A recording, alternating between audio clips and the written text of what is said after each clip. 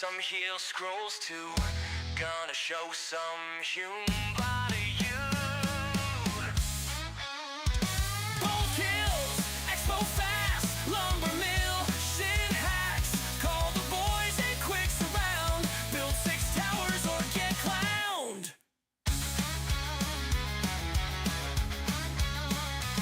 Where I out micro and outplay my opponent and still lose anyway.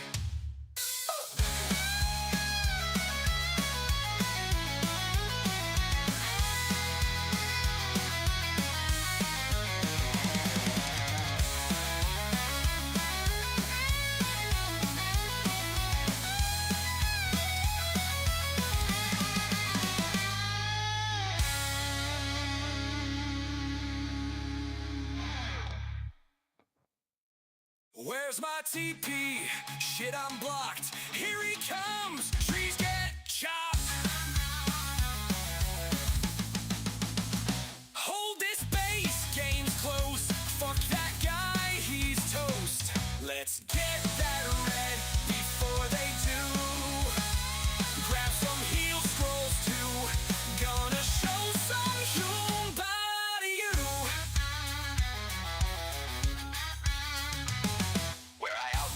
And outplay my opponent and still lose anyway.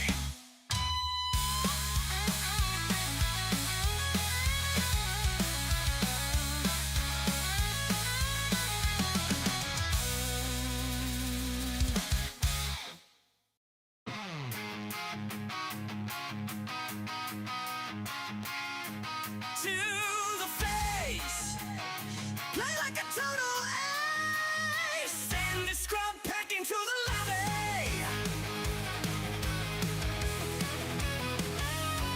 To the face, play like a total ace. Send the scrub packing to the lobby.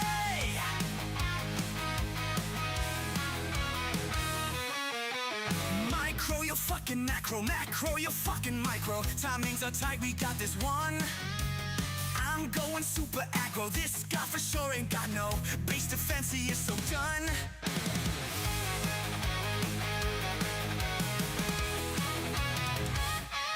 To the face, play like a total ace. Send the scrub packing to the lobby. To the face, play like a total ace. Send the scrub packing to the lobby.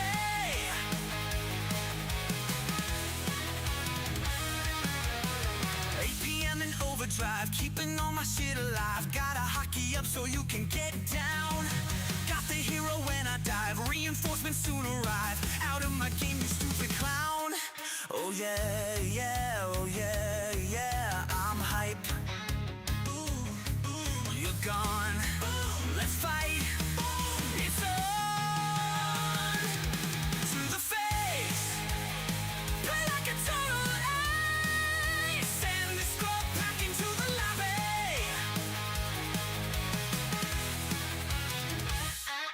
To the face, play like a total ace. Send the scrub packing to the lobby.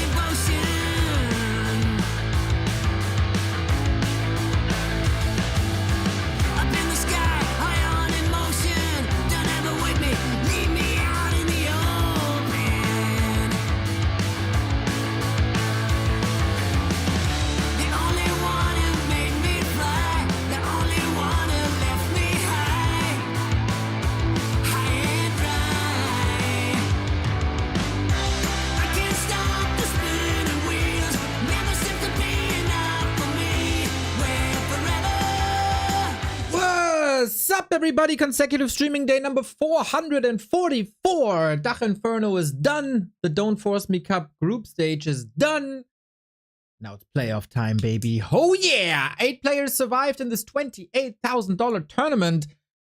Today, another fight for survival yet, but the start to the playoffs. And I want you to predict the winner. We did this for the Dolphin Cup, and it was a huge success. I unfortunately did not think about this yesterday, but as soon as I woke up, I put it live. Here it is, DFMC Don't Force Me Cup prediction on the challenge. I already did my predictions. I start with this since you need some time to fill this out and do some research. We want to be as fast as possible. So here it is. And that's also our matches for today. We got Moon vs. Lin, we got Happy vs. Kaho, we got Fortitude and FoCuS, and we got 1-2-0 and Life. Last time we had around 70 predictions. There are people competing for the profit title of this tournament. Let's see what I did. I was pretty conservative today. After going out on a limb last time and tried to risk some underdog wins, I don't really do that today. I feel like Lin has the upper hand versus Moon. I feel like Happy has the upper hand versus Kaho. Even though it's going to be close, Fortitude and FoCuS should surely go to Fortitude. Everything else would surprise me. And 1-2-0 seems to have the upper hand against Life recently. So that's my prediction right there with the final of Fortitude versus Lin, though. I feel like this tournament is going to be the first one where we get Lin in shape again, everybody. And Lin defeating Happy. That's my upset that I predict in the lower bracket. So if you want to participate in this guessing game, guess the winner, May Madness kind of stuff, feel free. It's fun. We're going to look at the winners every step of the way and who got the best predictions. And that also told us the bracket already. We're gonna recap Don't Force Me Cup real quick because the group stage was freaking amazing. Kinda oddly, we had Group A last. And man, we started with the banger. Ice Orc defeating FoCuS. Good to see that Ice Orc continues to perform on a bigger stage. Went then into a winner bracket final with Lin, who was successful versus Lawlight before. Very, very bad day for Lawlight, unfortunately. My heart broke a little bit, but hey, I thought at the beginning of this group stage, FoCuS is gonna have his tier 1 tournament curse again after like owning minor competition. Then on the big stage, he oftentimes crumbles, but thankfully that wasn't the case.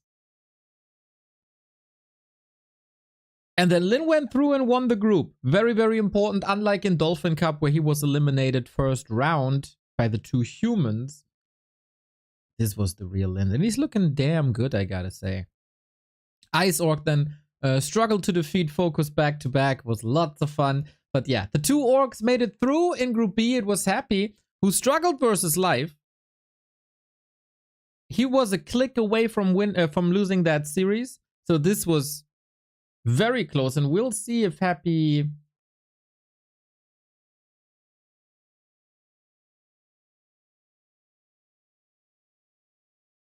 can defeat Kaho today. Life then made it through over the underdogs and so on, and Infi, who unfortunately had to say goodbye. Group C was insane, dude. If in case you haven't seen that, hearts got broken. Fortitude vs. Starbuck was one of the best matches I've seen all year with tactical variation and execution. Starbuck then failed to defeat Moon, unfortunately, so he has been eliminated. No Western representative in the top 8. Also then proceeded yesterday to lose against Happy in B Cup, so maybe a little summer break in order soon. Also, Labby, the shooting star of the undead, was eliminated by Moon, and that tells us Fortitude is performing as he performs in big tournaments. All I do is win, win, win, no matter what. And Moon is overperforming. Look at that. All of a sudden, he's back. Very good performances Nothing crazy outstanding yet. But maybe he can one-up that from group stage to playoffs. That's going to be great. 1-2-0 winning Group D was also not on my plate at all. Defeating Kaho here in one of Kaho's strongest matchups is, I think, very, very remarkable. Sock continues to slump. Fly was very disappointing after a good qualifier.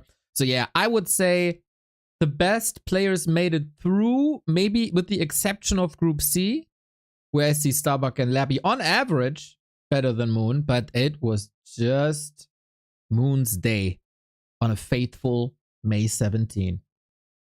Playoff bracket, here it is, Lin versus Moon, the two most decorated players in Warcraft 3 history against each other, banger. Happy versus Kaho, rematch of the Dolphin Championship lower bracket final, banger. Fortitude versus FoCuS. These guys meet each other every second tournament, I feel, since 2015. We'll see if there's Pally Rifle, maybe a mix. And 1-2-0 versus Live. It feels like those are probably among the weaker performing players in the past couple of weeks, but both have incredible peaks in their performance and can do a lot of unpredictable damage in this bracket. Thank you, JP Surge, for the 5 month. Excited for the playoffs. Hell yeah, dude. Me too. All right, with that, you know everything you need to know until the game start. And I think we can take the time and talk a bit about Raraland, because we, or my friend Gideon, issued an update yesterday.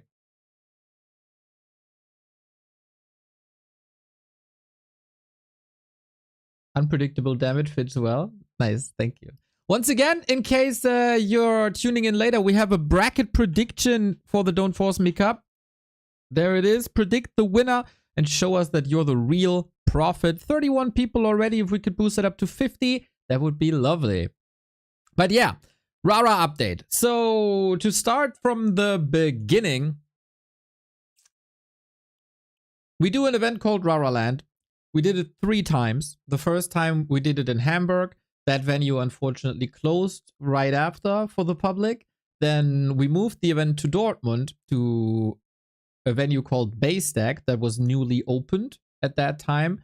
Year 1 was a lot of trouble. Year 2 it was awesome. But unfortunately, the Baystack went into bankruptcy, and so we can't do the event there. Finding a venue for our event is incredibly difficult. It's no problem to find a venue in general, because there's a lot of venues. Venues need to have enough electricity and enough like internet capabilities, and of course for us, as and also being esports, right, as a rather small organizer in comparison, we're no DreamHack ESL ever. It is incredibly helpful if there's like tables, chairs, screens, computers, stuff like that, right? And that it has to be affordable. And that narrows the venue selection down to almost nothing. So Gideon was posting yesterday, and I think we can just read through it real quick and I'll comment on it.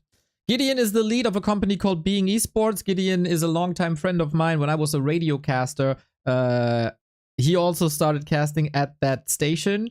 So we know each other for like 15 years, and the Being Esports guys, we also do the Dach Inferno League with them. It's amazing. Hi everyone! Since we have received quite a few information requests from some of you the past few days, we wanted to give you an update on the status of Rara 25. Too long, didn't read version. We have not given up, but venues are extremely expensive. Baystack is out of business. We potentially got quote-unquote scammed out of the Raraland funds, and other options are limited. Raraland was our smaller event at the beginning of the year, where we were told that we would get the money even though we knew the venue would go out of business, but now the reality is a little bit different. Long version. We wish we already had amazing news about a new location and the dates for Rara 25 for you at this point, but sadly that's not the case. As many of you know, Basic Dortmund closed its door earlier this year and very recently announced that they have no plans to reopen in a different location in Germany. There was a big hope of ours which sadly did not come true. Yes. Feels like that was the initial plan of them, but apparently I didn't know that up until like very recently. Those plans fell through. As some of you may also know, Bastec sadly declared bankruptcy without communicating it with us, which means that the entire ticket revenue of the Raraland event in January is still in their hands and will rather likely never be compensated, which means Raraland 25 was paid for through other Being Esports project at this point, which we luckily had at the time. Well, we are hoping to someday receive at least part of the money back. Thankfully, the Being Esports people are successful in what they do. Shout out to PUBG. With the situation at hand, the Raraland 25 is sadly not 100% going to be possible, while we will do all we can to make it happen nonetheless. We have one potential venue with our new partner Experian, but sadly we must say, while their venue and their team are amazing, the cost would be around 3 times of what Base Deck did cost us and therefore exceed our budget for the entire project. Experian. What a venue, guys. Holy smokes. The Being Esports people did the Garrison there. There was an Age of Empires tournament. I was there, and especially the stage is sick. If you watch a couple of Rocket Beans productions, you might also know that venue. But yeah, it would cost as much as all 3 Raras combined. And that is not realistic. Therefore, ticket prices would have to be increased substantially, which is something we don't really want to. We would have to sell 200 tickets at 200 euros a piece just to cover the venue cost. So regardless of what we do, tickets will be more expensive than last time. Inflation, etc., etc., etc. You know it. And our tickets compared to something like Gamescom LAN were also on a very, very affordable spectrum. Not all hope is lost, though. We're currently in talks with 2 other potential venues, some partners, and also reaching out to Blizzard to see whether there's another way to accumulate the venue cost. Update on that after we're done with this. We will keep you updated, but to help you all with your travel plans, we can now already say that Aurora 25 earlier than midst of October is definitely not going to happen. More like November or December. The 2 most likely scenarios are Rara 25 in November or December, venue to be determined, or no Rara in 25 while we regroup and trying to find a new home. Please expect news as soon as we have them. For a final time, we're extremely motivated to keep the Rara train going and we'll do our best to fuel the engine. Thanks for all of you for being thank you all for being with us for such a long time. We hope to see you soon. That is pretty much it. Venue closed. New venue, almost impossible. Or unaffordable, and as Gideon said, other venues are expensive, and this is also what Forks, our Portuguese caster, was asking on Twitter.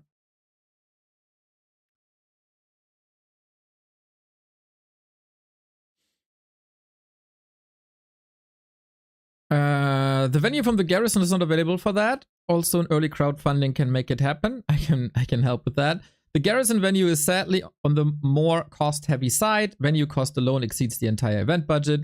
It was possible for the Garrison, the Age of Empires event, as we could expect to fully sell it out, and since we received the prize money from publisher side. For Rara, both sadly are not the case. So, yeah. We reached out to Blizzard and pitched them. And unfortunately, yesterday, that was declined from their side. It is, I guess, somewhat understandable. We wouldn't be able to reach the grubby numbers, right? But still, can't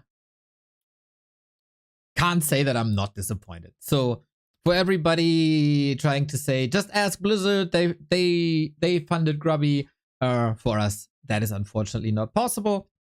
But from their perspective, it's also somewhat understandable. I don't hold a grudge because of that, but I can still be sad about it.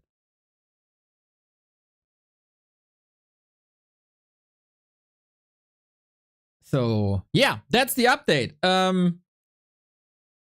I had a good call yesterday, or like two good calls yesterday. So while this all sounds pretty grim, be assured that we're working on stuff. And we really, really, really want to provide you with an offline event, with a party, community gathering. I really want this Happy versus Fortitude LAN match. Yeah.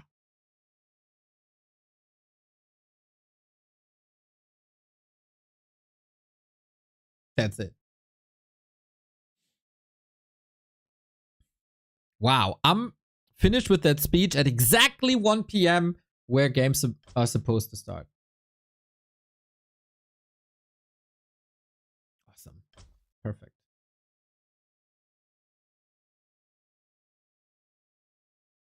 Let's see if they make any schedule plans, but as far as I'm aware, Moon vs. Lin is the starting match. Yeah, but if you have any ideas for funding, if you have a big company that wants to throw money at us for advertising, please reach out. If you have venue ideas or something. Oh, they actually start with 1-0 versus live. Huh, good that I checked.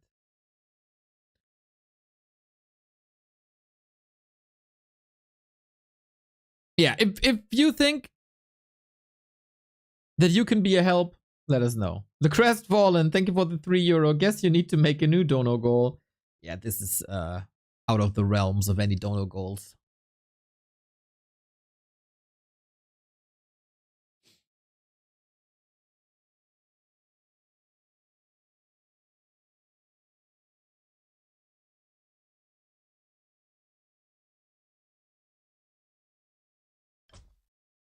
Thank you, follow Jarash for the 23.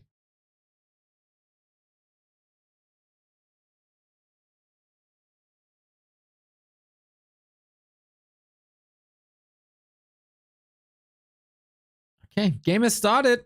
1-0 versus live is the first game. A little unexpected schedule change. But then let's go. Last chance for you guys to get the predictions in. Boom, boom, boom, boom, boom. After the first map, I'm gonna close the prediction. So we're gonna be ready in 2.5 minutes.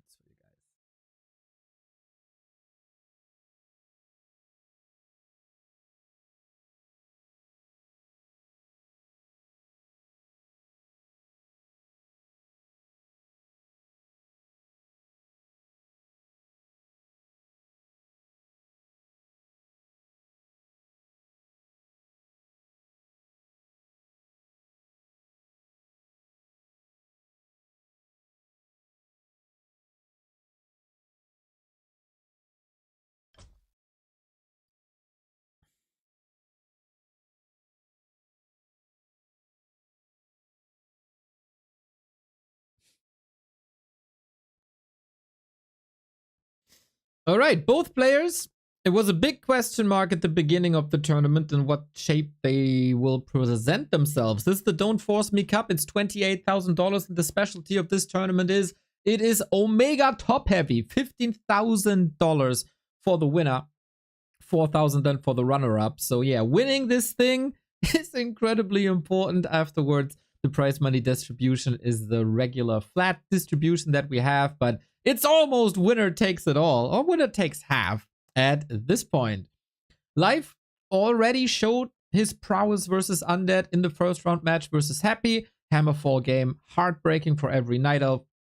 Afterwards, 2-1, 2-1. He's a little bit of a marathon man in this group, but surely was the second best player here. 1-0 caused quite an upset, also defeating a player of the race that he's facing here in Kaho, and that was one of the biggest upsets in the group stage to me personally. So did they preserve their shape from the group stage, and how do these play styles clash against each other? That's a little bit of a question here between them. Currently, 1-0 has established himself again as the second best undead in the world after Labyrinth has dropped out, and 120 also performing a lot better. Live, he was the chosen one. I was of that opinion. Remo was of that opinion.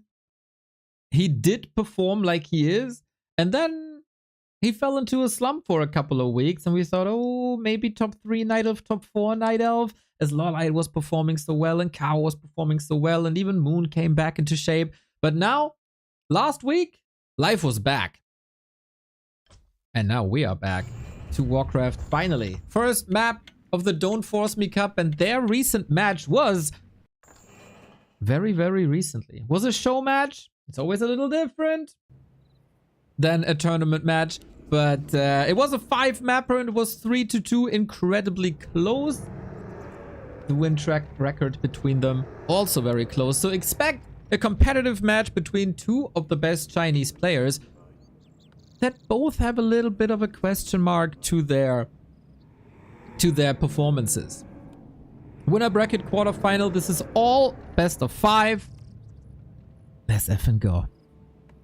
The journey to a new tier 1 champion starts right now. Fortitude is the undefeated king of the big tournaments. The last 6 all went to him. Maybe one of these guys can stand in the way. The winner of this series will go up against Fortitude or FoCuS. It is the bottom part of that bracket.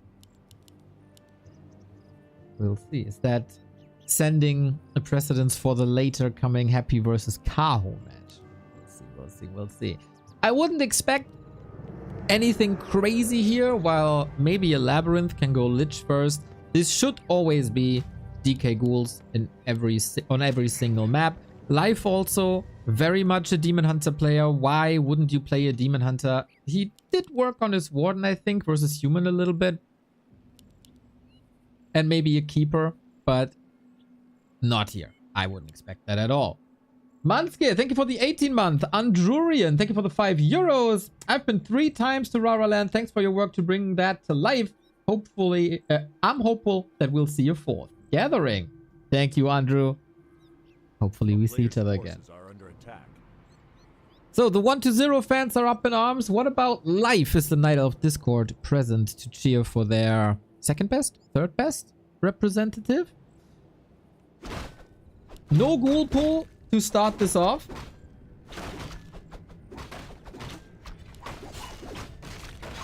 This is something you have to watch out for throughout the beginning, or throughout the entire series, basically.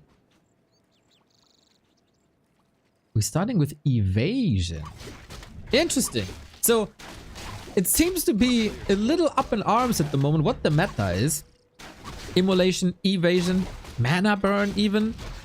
The Night Elves are changing that up quite a bit, but looks like Life has a rather defensive approach in the beginning, not rushing across immediately. He's creeping 2 camps at the same time, while the meta has been to creep the item and move across to harass as fast and as much as possible. Life takes things a little different. He got level 2 already, so he's shifting that power spike a little towards the right-hand side. 120 is marching across with skulls and an acolyte. Is he tower pushing?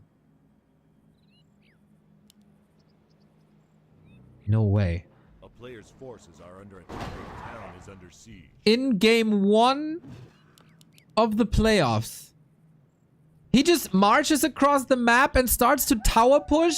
Who could have seen this coming? Maybe a ghoul pull, maybe a cheeky expansion, but a tower push has been on the shelves of the tactical shelves for such a long time, and it's catching Life off guard. He is not ready for that at all, is he? He doesn't have attack. That has started now. It's 3 archers. It is nighttime. Shadow Melt can be used. This Moonwell is very important. Demon Hunter, of course, strong. He still hasn't decided for a second spell. And here it is. The Undead Tower Push is back, courtesy of 120. Another Wisp save to the left-hand side. Dispels the Blight. Demon Hunter is here. That's a big problem for 120. He has another skull up his chest. And that repair is a little bit too late due to the detonate before. No Undead Tower. And I feel like 120 Has to pack up and leave. This is not gonna be successful at all. He's teching. This wasn't an all-in. That's the good thing for the undeads, right? They have a plan A, B, and C. Expansion, tower push, tech. And all can be like mixed together whenever it feels necessary. 1-0 is kind of faking that he wants to continue doing this. It's all distraction. It's delay on level 2. Oh, we don't have immolation here. And life getting surrounded, but also able to just move away. Still get the kill. More XP.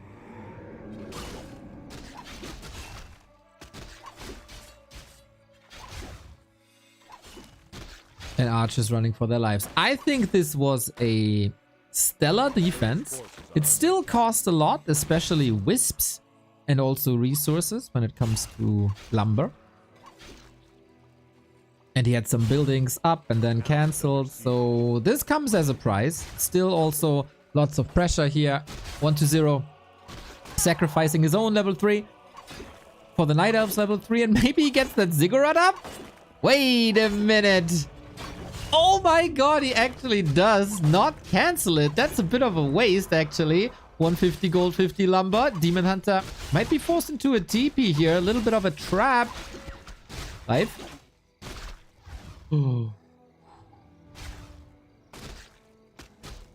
Huntress Hall is up. Tier 2 almost done. Wonder... It must be a Naga, right? Might be tempted to go into a Panda to clean this up, and when there's no buildings... Yeah, Naga it is. 1-0 was kind of ready for that.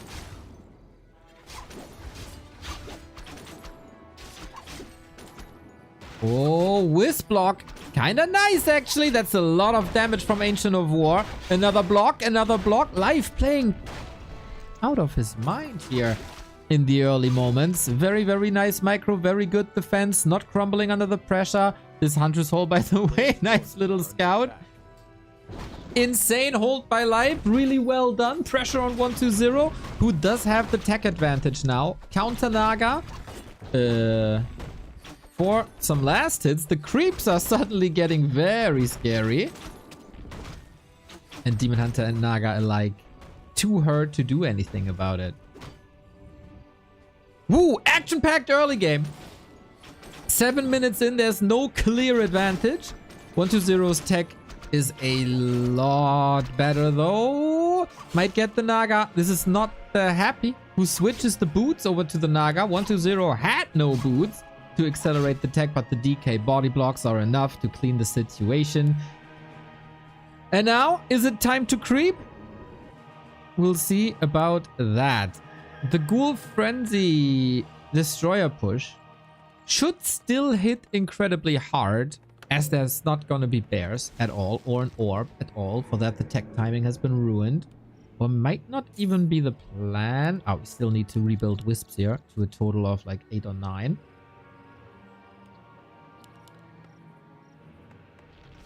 And 1-0 will also take some time until he's online. Tech has to finish, Lich has to come out, gather resources for orb, upgrades, that all doesn't come for free. Title says 1-0 versus Kaho. Whoops.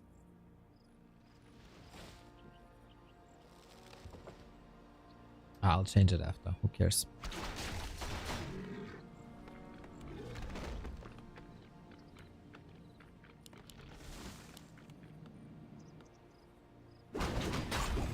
So, number 1 priority, Demon Hunter level 3. Number 2 priority, get that tech done. All he can do is wait now.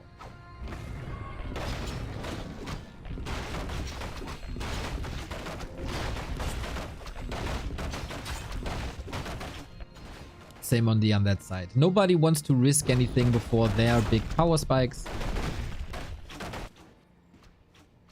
Naga, no Fork Lightning, but the Demon Hunter's finally there and finds one of the best item he could have found. Big mana potion. Let's go.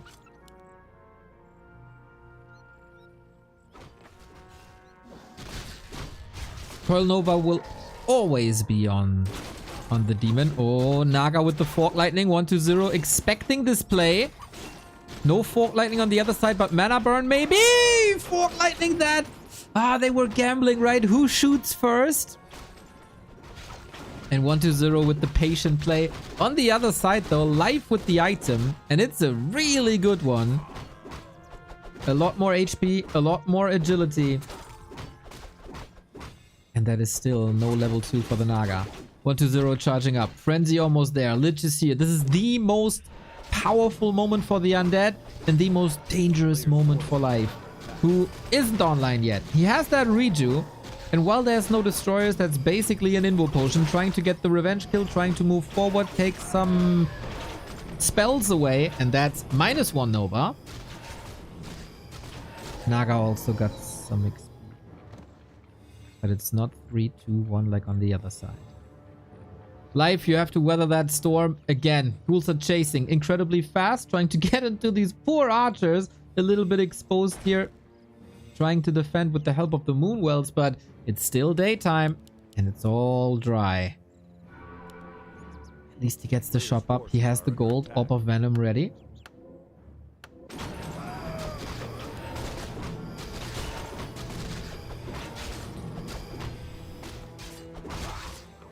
Chop control on 1-0. Heal scroll against Fork Lightning is not even necessary yet. But yeah, we're pulling back. I think this is a bullet dodged.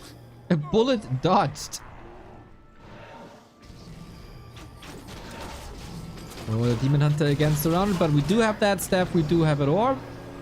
At a perfect time, actually. When this Hunter's Hall falls, I think you can still produce Dryads and Bears, right? I still don't exactly know the Knight of Tech tree. But he can't go for Super Wells and he can't go for Ultra Vision. Or any other upgrades. That is a big deal eventually, especially when you want to stay cost efficient below 50 foot. A player's forces are under attack.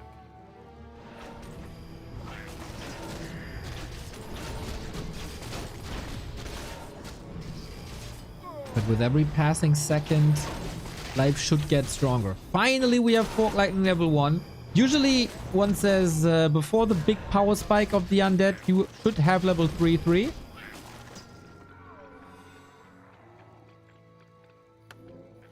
Oh yeah, all games best of 5 today, guys. 4 best of 5s. We're gonna be here all day. Demon Hunter is forced into his potion. Playing it a bit more conservative than against Happy. Life was insane in those fights. And so, in his group stage match versus Happy, that is. Just this one mistake on the very, very last map. Now a fight in the open. We're still contesting these rat spots, basically. Who can show more map presence? No production on Life side at all. But it feels like the momentum is a little bit on Life here. He burned through so much mana. Needs to be careful now for that focus fire. Demon Hunter not here. Little bit of freedom for 1-2-0 in this fight, but the Demon Hunter is back courtesy of the Moonwells at home. Bears are not getting slaughtered as they usually are. Killing lots of ghouls. Naga is hurt. Also, the ghouls that sent back in should be focused right away. 2 heroes low. The statues doing a wonderful job, of course. Bears are chasing a little too far for my taste. Are now in a perfect situation to eat another bear. Who was this better for? Supply says 1-2-0. And also the Naga is level 3. But no mana anymore. A little bit of free healing. At the fountain, nobody is risking too much. But that Naga position is a bit worrying. The kiting game of 1-0, absolutely legendary. But always one hero kill away. Both sides, actually. We're chasing now. Can he get... Yeah, Invo Potion pass. That's the small one. 7 seconds. Naga doesn't have the same. Oh, Life! That Naga mispositioned! The fountain can't help you. And the Demon Hunter can't reach the DK, who is now benefiting from that free healing of the fountain. This looks like the Necromancer is taking it home here. But... it's still Bears, it's still a Demon Hunter, but how do you get out when the Naga isn't ready for the staff? You try to walk, the sheep is not in the way, maybe the statue. But yeah, it was supposed to be a decoy for the Bears running home. Dryad, slow, looks nice, but that Demon Hunter runs straight into the Undead army. B2W, rip, 1-2-0. with a cheeky tower push, cemented his way to victory in game 1. This wasn't to be expected at all. Ghoul pulls, sure. 9-minute rushes, of course. Expansions at some point, we see this every day. But not this. Not this. Crazy, crazy, crazy, crazy. And of course, you gotta have this on the back of your mind the entire time now.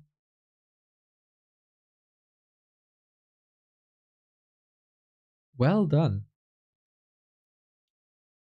The fights felt rather conservative.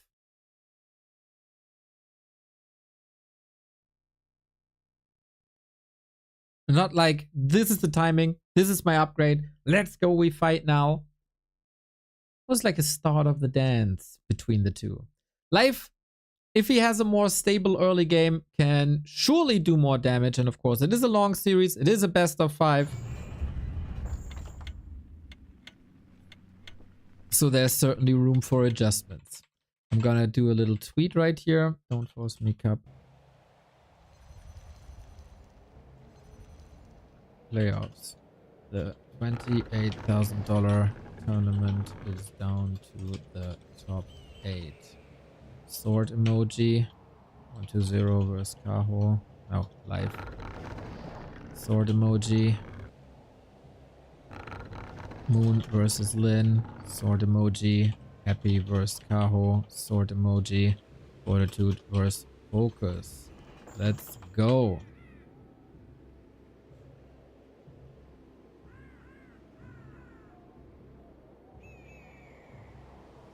Facebook, Instagram as well. So we're gonna be in the game right away. Just checking if there's a ghoul pull or not.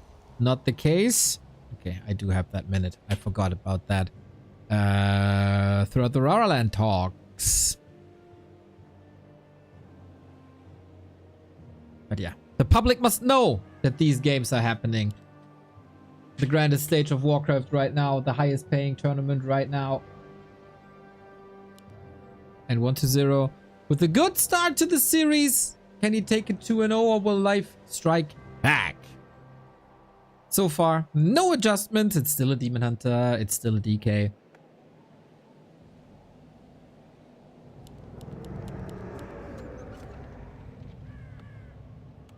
Is he trying that again?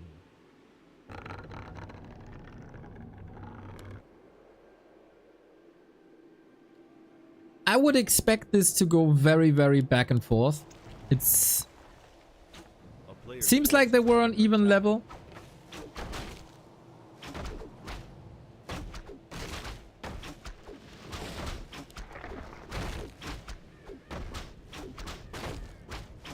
Maybe sometimes it comes down to items. This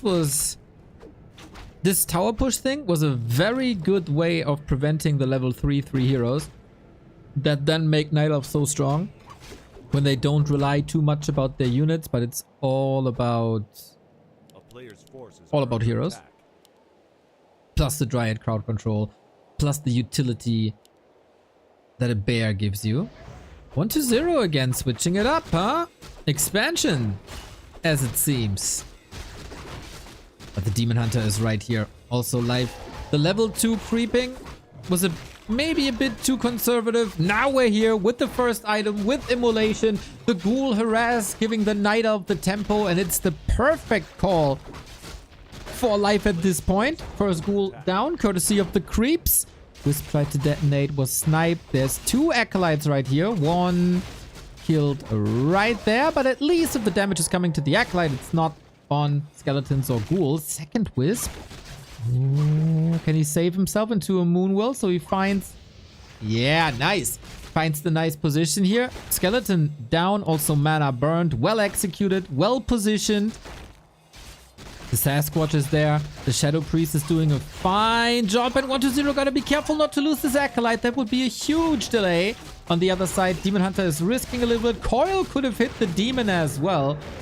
He is below the damage threshold, but the Demon Hunter was able to just move out of it. Cool reinforcements, you're not willing to run into that.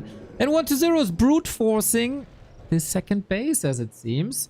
Could use this as a decoy as well and start attacking now.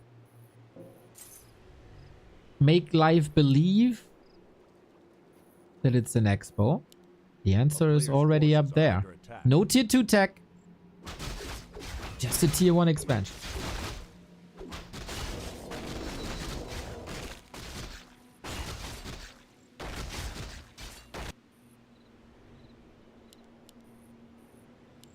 He's also making sure that he sees this with good duration on the skeleton.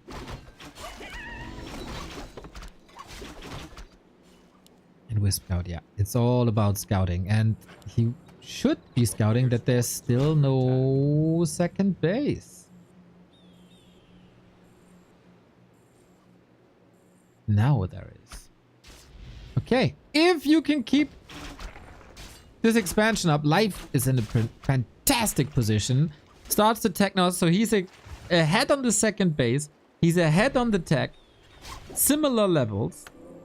And 1-0 decides that he's not attacking with ghouls.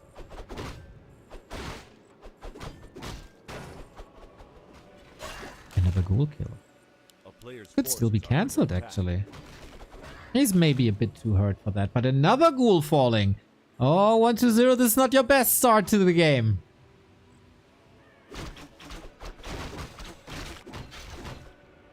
There's no coil. He should know about this right now, huh? Okay, Life plays it safe. Heals up again. Could have hidden. But yeah, this is also a big jump towards level 3. The Sasquatch, always nice experience. And 1-0 is still not attacking as he, of course, needs that Necropolis to produce the Acolytes. This takes some time.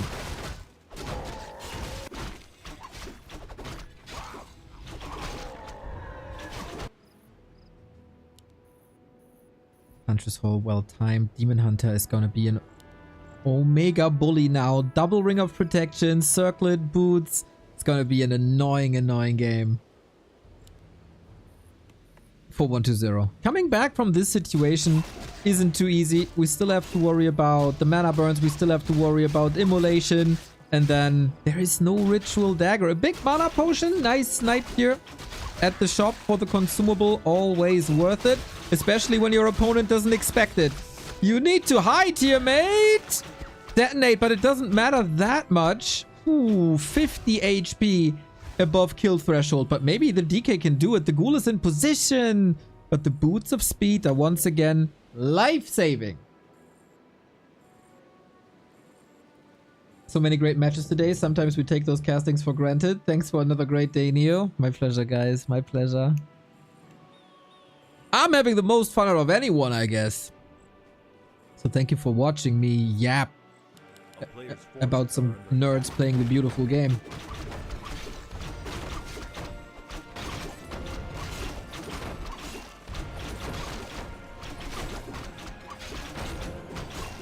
More creeping with the Demon Hunter, actually. That is interesting to me. Maybe he just wants to accelerate it to get the Naga starting and to grab that item. 1-0 trying to find another approach, but the Wisp is here.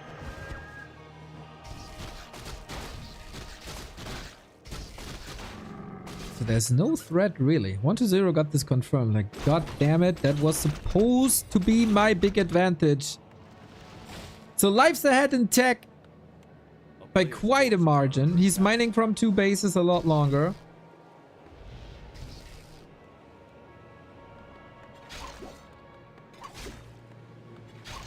And Demon Hunter is doing what a Demon Hunter does best. Slicing and dicing and buying time and burning mana and getting stuck. Just for a second though. It is at the end of the tier 2, so losing an Acolyte here wouldn't be the end of the world, especially since you have 2 bases, but that's rather annoying. No losses, good micro, time bought, and so much freedom on the map for the Naga. I feel like Life is doing a lot of great adjustments. This early game was a whole different deal. We stabilize. With more and more moon worlds, we're getting ready for some sort of push. I really like this setup. The attack will come towards the expansion no matter what. So having healing there and an option to buy the staff, to buy an orb, to buy the potions is pretty damn good. And again, he knows exactly where 120 is and can adjust after the camp is done. Claws +8, circlet. Expo untouched for a while.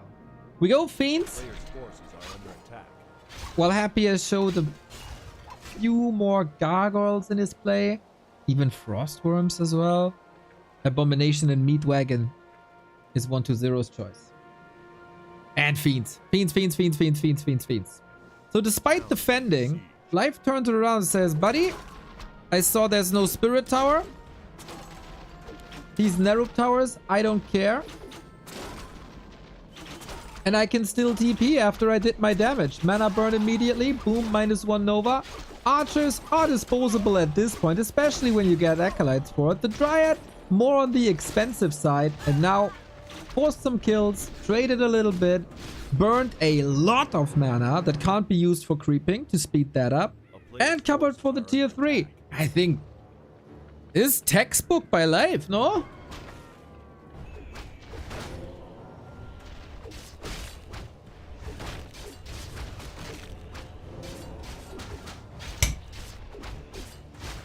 Sorry, my coffee mug hit the microphone.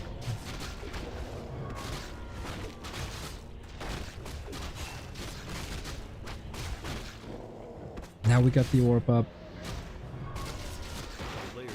Great response also. Takes the second big camp in the middle. So much freedom.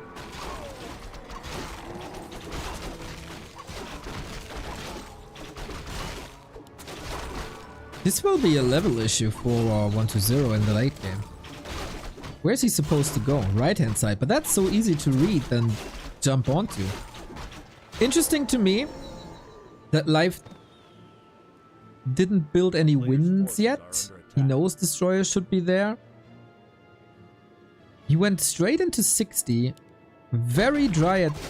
Oh no, not very Dryad happy, but instantly with Dryads into 60 food. No wins. No stalling on 50 food, no upkeep. Interesting. Ring of Protection sold. I also think one is enough. Ooh, double big invul. Fingers crossed he's gonna use them.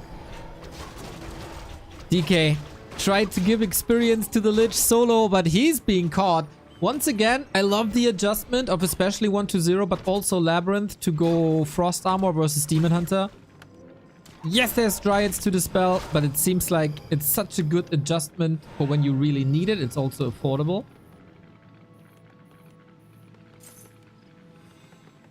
Town Porter now. 66 food, 120. There is the signature Abomination. Bottom third by Life. He's taking a play off of Kaho. Even though there's no Burrow yet. Burrow super annoying. Breaks the focus fire. Make sure units survive if there's no reveal. And to constantly buy dust. Adds up over time. Portum also offers a lot of damage. But yeah, in this case, he's a bit over prepared with dust in the inventory and the Portum coming. But better over prepared than under prepared. And 120 in the past couple of weeks has saved dozens of fiends with that upgrade.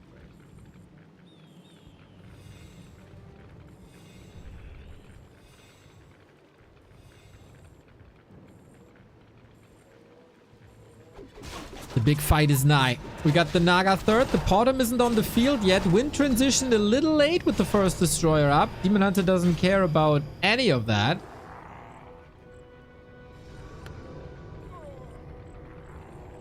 And this time it's a way better setup. The Demon Hunter has the luxury of reaching level 4. That's not oftentimes the case. Naga got the Fork Lightning and the Portum brings the second orb. Huge damage increase. Lots of poison on both sides. Disease Cloud, Dryads, and Orbs. But this was a bit ambitious 120, wasn't it? But we said it. He needs XP. And he needs items. That red spot is of course perfect for that.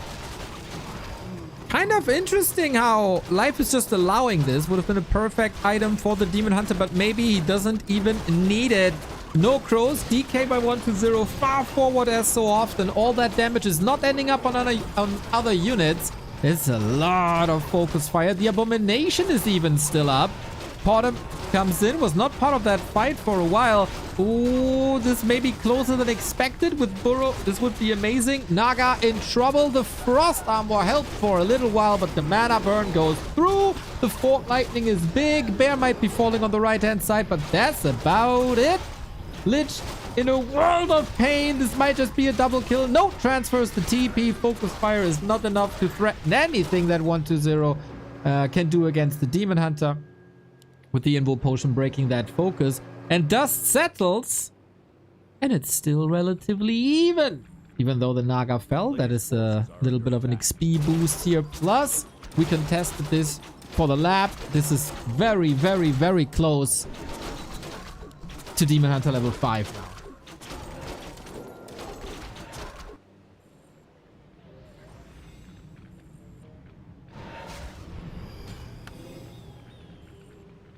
It was also the big invuln gone from that fight on both sides, right? 1-0 has one more red spot for himself. The Ancient of Wind was built during the fight, so talents can be produced. There's no web yet. 2 attack upgrades, but that's it.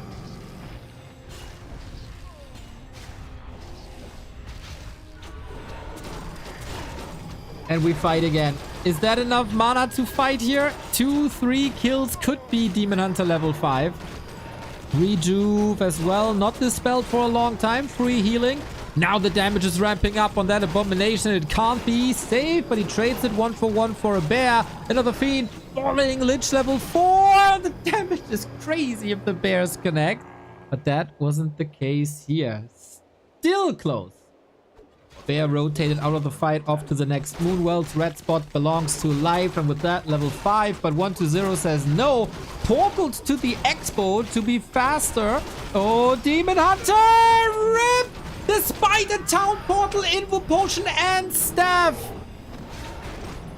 An unforgivable mistake, and he has the owl. He saw it coming. Massive blunder over and over and over again.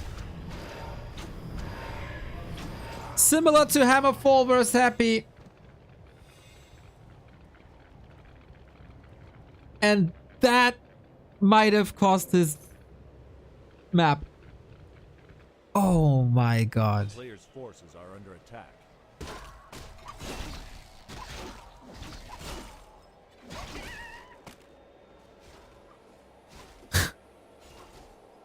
How to invite your opponent back into the game.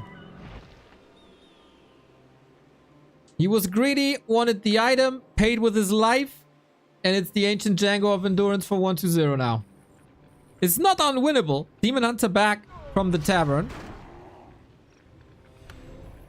But the big push is coming now. 1-0. Confident. Let's try this again. It worked so well the last time. But we got Richu and we got Crows. This is a different fight now. Could destroy a micro. 1-0 sees alright, buddy. That's a little bit too much for my taste. Also another A-bomb down. Can he chase them? Oh, one shot.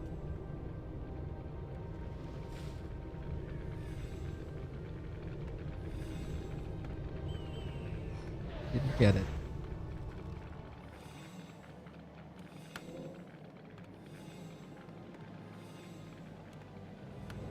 We're getting temples, huh? Yes, Banshee transition by 1-0. Good to steal bears. Apply curse and also anti-magic.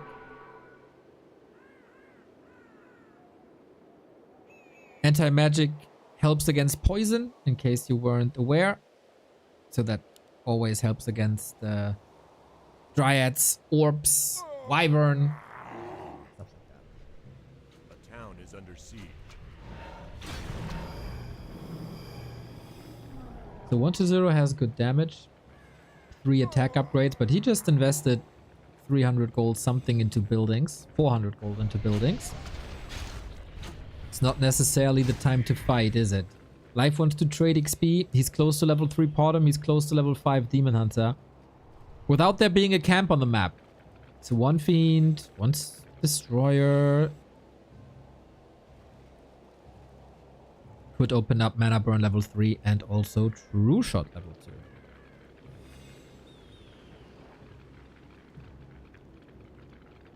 Nuke on 1-0 is obviously insane. Mana, not so much. Can you rejuve Dryads? Yes. Positive spells work on magic immune units.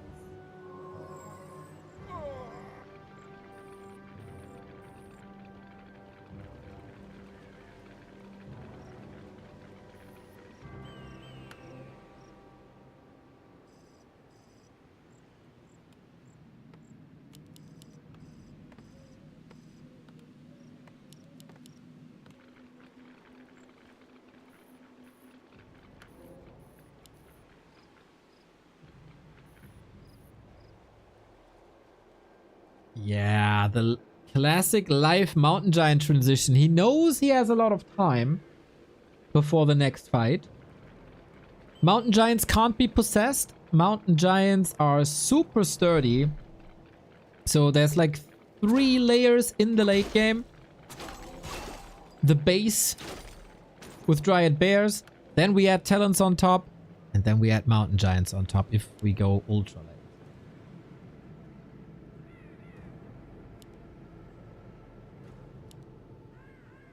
Ooh, and Cyclone. Cyclone is an amazing tool. You only have 2 dispels, right? So you can't say, yeah, Cyclone will be dispelled, but you can't dispel everything. So Cyclone might interrupt the coil, get a hero out of position, and especially since the Banshees are coming, and he seems to know that due to the owl, they can interrupt possession against bears. Plus, they get more mana for more Fairy Fire in general. 3rd defense upgrade before the 3rd armor upgrade. I like that.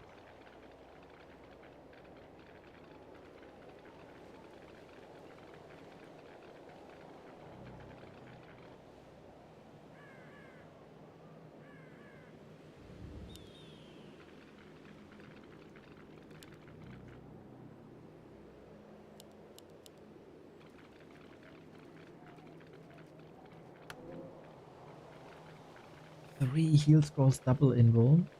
A town is under siege. A player's forces are under attack. Life just wants 2 kills, right? 2 kills is level 5. Oh, that's such a big help. He can't get the echoes. Maybe. Oh, still not enough. Still not enough. Sacrifices town portals. Dodges the coil with the TP. And there's another bait.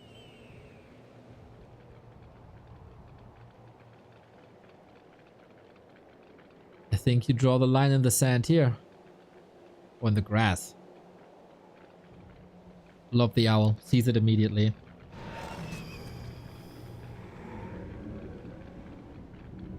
A 100 supply versus 90. 2 MGs. We get one more maybe? Oh, 100. We're full. Oh, the biggest army you can build in Warcraft. Warriors of the Night assemble. The preparation was alright, especially on the DK. 28 mana burn. Anti-magic. Are we coming? The wisps. Oh, one gets sniped immediately before he's getting burned more. Anti-magic. The crows gotta be careful. We do have web now. Destroyers perfectly retreated. Demon Hunter? Yeah, better safe than sorry, mate. Invo potion already. That's the double level up. Also on the bottom now. DK still waiting for the level 5, but that is Cyclone, Cyclone, Cyclone. Can't get the Destroyer, loses the talent, but Fiends have suffered, and that's of course a cancel on Expo. No chance, no chance. That didn't work. Mains are empty. 2,700 gold left for life. 2,500 for 1-0. Tree stays at home to have instant access to Moonwells.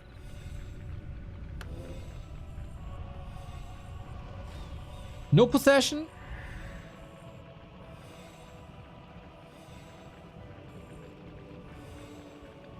But a lot of mana was used on anti-magic. How much armor do these MGs have? 12. 12. That's crazy. Couple of wisps have been used. Not that lumber is an issue. Lol, 25-minute game. 8 lumber per second wisps. We fight this again. Consumables are still on 1-0 side. This might be the decision. Invo Potion is back on the Demon Hunter. He will need this. Cyclone staff, nicely done. Possession coming in. He does only have one staff. Oh, I think this was cancelled though. Demon Hunter! Invo Potion on 0 HP. Crazy, crazy safe. And with that 1-0 seems to be falling apart. It's another Cyclone against the DK, and he doesn't have enough Dispel against it. The ultimate Night Elf late game army. Only a DH kill could save him, but I don't think... Nope, that is not possible anymore. Without any coil mana, he got trying to TP out again, but one base. How are you supposed to fight back from that? 20 food ahead is life. No bear in the fight here for instant rejuvenation, but you don't even have to redo anything. Everything is green. Everything is healthy. And that is now a very problematic situation for 1-0. Without the big possession plays, should be easy to buy more staffs. Even though gold is not that plenty.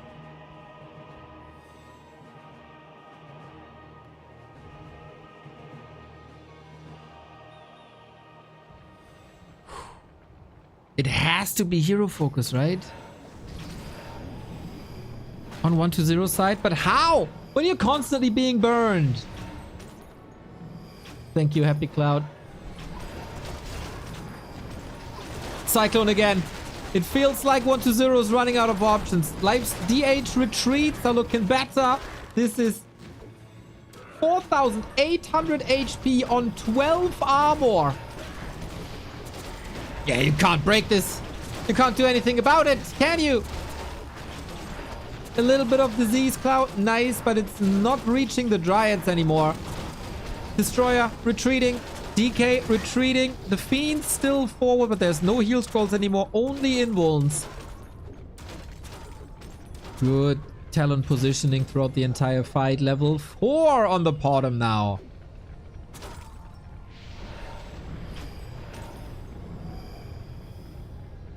What can 1-0 do? Maybe the play is to mine out, sell the base, build another 100 supply army, and push with that. Or 90 supply.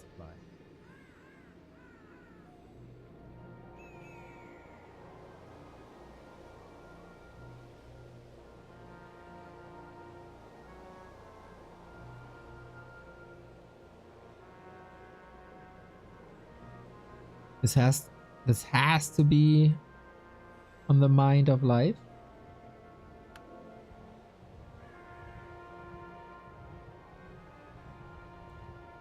What's the improvement for level 2 Owl? We see it so rarely. Is it shorter duration, shorter cooldown?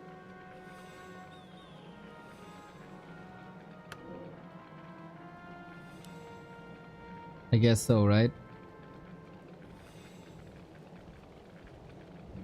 Life summons the police. Every breath you take, every move you make, I'll be watching you.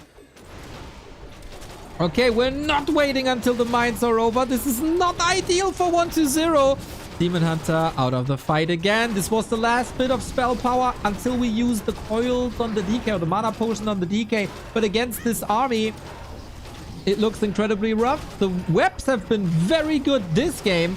Crows are not free. They're caged. And the Fiend micro. The Fiend kiting. 1-0 signature move. Can it save him? It looks grim. Very, very, very grim. Damage has been done before. Disengagement maybe a bit too optimistic. DK in the middle of it all. Invu potion. Every hero equipped with an Invu potion. Lich finally level 5. So maybe some Coil Novas from afar. But I think he lost too much in this engagement. Sometimes you just gotta sit in your base.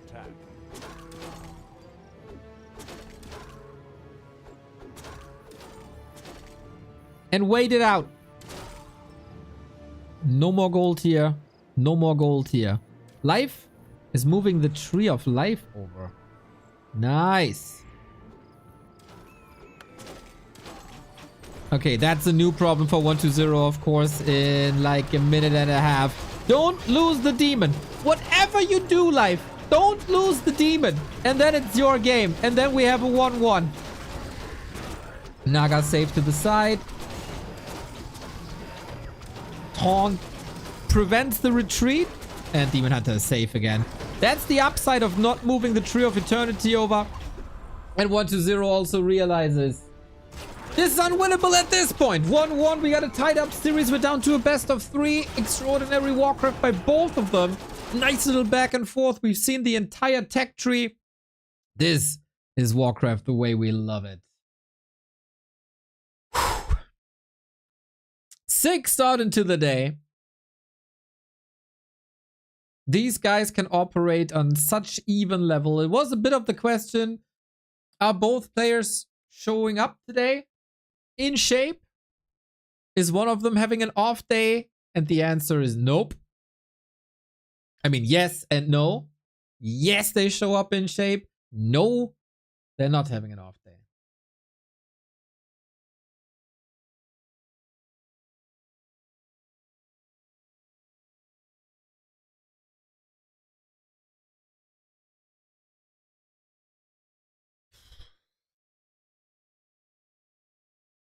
It's Hammerfall now. Wow, 120's first pick against Life is Hammerfall.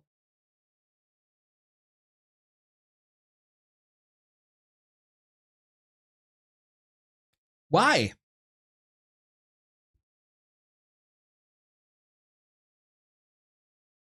This was the neutral map for Happy and Life.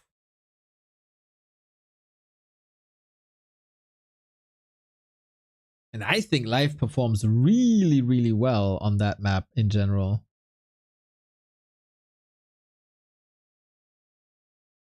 One to zero needs to close out the games quickly. I kind of agree. Against Talons, he surely has the talent to kite against this.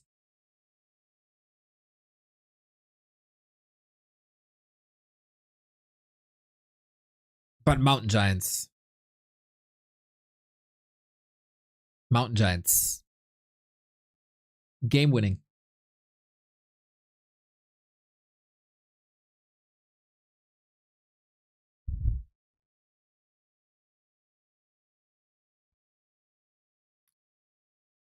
Wait.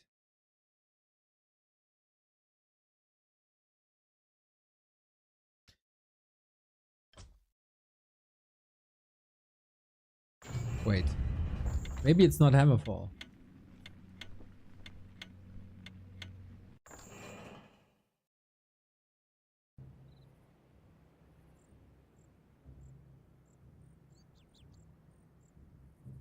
It's a bit odd. Ah, okay.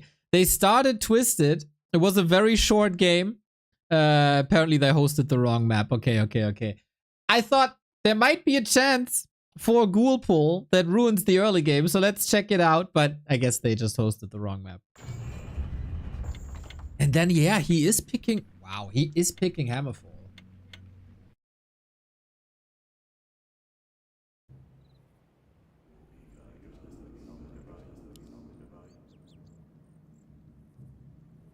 Overlay crashed.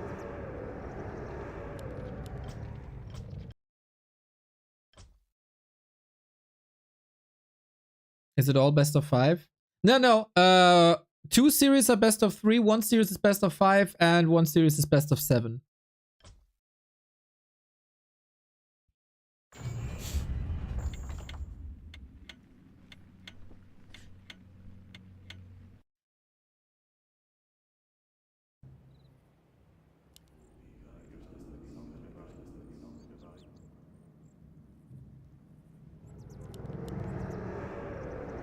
Let's see who claims match points on map number 3. I'm curious to see why 120 picked Hammerfall as.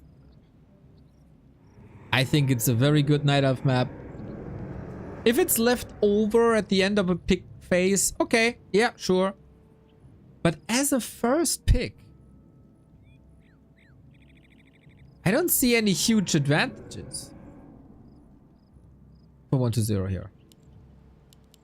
But show me, we got a ghoul pull, everybody, and that is one of the big advantages. Wake up the Makrura. All of a sudden, I got Keisha in my head, feeling like Life, do you have an answer to this? It is an Ancient of War built closely to it. And Snare on the Wisp, he needs another one. That is a cancel! And he didn't get the resource back. Disaster for Life. The ghoul pull working again. Just when you thought that the Night Elves learned to find safe Ancient of War positions. The early games for 120.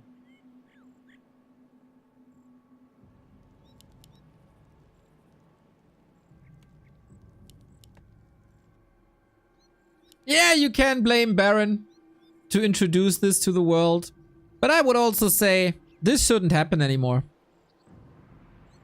When the winner of the Dach Inferno Division 2 can foresee plays like this and do counters against it, then Alive should be able to do it as well.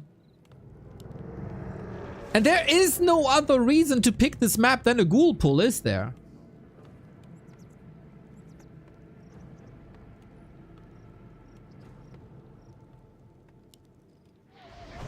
Yeah, this early game is in shambles. What's the counter? To go for a more conservative position. That might cost you a bit of creep speed, but it brings a lot of safety. Or counter it earlier. Cancel it earlier. He thought he get the blessing of the Makrura. He didn't. And now he has a lot of catching up to do. But on the last game, he also lost the Demon Hunter and still won the game. And this, of course, also comes at a cost for the Undead. No shop right now. No Rod of Necromancy.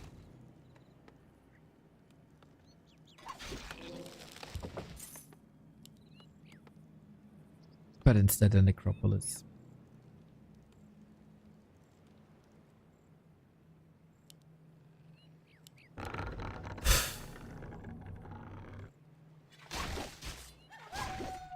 Three different openings on 3 different maps.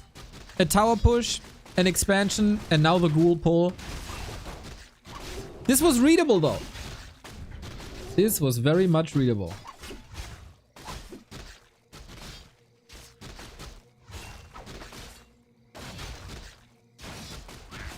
And now the only option for life with the Demon Hunter out and with the Ancient of War down was Harass. Didn't accomplish too much, I'd say. It's also mana burn. So no immolation will slow down creeping even further.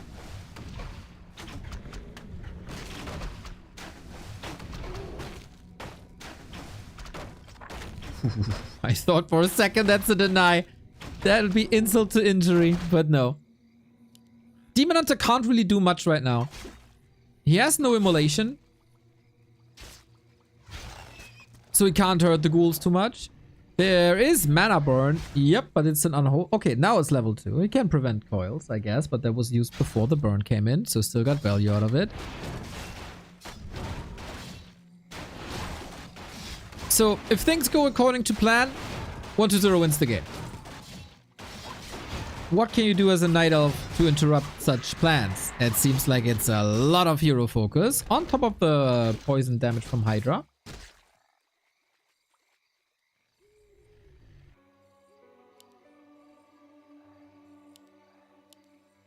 Hunter's Hall is also late. And he's been chased away from the tavern. Because he's that hurt. A player's forces are under attack. Life. He usually doesn't win games because of strategic genius. Life wins games with mechanics and with fights. And this is what has to happen here. Oh, now the Wisp is gone from the tavern, and the only Naga that we got is 1-2-0s. And the Ancient of War goes down. Jesus! Maybe Life got some PTSD from Hammerfall against Happy. Whew. Nice little move here. Steps in front of the skeleton so the skeleton can't kill the Berserker.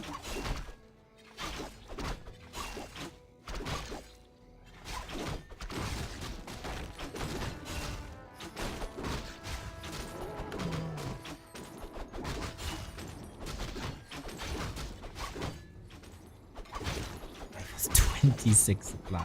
Wow. So he delayed the Naga to solo creep the Demon Hunter with the bonus XP you get for not having a second hero. The single hero gets bonus XP from the game. That makes it so the demon is closer to 3, where he has to be.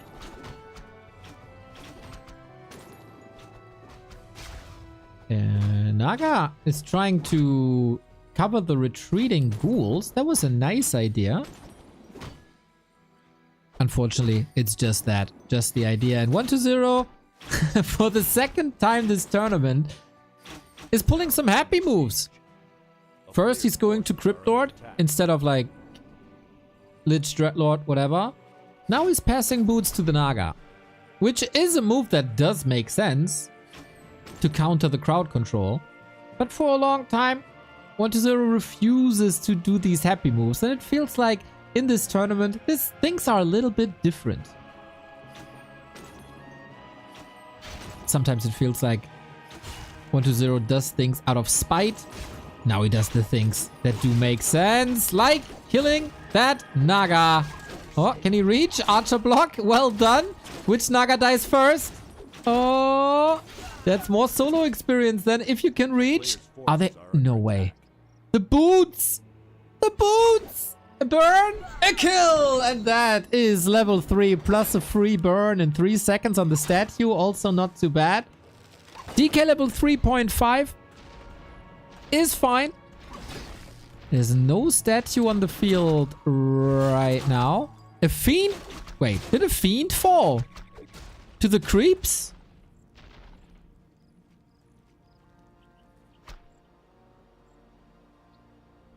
Did I see that correctly? Unfortunately, I missed that. We have no fiends yet, but maybe that was the one.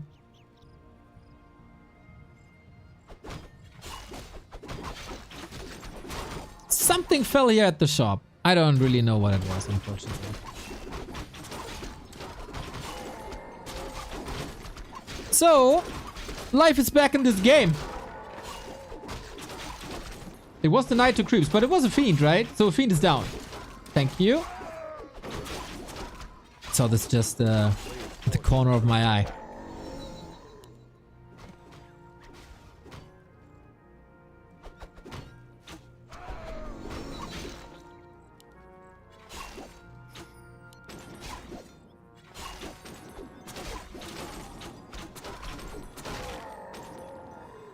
Waiting for the Master Bears. We got the big mana potion. Lovely for the Naga. Point of mana stealing on the undead. Not great. Lack of piercing damage now, of course. Lich. Idle. Here we go. Yeah, everybody needs invul potions.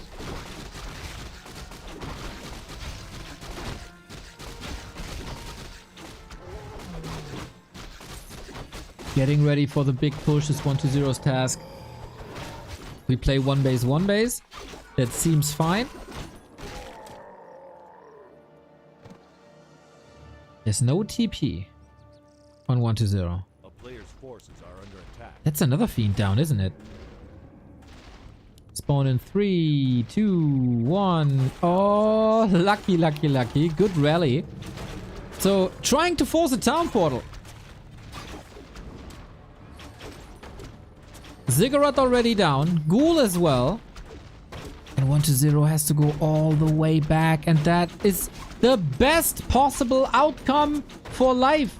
He storms into the base. He's doing free damage. He portals away. 1-0's push timing. Oh, is kinda now. This bear I didn't see not portaling. Yeah, that's a loss. And free mana for the Destro. Rip. Okay, maybe not the best possible outcome. But it's a big delay. And that's more time for life to set up.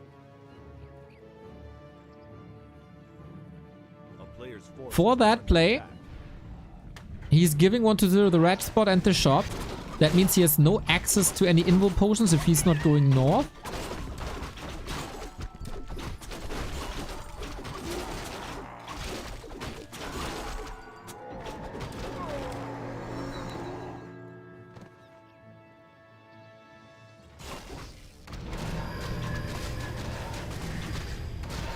Double Ring of Regen on this Demon Hunter. Double Ring of Regen and Rejuve. Yes, please. Again, he's finding those levels. And this time he doesn't even have Immolation. So he can go into level 2 evasion pretty much right away. This Demon Hunter is a monster. Plus the Ring of Protection on top as well. No expo, staff up, not risking anything. How's the moon juice? Ooh, ghouls are aiming for a surround. Naga's in trouble. No TP. RIP!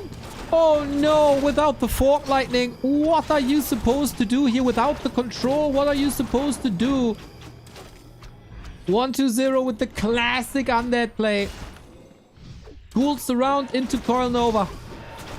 This is 2 minutes that you have to fight. Demon Hunter carries the weight. 1-0 after the Ancient of Warp, after the Ghoul Pool.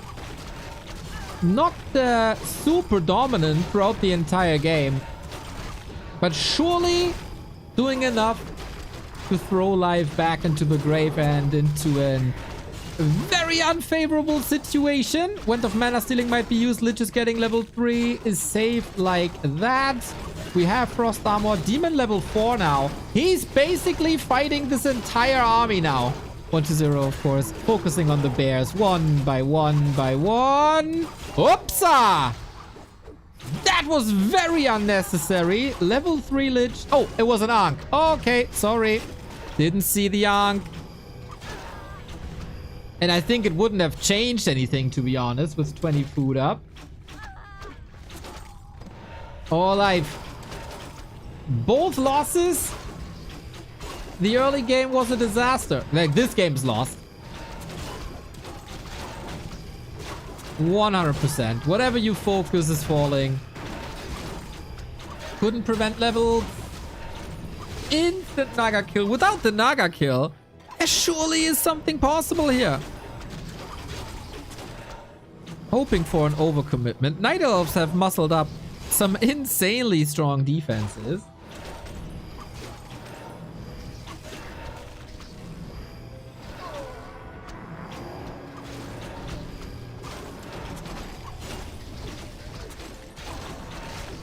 But yeah, the Ring of Regen, guys.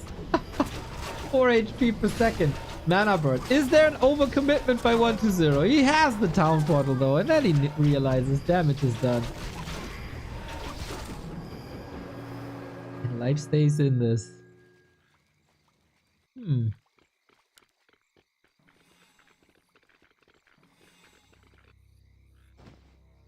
If this game is like Players' forces are under attack.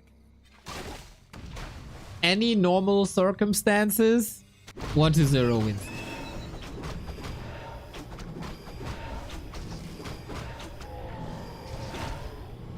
Demon Hunter tanking 4,300 damage already. Nice. Life can bank a bit. He still needs invul potions. He should really... Oh, he should have made it a priority, but he wanted level 5. Understandable. Players' forces are under attack. But you see where it leads to. When we don't have invul potions. Nighttime's over. Last bit of moon juice for a long time. the defensive position. I think, well, for 20 years, we said never fight in an undead base. We should say never fight in a night elf base.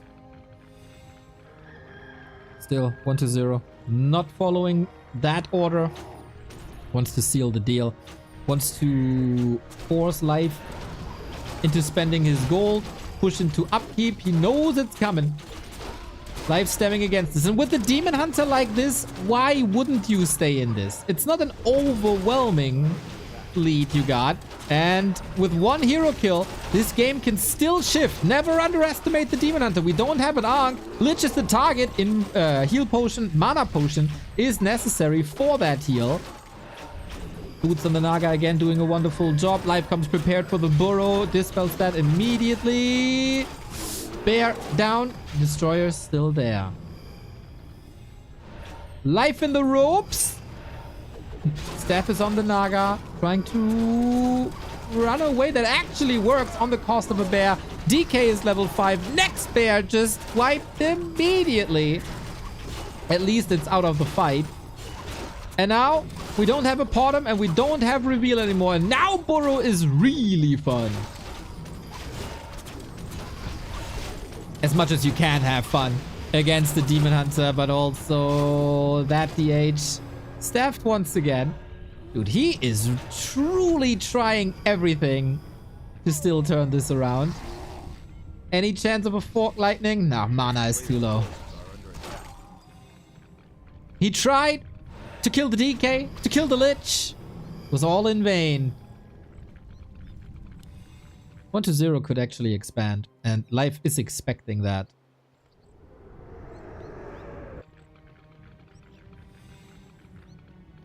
But we play it safe. You don't want to go down. Okay! Yep, that is curtains, everybody. GG. 1-0 with match points. Necromancer's back. Job's not done yet, but a huge chance. It all started with the disaster that was the Ancient of War creep. The ghoul pull against it.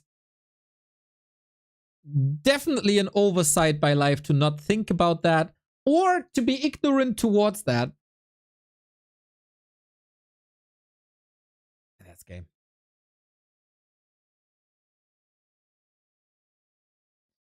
Can Life bring it back?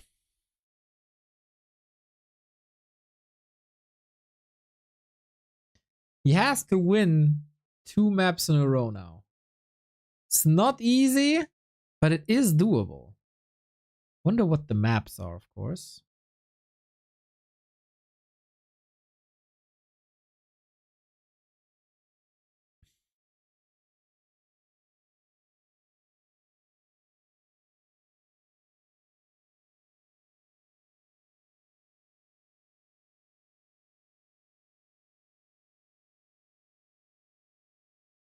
Yeah, without the Ancient of War falling, we have a whole different game.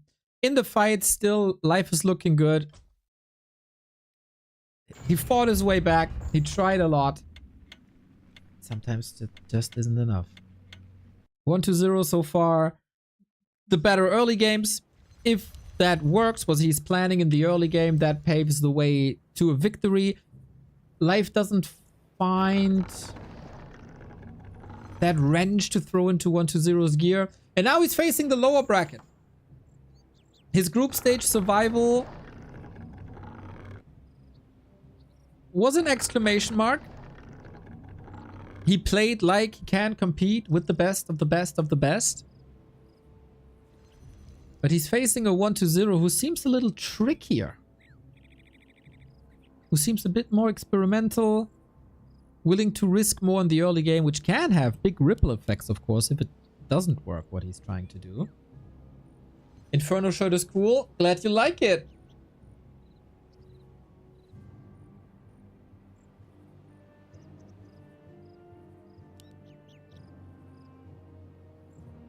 Turtle Rock.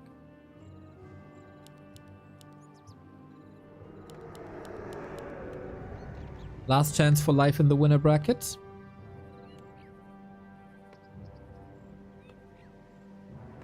1-0. Haven't had a good tournament run from him in ages. I can't remember when he made it top 4 the last time. Last year in 2024. It was almost a guarantee that it's a Happy vs 1-0, let's say B Cup grand final. Things have changed a lot.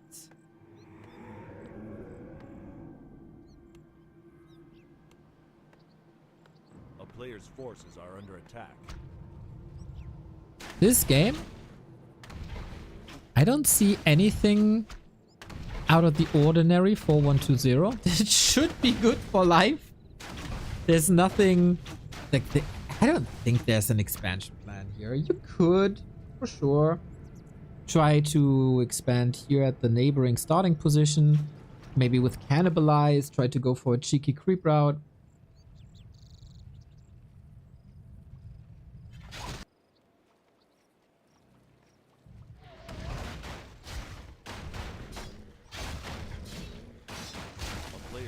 Or maybe we just go for the straight up 9-minute push.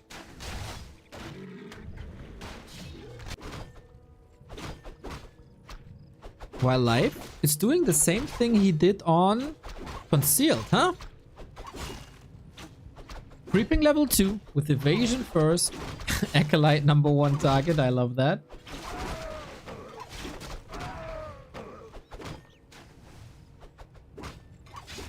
Player's forces are under attack. Claws and gauntlets. The creeping for 1-0 is a little bit cleaner because it's not interrupted. 1-0 made sure to mess this up with an Acolyte as much as he can. Pull creeps from one camp to the next. Made Life go to another camp. This is all not super efficient. But it's nothing game deciding. But it's nice.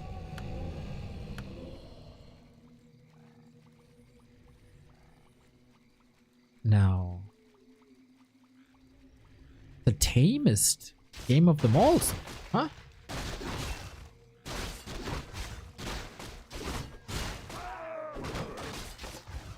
Just a bit of creep.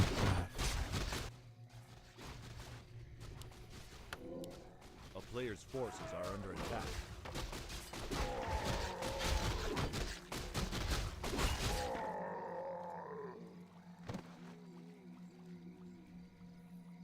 And then is the question. Wow, that sounded German. It's then is the question: when does 1-0 want to push? Does he want to push at all? Is he going for the lures? That could be a play. At the moment, he's establishing a solid half-level lead. But that's relatively easy to catch up with Ancient Warriors.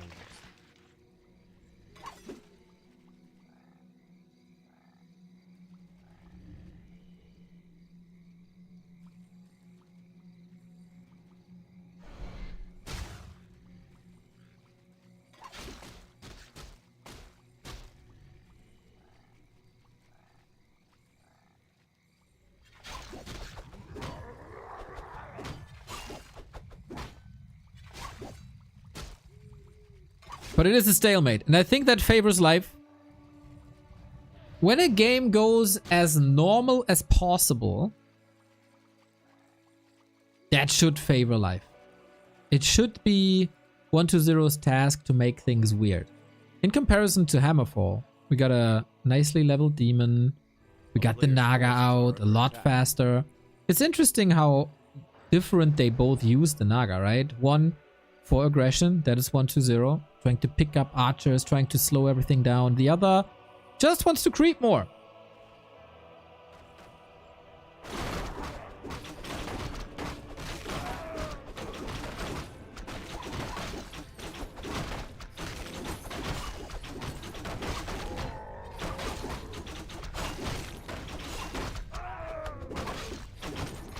Gloves, circle, and claws. Nice Naga, but no boots. And that's the creep jack that Life wanted to prevent originally. Gets one ghoul, maybe two. There's no mana, but the ritual dagger is there for a deny. Every point of XP is important. But yeah, that was not a dedicated push. He kind of burned his hands there a little bit. losing ghouls, feeding the DH, but also that is not a move that will decide games.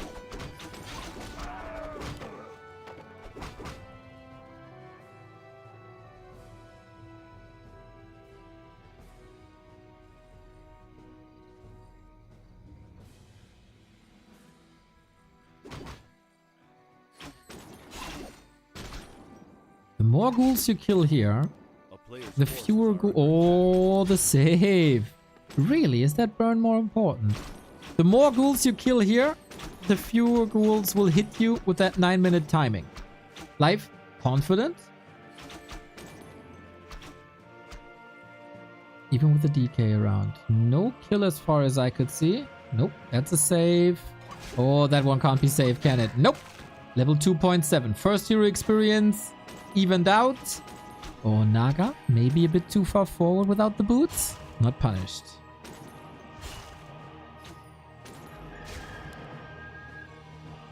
Player's forces are under attack. One ghoul for one archer. Oh, that's risky. But 1-0 doesn't follow through, as he has a hurt Naga and a low mana DK. Better retreat. We now go for bears and the staff and the orb. Everything's lining up for life. All the Night Elf fans out there, cross your heart. Pray for the Demon Hunter to survive that first push.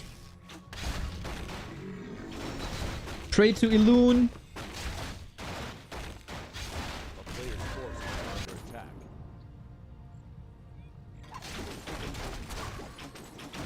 You need the Grace. We see this matchup later today again with Happy and Kaho. Will be a very different game, I think, as Happy is approaching this a little bit differently.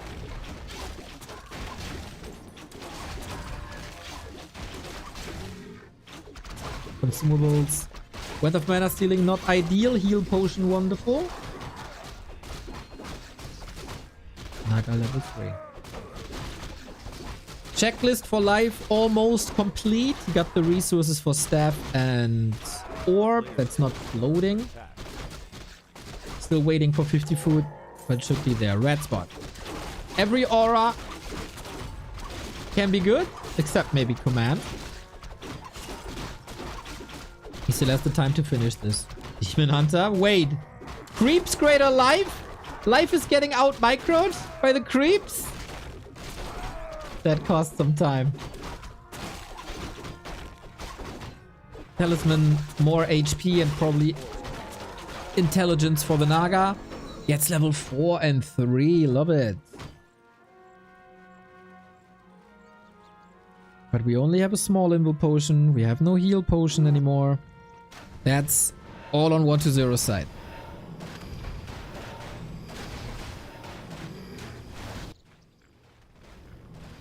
The Ancient gives the movement away.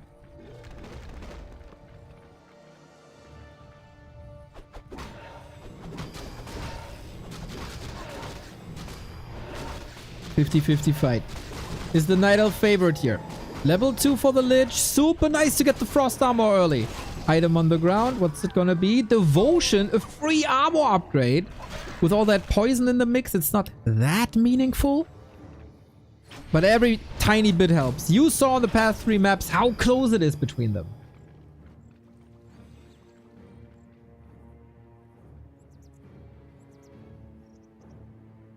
One to 0. Better heroes. Demon Hunter level 2 evasion though. And now we get the other red spots. A player's forces are under attack. Prep for 60 food heal needed. Once again, no Ancient, no Wind.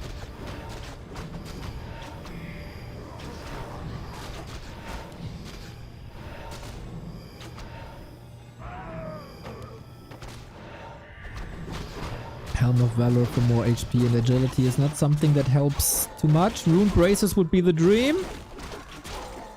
It is once again more intelligence. This Naga hits hard.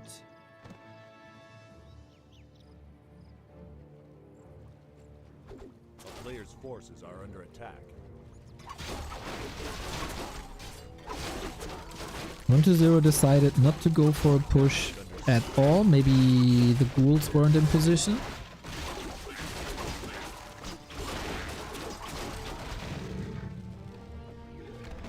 Class plus 8.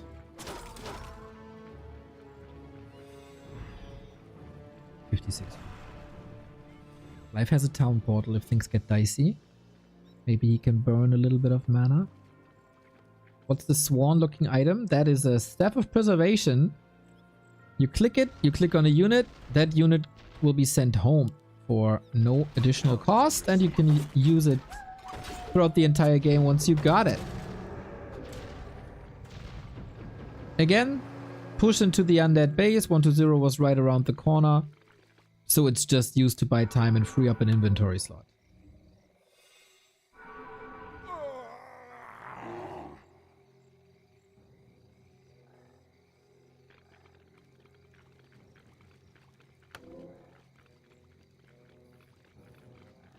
A player's forces are under attack.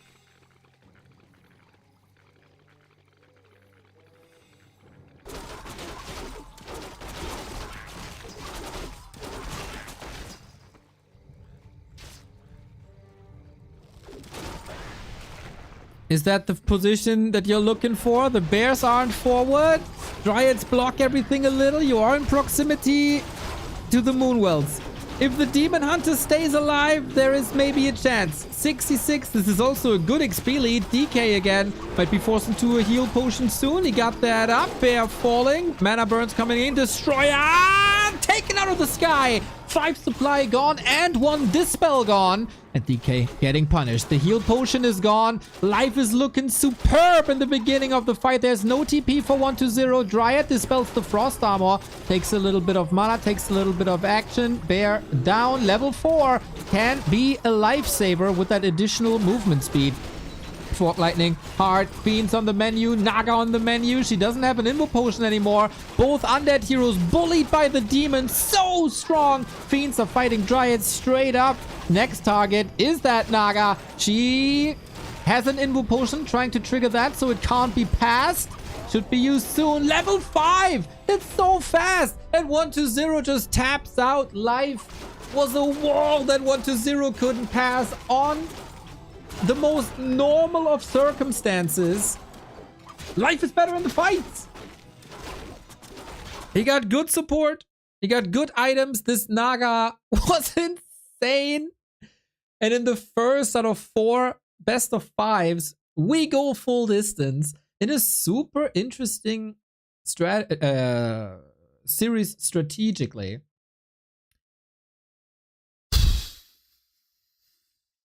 Boy, oh boy, oh boy, oh boy, oh boy. Whenever things are weird, 1-0 wins. Whenever things are normal, life wins. So where are we going now?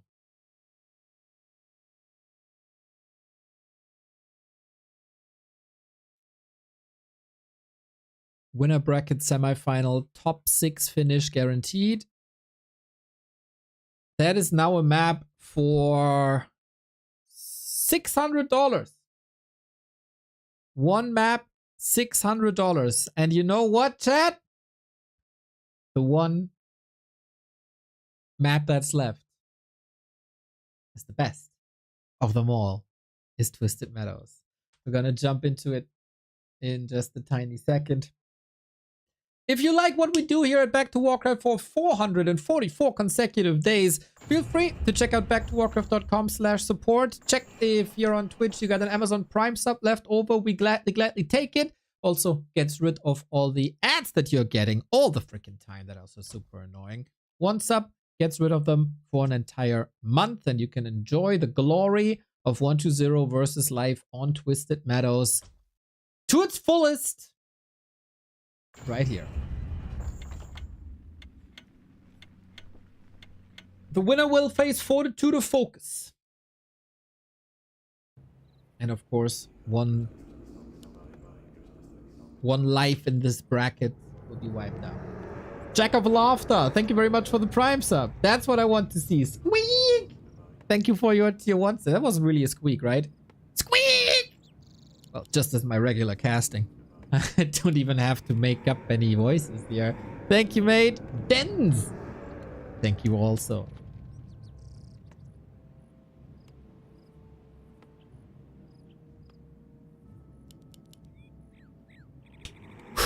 One to zero upper left hand side. Live bottom right hand side. Who's the first player to go into the winner bracket semi-final?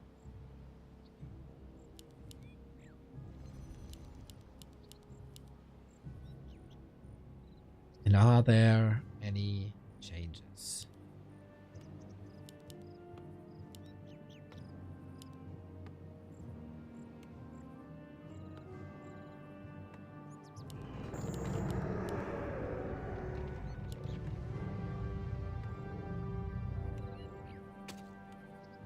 Warden. Oh ho ho! Life's Warden. How good is it? I wouldn't be able to tell you. Life is a Demon Hunter Naga player through and through. Versus human, I think it's fine. It's a different playstyle though. Warden versus human, Warden versus undead.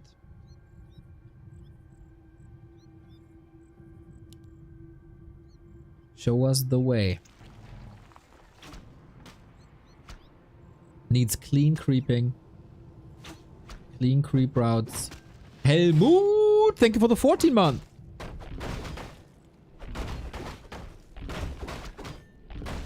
Acolyte is here to spread some chaos. Another Acolyte has been bought, as well as Life getting a Shadow Priest here. Warden is out, and it is now confirmed to 1-0. Always two ways to play the Warden. Hero focus heavy. Oh my god! Cloak of Shadows, I mean, kind of useless, but mana potion first for Life. Sometimes Life gives you lemon, sometimes Life gives you a mana potion. I know what I prefer.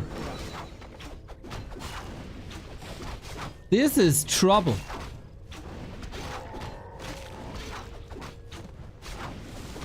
This is 3 Shadow Strikes. And a Huntress follow-up. Life knows it's an expo. You don't want to give the undead the expo for free. Warden, Huntress, push. And 1-0 needs to fortify this ASAP. We got Shadow Strike. There's either a lot of ghouls falling or that DK being under immense pressure. We're saving some wisps, not detonating much. The Warden is a worse fighter hero than a Demon Hunter is. No passive. He's very mana hungry, but Fan of Knives is a hard counter to ghouls at some point. Shadow Strike is a good crowd control spell with damage over time. So far. Oh no, second Ancient of War somewhere. Here! Here!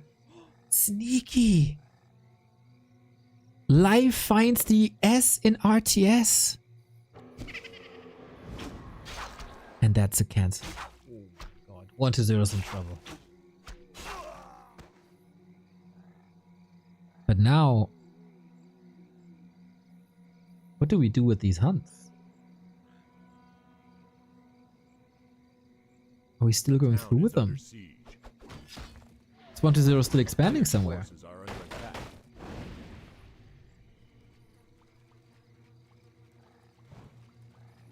Warden has, of course, the perfect ultimate in Avatar of Vengeance. Trying to pick up some pieces here. And that's one ghoul down already. Ancient of War killed. Are we just ghoul rushing? No, we expand again. If Life builds one hunt and sends it to the north, this might just be a cancel, but we gotta focus on the fight. 1-0 got a Bursey. Warden surrounded, but instantly going into Shadow Melt.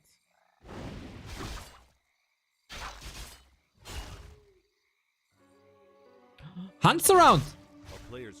But also, no reveal. That's how people feel when they're up against... Burrow. And he built an AP in the base. Okay, is this Lawlight playing? Is this Moon playing? It truly feels like it for now. Shadow Melt over and over. You can't do any damage here. Female Night Elf units. The ability of Shadow Melt.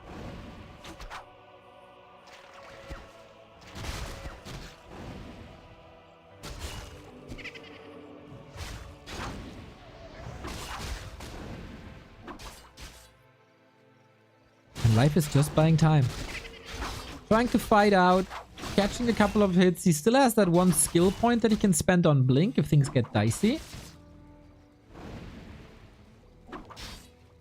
And this didn't do much, did it? 3 Huntress. 4 and 5 coming. AP is up. What a wonderful setup for Life. And man, people have called him a robot, a one-trick pony for such a long time. For over a decade. Here he is, game 5 in the biggest tournament of the summer. With Mass Hans Warden AP. Shadow Priest down. Oh, passing. Not ideal, but yeah. That's not enough fortification. This is also Grande XP. And intercepted reinforcements. This is no tier 2. But since there's no gargoyles or fiends, it's still fine. 3 damage at the moment. And another acolyte. This is so expensive. 1-0 didn't fix his rally point there. And this is not enough ghouls, is it? Huntress are the hard counter to ghouls. Area of effect damage, relatively sturdy. Harder to surround than an archer. And he's just running into a meat grinder. A Moonglaive meat grinder. This is not even spectacularly hard to execute. You just A-click forward. Engine protector down. 3, 4, 3 more coming. How are you supposed to break that? Nobody could have expected this play by Life.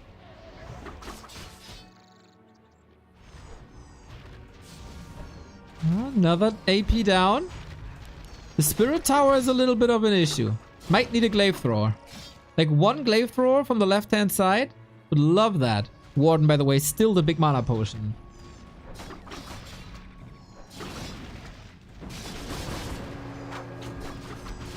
And 1-0's expansion is just not paying off.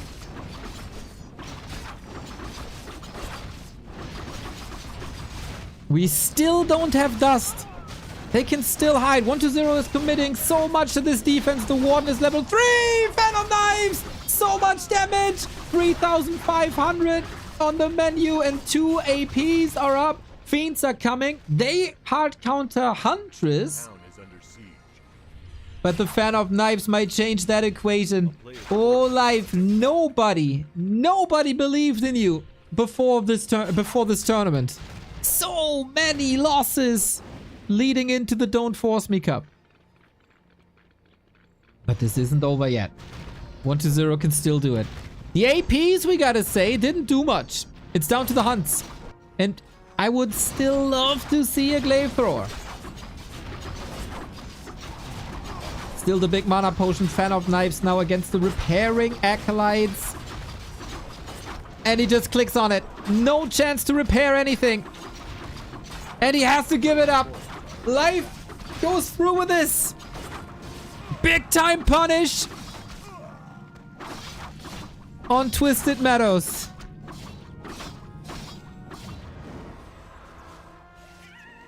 Oh, 1-0. You thought you get a free expansion against Demon Hunter Panda. Life brings in the Warden.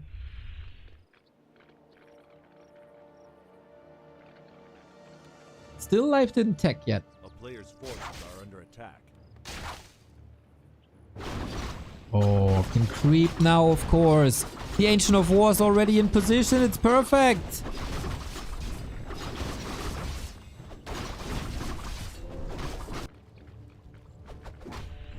Vamp aura, not something you want to see when you're on hunts, but whatever. 1-0 still fighting. He doesn't want that lower bracket.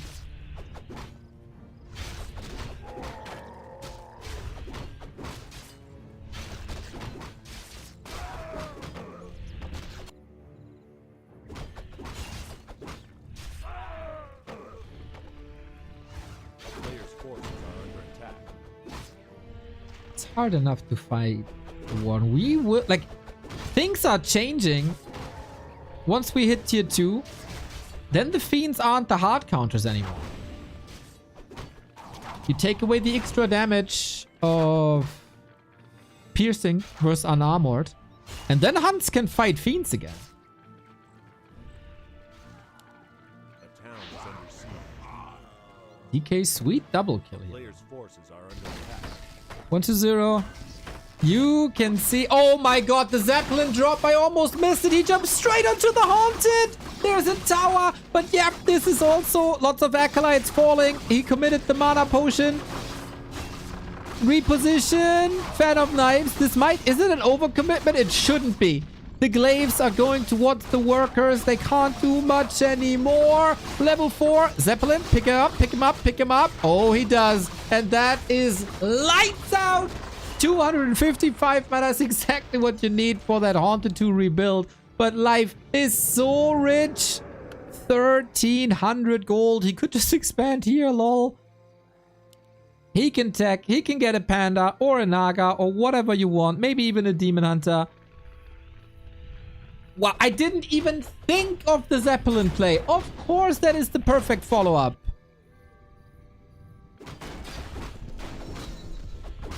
One to 0 wasn't at tier 2 yet.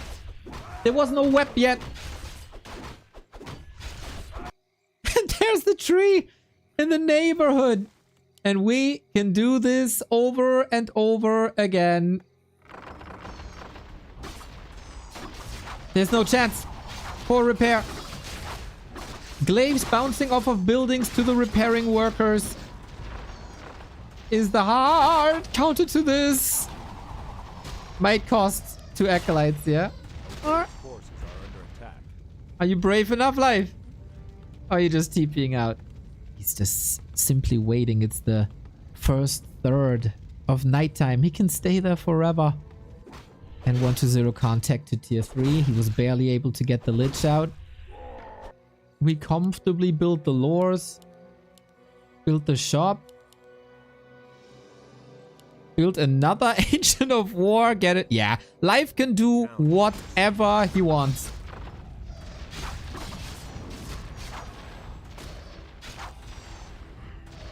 It would be mad funny though if the Zeppelin falls. Clicks on it again. Forces are under attack. Nasty. Nasty!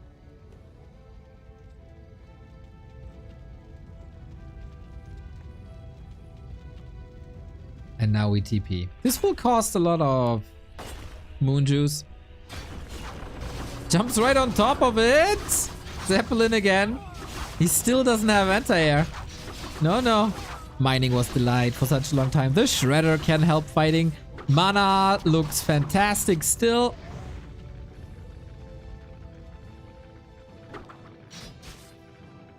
And maybe 1-0 doesn't even know about the left-hand side expansion.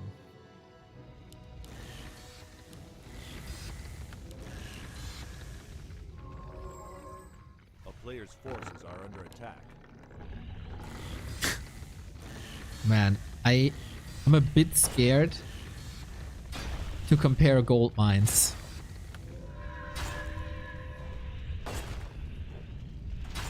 The difference is 1500 gold already. Plus Acolytes.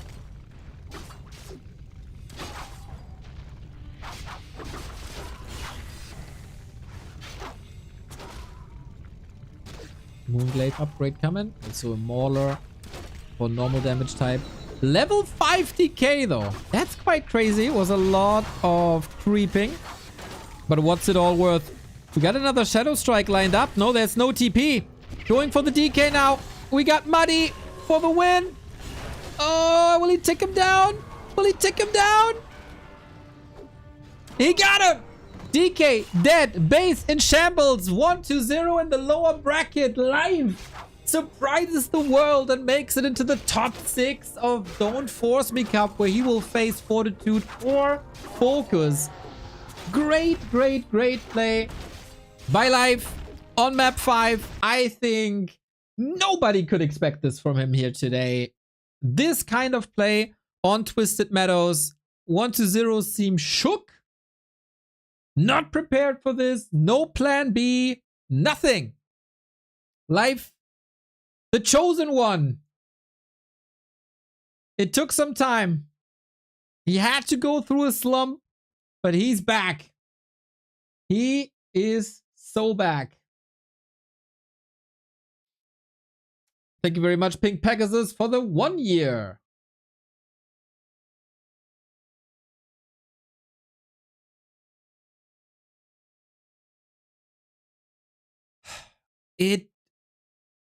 From map 2 of this tournament on, Life versus Happy, that was. It did feel like a reinvigorated Life. Turtle Rock, yeah, put that to the side. That was the first game between Happy and Life. It was just, you know, plastic. But the Autumn Leaves game, Life realized he has a real chance here to hang with the best. He's in that kind of shape. And when he's on, man. But let's not take it away from 1-0. There was also a way better 1-0 than we could have expected, I think. Compared to the past couple of weeks leading into this. The better player with maybe the tiny bit more luck eventually won in the end. It was a super cool back and forth series. Tactical intricacies. Very pleased with the start of the day. Thank you, Dane, for the 5 euros.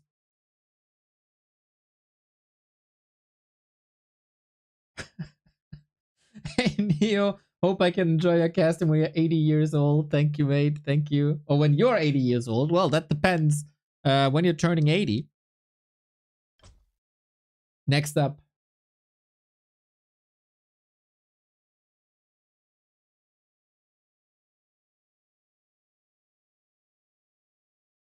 Who got that right? Who got that right? I didn't.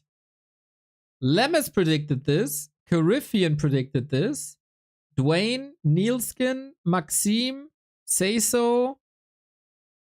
The Eternal Loser. Mr. Random Bad Gamer. North Drakkar, Dr. Larai. Simon. Disproved by Hell. Keablech. Tommy. Big Booty. Ryan L. of Mauler. That is round about 50%, I think.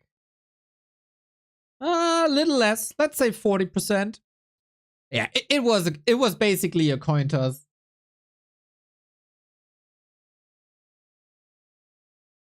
I love how North Drakkar predicted this and is aptly named 1-0 my GOAT prediction. True. Big true. Alright, guys. We jump in right into the next game. It is the GOATs. The 2 most decorated players in the history of this game go toe-to-toe. It is Lin versus Moon, one of the greatest orcs, or the greatest orc in the game against the greatest Night Elf this game has ever seen. Both slowly but steady approaching 40 years old. They're still the pinnacle of this game. Orc versus Night Elf is the match. Look at the historic games between them. 72-80. It is so close. While Moon has the longer history and more longevity. In the past couple of years, it was always Lin, still in the top 3 of the world, still by far the top 1 orc in the world. Moon is fighting for that title with a lot of other elves, and it's been like 1.5 years since his last big result. The Raraland Grand Final, of course, we will not forget. Plus, one of the very few wins of a Night Elf versus Happy. Lin is the favorite. He's coming back from a time where he was frustrated with the game. Pally Rifle, thank you. Where he was demotivated. Took extended breaks for weeks and months. And his comeback, while it wasn't the first comeback, and his comebacks are oftentimes very successful, this one was rocky. Dolphin Warcraft Championship Cup group stage elimination. This time, everything seems different. He is also reinvigorated. It's a new Lin. It's a stronger Lin. He didn't have that brutal group stage though. So how good is he really? For Moon, we can say pretty much the same as we do about Life. Not like great potential. Not that much mechanically anymore, I would say, but rather strategically. Not many top performances in 2025. But this tournament started and Moon was in the group of death. Fortitude, Starbuck, Labyrinth, his opponents, and not too many people had it in the cards that he is the one going out of that group. He was. Defeating Starbuck, defeating Labby, very convincingly also. The Keeper and the Hunts are back and Moon is always the strongest with the Keeper and the Hunts. We start on Concealed Hill with another best of 5. These guys will face either Happy or Kaho in the upcoming winner bracket semifinal.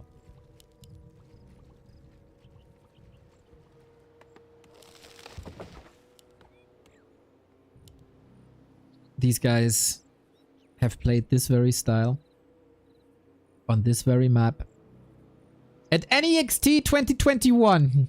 I remember this because it's one of the greatest games that was ever played in Warcraft 3. Where it came down to this one last building that Moon had here and sent it into Lin's base here and killed that building. Everybody must have seen this game. It's the Grad game. So far, a classic start. Keeper hunts. In that regard, we're somewhat back to the 2020s.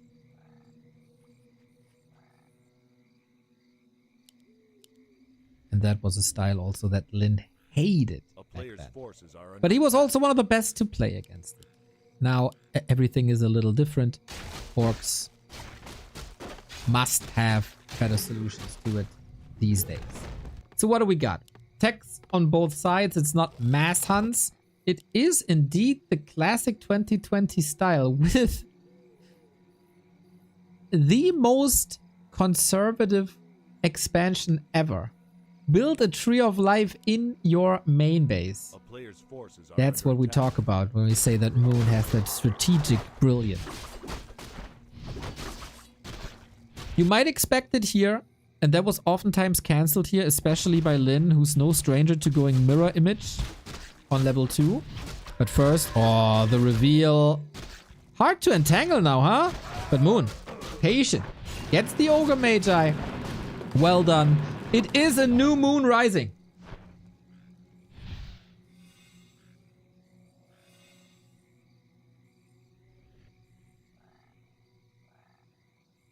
Business owner, father of, I think 2 or 3. And still owning in Warcraft 3. How does he do it? I don't know. Just gifted.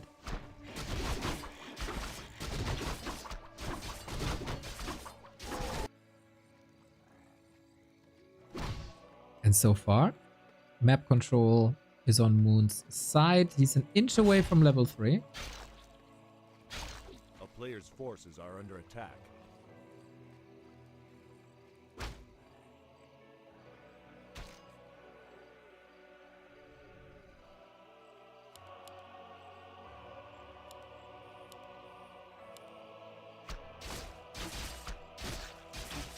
Hunters are creeping for that level 3. Keeper is healing. Blade Master's looking scary though.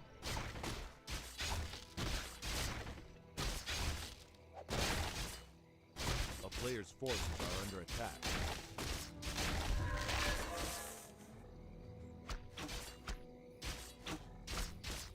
Alchemist second. Yeah, this is a 4-year throwback. This is what everybody is scared of when we talk to players on the upper echelons of the ladder.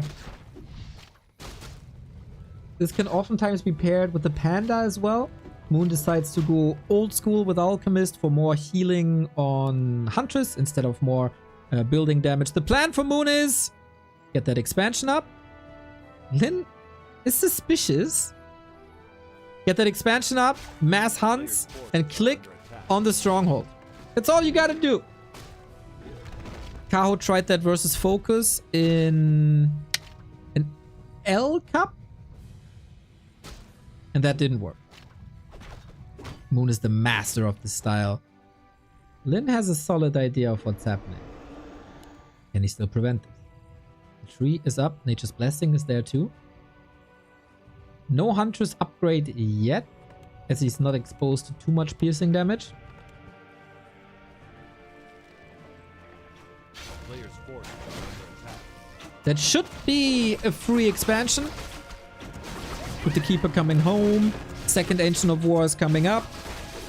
And the time for piercing damage will soon be over. Then you need magic damage. Maybe 1.5 minutes off. Moonglaive upgrade must be there.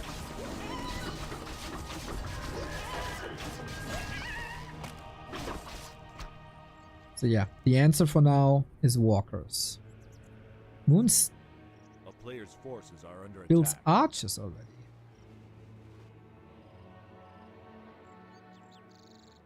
Playing it without the upgrade.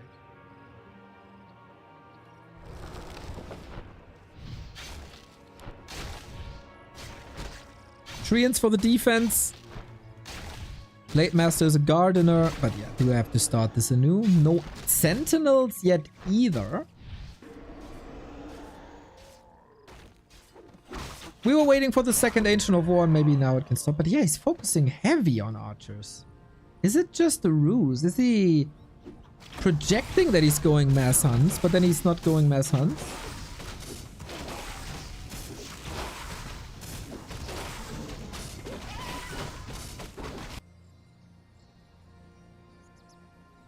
Archers are, of course, a solid counter to Spirit Warriors. If the Blade Master is low level at least.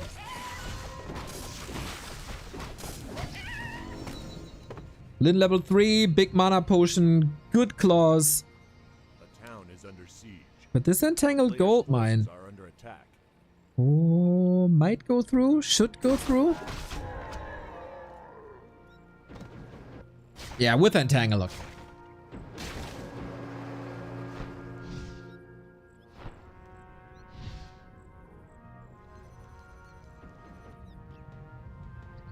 Steph on both sides. Blade Master needs some healing. Blade Master needs the claw. Oh, Moon starts the creep spot at the worst possible moment. Counter expo by Lin. An attack is coming. Alchemist doesn't have a TP, but the Keeper does. Oh, this is problematic, isn't it? Who gets it last second? Cloak of Flames? With these non-tanky heroes, not that great. Whisper repairing. Town Portal coming in. Snipes the item. This would have been an excellent item for the Blade Master against Archer backline. So usually you fight this with Shaman and Lightning Shield. This is not the case here. And Moon built the archers to counter Serpent Wards, which are damn scary. And no Moonglaive upgrade against that piercing damage is quite horrible. We need wisps, a lot of them. Lin doesn't have the whole army in the fight as he's still threatening that entangled gold mine. Sure, he got mana for days. Is Lin just owning from here on out now? Moon's still mining, but just a little bit. It doesn't feel like he can deal with this orc army. Gotta retreat. So far, Moon is not losing anything. It's a free building, it's free repair. Of course, he's opportunity cost going for that. Alchemist! Oh my! Lin realizing that there's an opportunity. There's no potion, no staff. And that is the healer gone. And also the acid bomb gone. Moon a little sloppy there. It's only archers. And they don't threaten Lin at all.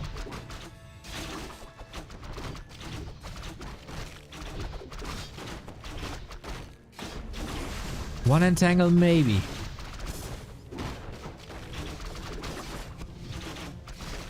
It takes... what? Surround? He just walked straight in. But there's no damage. He doesn't care. The great escape. There's no chance.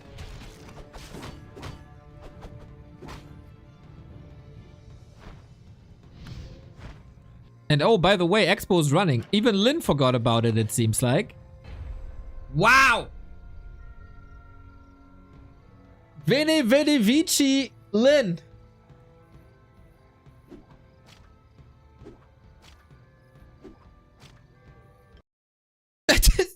Yeah. There's nothing else to say, is there? Slow build up. Nicely identifying what Moon is doing. Slowed him down with one cancel. And if you don't have Moonglaive upgrade, and you see that, Shadowhunter, there's no chance. We've seen yesterday also that solo hunts aren't the answer. They also got destroyed by Lin. But yeah, that was incredibly one-sided. Lin shows who's boss. Again, it's good to have him back. And mind you, there is a potential Lin versus Happy winner bracket semi-final around the corner.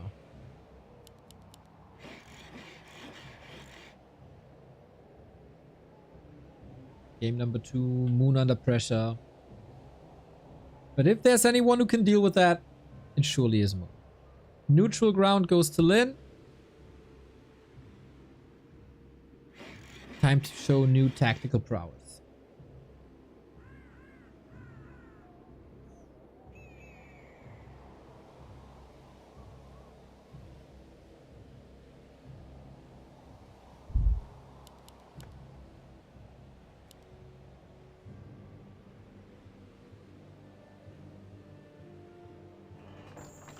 Lin with one big surgical strike. Wipes Moon off the map.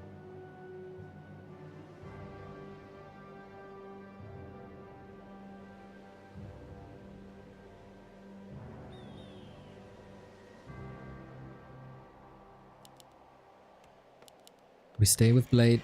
We go Demon Hunter though. And then, you know what? You know what? Going out on a limb here. Is it time to bring talents back?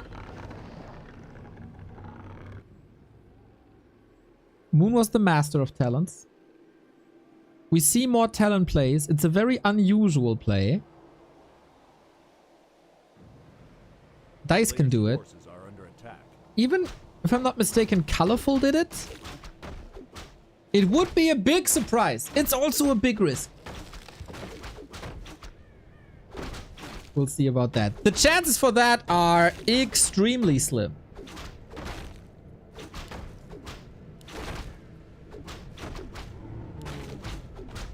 Has Happy played today? Yes, every winner bracket quarterfinal will be played today. A player's forces are under attack.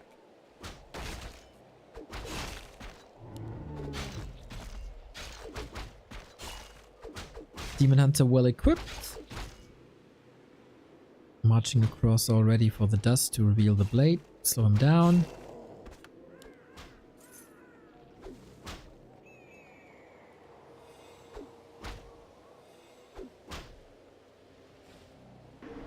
Mana burn would have been awesome to cancel the clarity, but Moon not fast enough for that just yet. Tech is running. Both sides, Lin a bit ahead. I started learning German because of your streams. That's awesome, mate. Das ist sehr gut. Danke.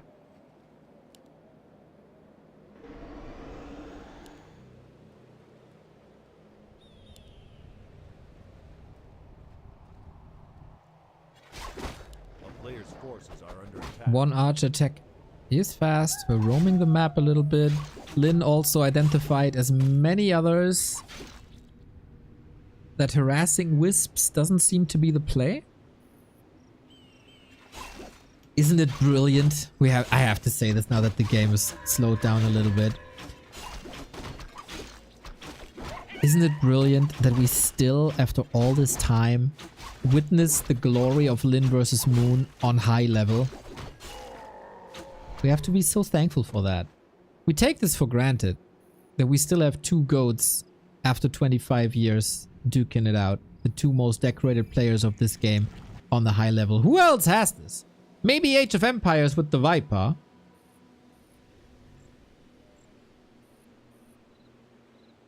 But apart from that, A player's forces are under attack.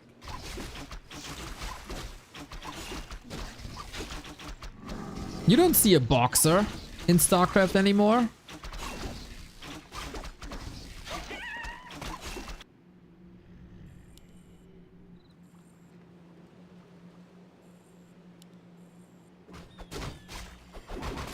I myself can't get enough of these guys.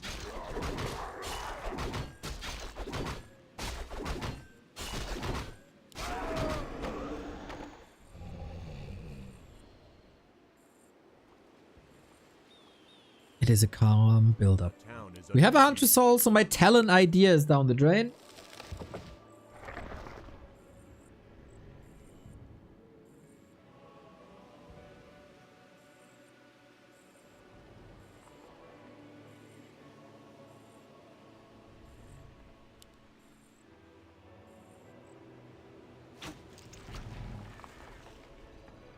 Mr. Ari, welcome, welcome. Hope you have a wonderful day. A player's forces are under attack. How's Lin countering this? Radar Walker, huh? It seems like this is more or less the norm. This is more or less the meta from what we're seeing these days. It is a very, very, very slow matchup with tame tier 1, with a Dryad build up into tier 3. And with Radar Walker on the other side. A player's forces are under attack.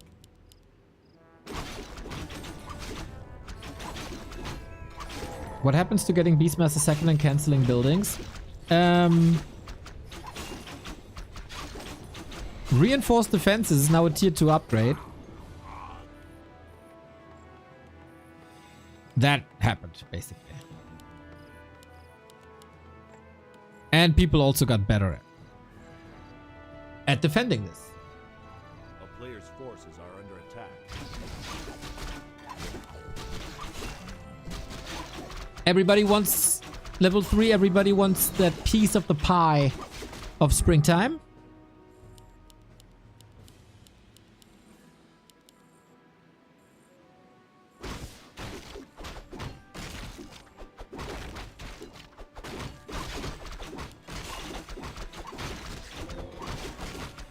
And this is what we get. So, in what aspect of the game do we think that Moon is better than Lin? How can he crack him? A player's forces are under attack. I feel like Lin is easier to get frustrated. That would be one characteristica. But then, how do you do that as Night Elf? How do you frustrate?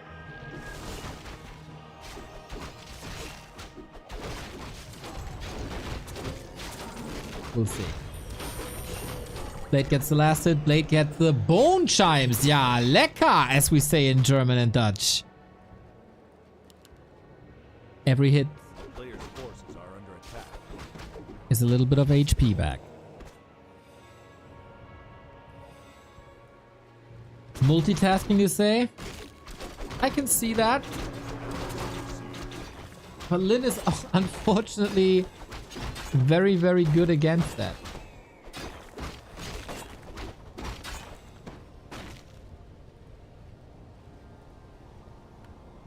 Moon is pretty aggressive actually and stays on tier 2. So no bears. At this point there should have been a tier 3. This is more or less, I don't want to say an all-in, but he really wants to do some damage. We have a town portal. Could be a surgical strike. I think this Dryad attack on the burrows is very optimistic and the rest of the army is getting caught off guard. Oh no, this could be a bit of a disaster for Moon here, to be honest. He's losing the first Dryad already, the second Dryad.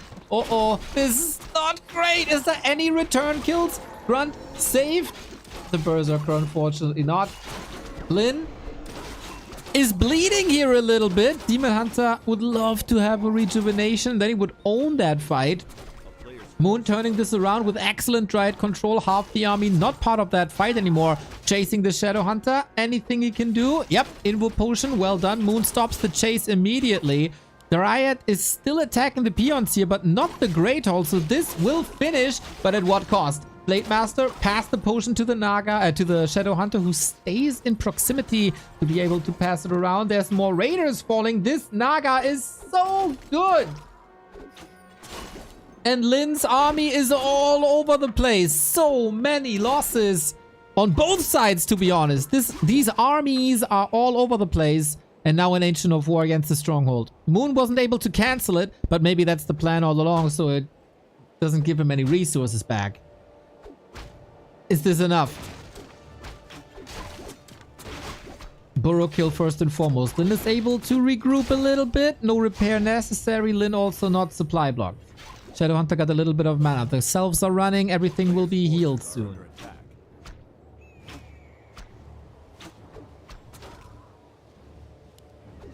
And what's an expo worth if you don't have workers?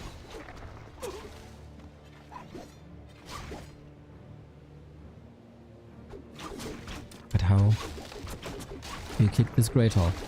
Maybe you don't have to. Just snipe peons.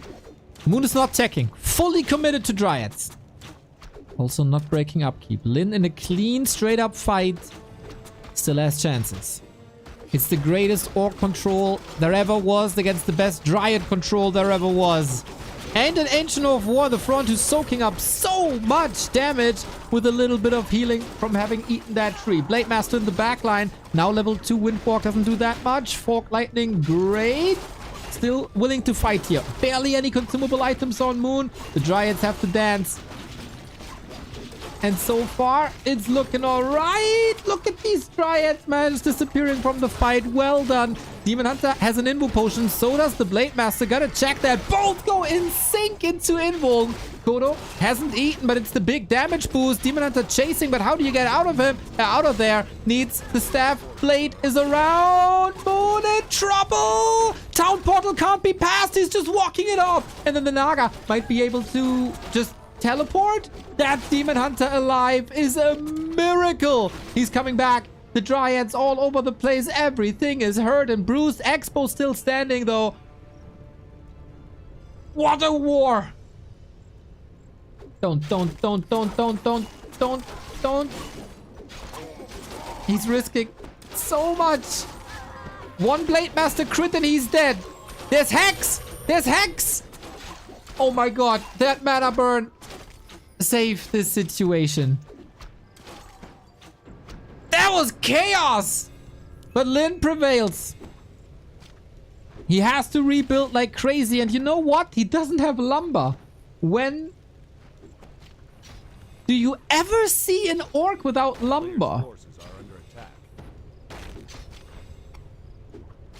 And how fast is Moon able to jump onto this again? Needs consumables.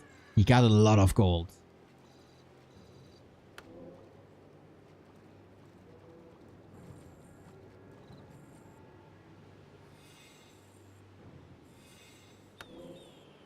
Blade Master, freaking beast, by the way. Double claw, slipper, circlet. And the downside of Moon's army is there's no building damage. Is this stable enough? We have no Invuln. We have no heal scroll. Those are Lin's. But he doesn't have a TP. And the peons will suffer again. Very interesting approach by Moon. Demon Hunter Invis scouting. Like, you don't see that every day. That's it. He kills that base, isn't he? No TP. Lin is willingly giving up that base. So now we need tier 3, and now we need bears, and then we can fight. And if you look at the bottom right hand side, it's already in research. Oh, Demon. Helps with the block, actually. Any chance to snack the item? Not really. Wait! He got it! He got it! He got it! He got it! He got it! Claws plus 12 would have been so good on the blade for the crits. That costs the TP. Alright. Alright. Okay. At first I didn't see it because, you know, claws. Sneaky, sneaky Moon. A player's forces That are is under getting a attack. bit frustrating. Never doubt the GOAT. Naga in trouble here now. There's still no staff. Might be forced into an invuln soon. Big red spot pull.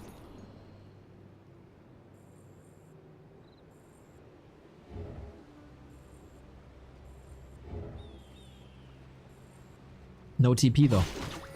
You gotta fight this without tier 3. And this is really bad fighting position for Moon if the heal scroll doesn't save him. Demon Hunter onto the Shadow Hunter immediately again. No immolation, so it's not that great versus units, that Demon Hunter, but the right click should be enough, especially with the claws plus 12. The Dryads can't dance to the back because there's forest everywhere, but it looks like he doesn't even need that. There's not too much piercing damage. There's a couple of walkers, but the Raiders have been taken out already. On a 2-base, 1-base situation, I'd say that's still grand for Lin, but this is 1-base, 1-base. You're fighting a Night Elf next to the Moonwells on the way to tier 3 with bears coming and Reju around the corner. That's not great. That's not great at all. It's also nighttime, so the moon juice is replenishing. Demon Hunter could be next to the shop to get a potion or another town portal. Naga though! Staff? Staff? Moon playing with fire. Every crit is a problem, but we got that potion. We need Reju. Yesterday. Orb of Venom. More damage. Last shop gone, but he got that orb before. Naga also still got that Invo potion. Moon, only 42 food. But the bears. Still waiting for master upgrade. Halfway done. Lin snipes that first bear pretty much immediately after that. Reju! Crit is big. This is only 7 seconds. Blade goes through. What the hell is going on here? Naga's alive. But what about the Demon Hunter now? We're just chasing heroes. Staff and snare. Staff cancelled. Naga. Oh, damage is so necessary. 195. Lin Sane Sword. Are you kidding me? In the Night Elf base. Against 6 Moonwells. You madman.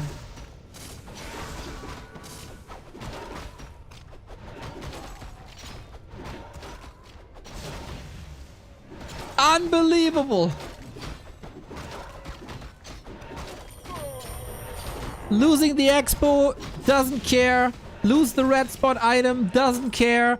Pushes into the most fortified position possible, doesn't care. 90-second Demon Hunter revive time.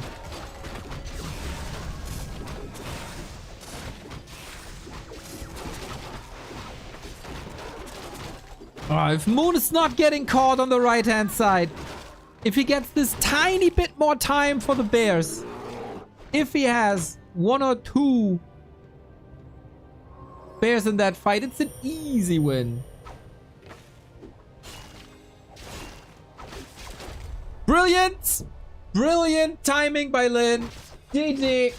Crazy push. Crazy fight. My God, is it a blessing to see Lin back in shape. Look at this value graph at the end. Holy shit, Lin. You absolute god. 2-0, GG. The Battle of the Goats is a pretty one-sided affair in the end. Should you go immolation with that Demon Hunter? Do you have to have immolation with that Demon Hunter? Then you give up on sustain.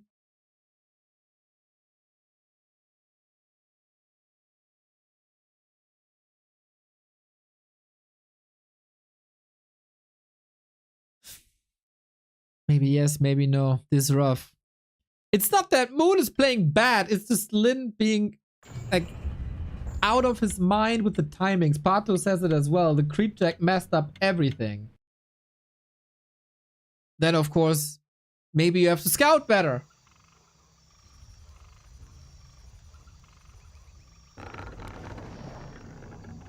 And you have to see this coming. Ooh, while the first series was a wild back and forth between 1-0 and live, this one, unfortunately, a pretty one-sided affair. Result-wise, though, Moon is competitive.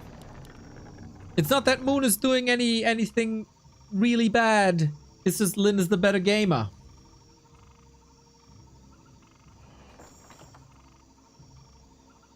And maybe I should show you something that I didn't want to see you before. The past results between Lin and Moon. Win, Lin win, Lin win, Lin win, Lin win, Lin win, Lin win, Lin, Lin, Lin, Lin, Lin, Lin, Lin, Lin, Lin, Lin, Lin. The last Moon win dates back to October of 2023. That is a pretty wild winning streak.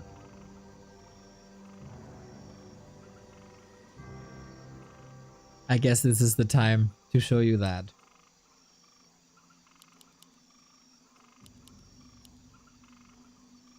Moon, with his back against the wall, needs 3 wins in a row. And again, whoever wins here goes into the winner bracket semifinal with either Kaho or Happy.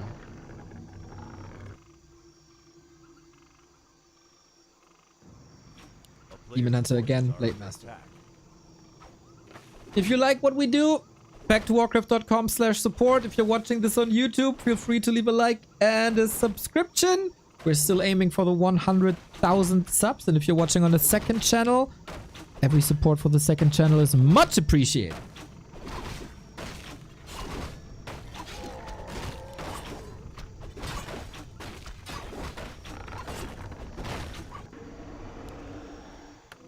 We get Demon Hunter Huntress.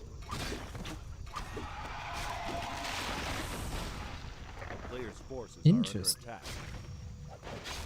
Moon is trying a lot of different things, and I think this is exactly what you need to do against the Lin.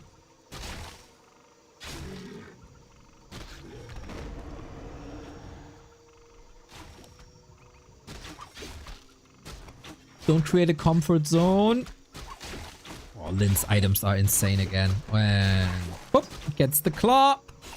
Gets the last hit as well. Oh, this is not good.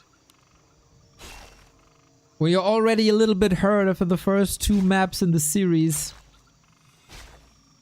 And you start against the Blade Master like this. And your level 2 Demon Hunter is ruined. Momentum is all with Lin.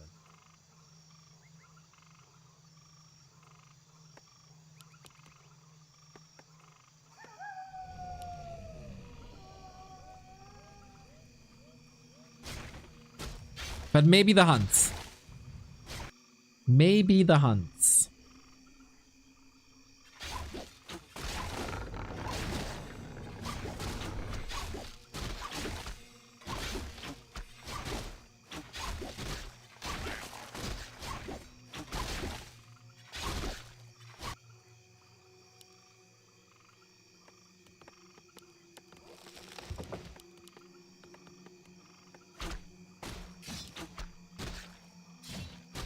Players' forces are under attack.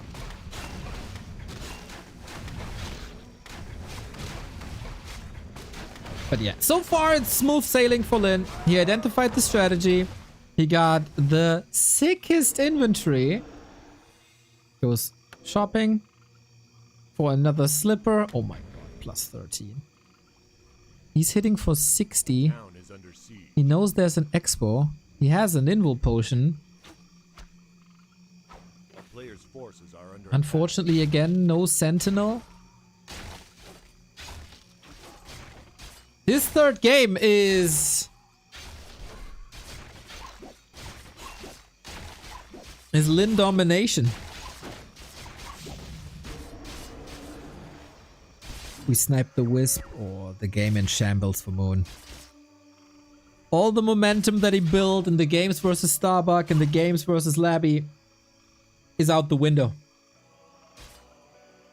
Linsanity on game 3. Tier 2 uncontested. Raider Walker uncontested.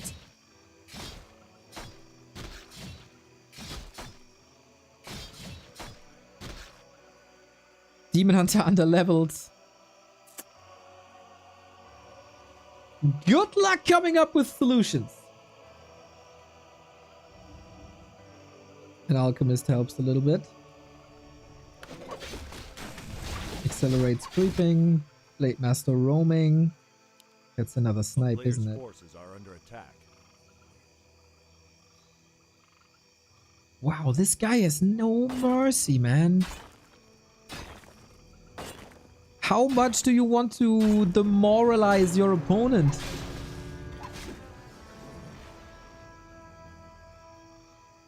And he gets another pair of slippers. Lol. How much do you want to show the world that you're aiming for nothing but the top? Players' forces are under attack.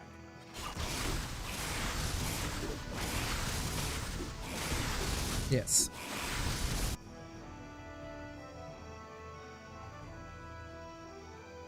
There's no lore.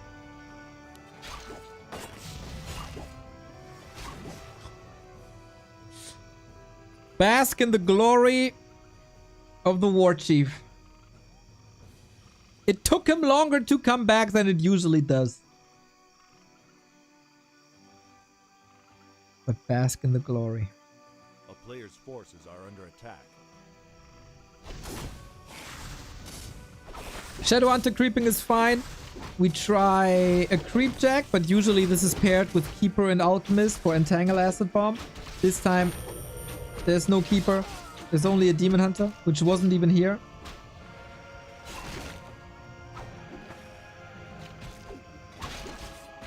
And from a creep jack position, Lin is getting kills. Wow.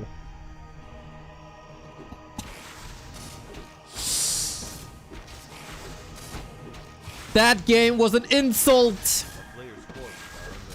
Outclassed. Great timings. Great items, of course. But also the timings. Everybody knew this game was over. It was a fast tap out, but we can't blame Moon for this. Game 1 and 2 were competitive.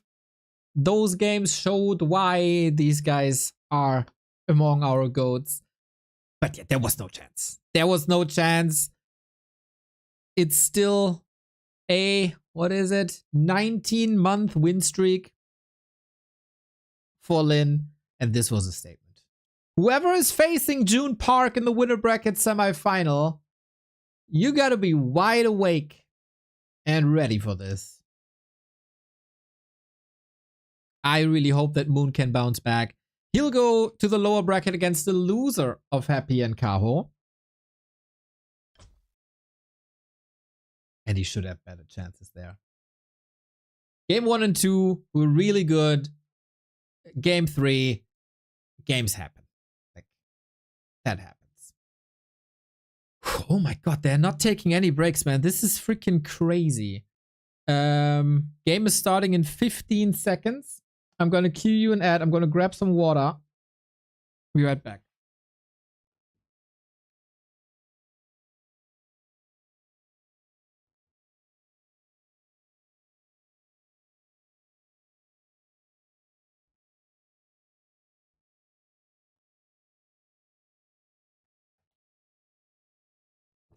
Holy shit, man. 2.5 hours non-stop games. I think B Cup is in their first series game 3 or something.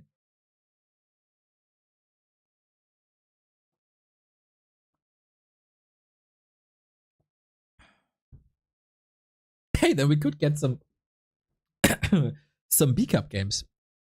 Maybe. Yeah, Linsanity through and through. And we have our game coming up. FoCuS versus Fortitude it is. It is not Happy versus Kaho. That is saved for last. There we go. I just saw it in the Flow TV.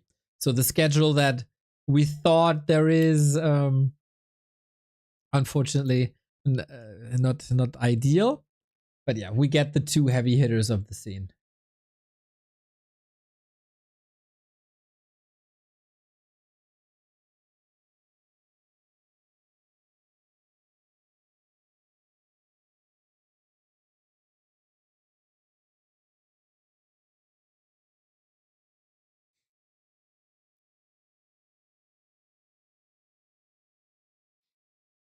Again, if you like what we do, back to warcraft.com/support. If you have a Prime sub lying around, we gladly take it for bringing you the best Warcraft on the planet. FoCuS versus Fortitude is the match. And if you asked me 2 weeks ago who's gonna win this, I say, Fortitude, Pally Rifle 3-0 easy. And then FoCuS finally started to play the European builds. And all of a sudden he has success versus the Pally Rifle. So is there a new layer for the Pally Rifle in Fortitude? Is he even still playing the Pally Rifle, or are we going back to the Archmage play? Is FoCuS in shape? Yesterday it looked a little shaky. He started off the big tier 1 tournament with a loss to Ice Orc. Big redemption arc in the lower bracket. There he showed his prowess. FoCuS is the standout player of the past couple of weeks. In L Cups especially. He was in an L Cup with Kaho, Fortitude, and Happy, and the winner was FoCuS. Can he bring his non-tier 1 tournament performance finally to a tier 1 tournament? This is proving ground because he's playing no other than the current reigning and defending Don't Force Me Cup champion, the 2-time Dolphin Championship winner, the 2-time Dubai Bet Boom winner, plus the Raraland winner. He is facing the big bout machine in Fortitude, and it's not gonna be an easy task at all. Let's go! Another best of 5 in the winner bracket quarterfinal. The winner goes up against Life. The loser has to play 1-2-0 in the lower bracket. Left-hand side, FoCuS. Prior to this tournament, he was the best orc in the world. Now, heavily contested.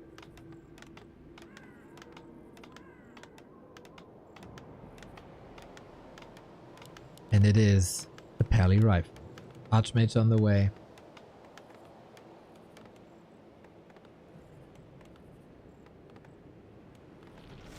Frankie Smokem, thank you for the Prime.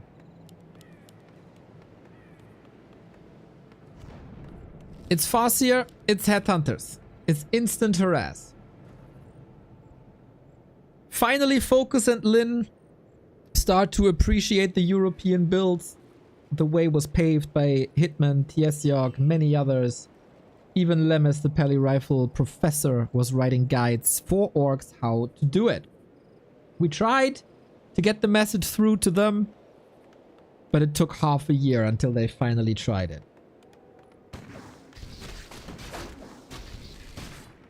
And now they're successful with it.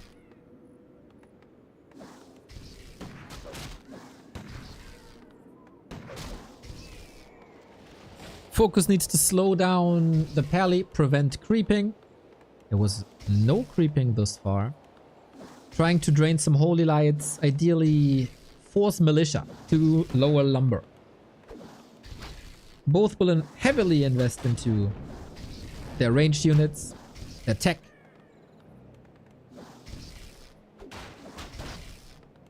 And so far, wolves don't really find a way to harass this. The rifles closed the door here. This was protected by Paladin and another rifle. And so we go wolf hunting for maybe a little bit of XP if... Yep, exactly. If it's not recast.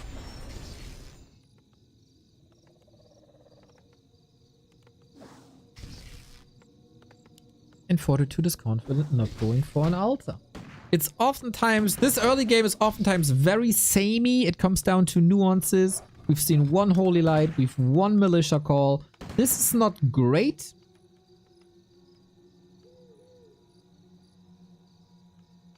But no losses.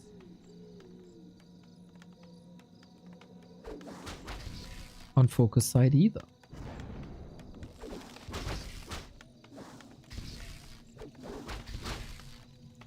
Starbuck was playing against Fortitude already. And that was a hell of a series. With Archmage mixed in as well. Player's forces are under Fortitude took that 2-1.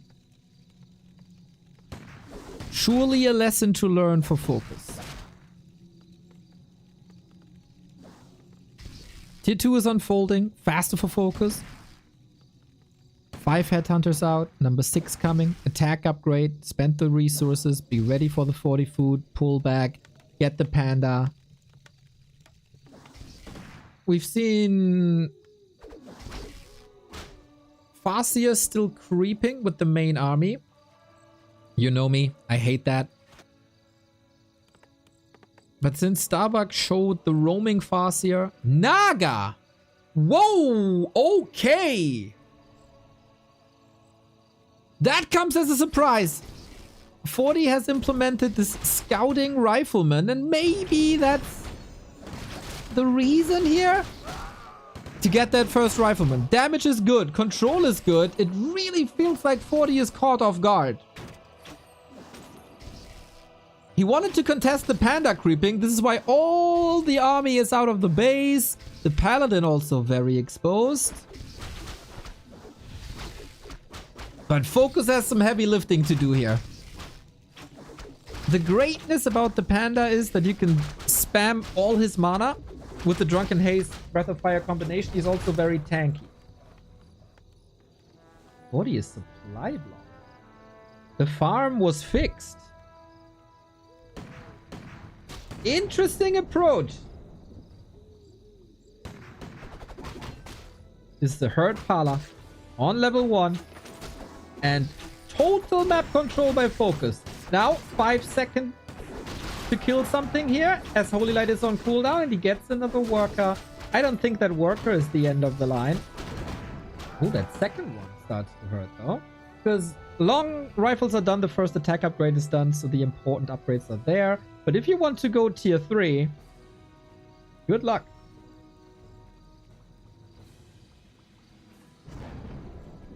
Now we go creeping, allowing Fortitude a little time to breathe. Planning a little ambush here on the right-hand side. Hello, I got a frost arrow for you.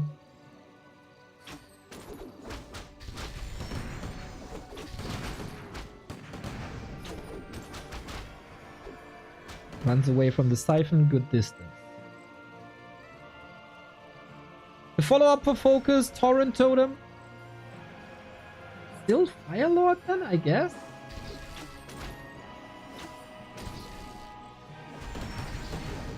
He's also preventing levels on the Blood Mage with this, as Flame Strike is oftentimes the solution. First Headhunter hurt. Should be sent to the base, I guess. Holy Light was ready. Little shaky in execution, but it's the first time. Blood Mage can't really help here. There's no banish. And the Militia diving deep. That's some additional free kills. I am incredibly impressed with FoCuS so far. Wonder about the longevity a little bit. Another rifle kill. 40. He went undefeated to the Dolphin Cup. He went undefeated through the group stage. A lot of people were expecting another undefeated run. Super low level. 8 minutes in. Not a single level.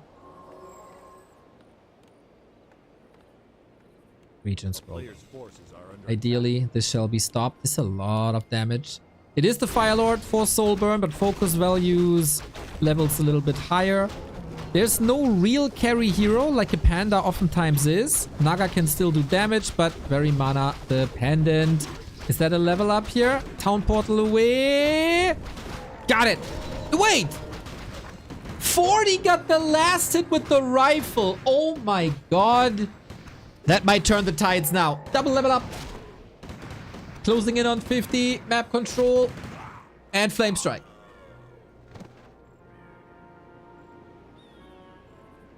Three level 1 heroes. Forces are under attack.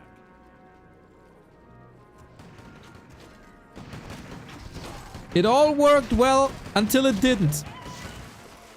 There's a lot of Naga doubters in the chat, understandably so. I still believe.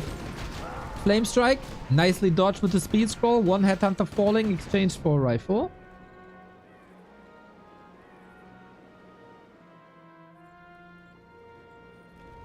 A player's forces are under attack. Soul Burn on a rifle, interesting. But tier 3 is there. Headhunters and Torrent. They have found their way into the meta against this very strategy. Can they connect? Maybe that's why. Naga helps in that regard, of course, but so does a Panda with Drunken Haze.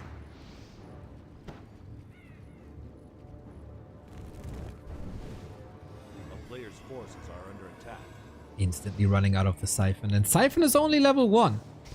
You really need to think about when to use that spell so that it works out. Because there's no mana on this Blood Mage for Flame Strike at the moment. The One of the Wind was of course gorgeous. No walkers just yet. This was an implementation of Starbuck that FoCuS is not following. Oh, there was not too many attacks from that Torrent. They have a long wind-up animation. They need time to get their attacks in. And FoCuS wasn't able to give them those seconds. Naga finally level 3. But yeah, no mana for the spell. Wild trades, lots of back and forth. No level 3 just yet. Siphon, Siphon, Siphon. And that's the double level up again. And now things are scary. This is the moment that Fortitude was waiting for. 50 food army, upgrades, level 2 Flame Strike, and level 2 Holy Light. FoCuS was contesting both middle camps. He got the items, but not the XP.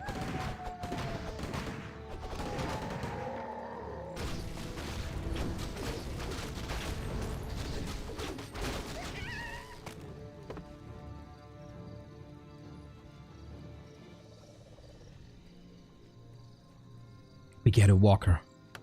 We get a walker. We get a walker. We get a walker. Chat! Player's forces are under attack. No way. FoCuS has realized that Spirit Link against Focus Fire is a very good thing to have. Plus he's working on Ancestral Spirit to be able to revive the Torrent. I never thought I'd see the day.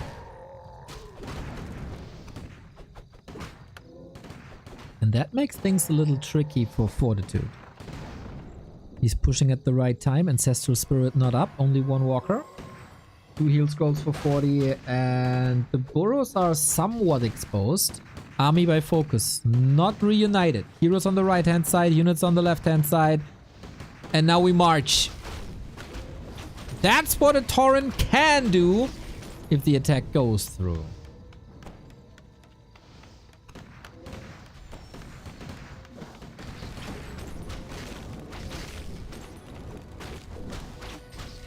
Forti isn't sure yet. He's also not teching to tier 3. This is all he got.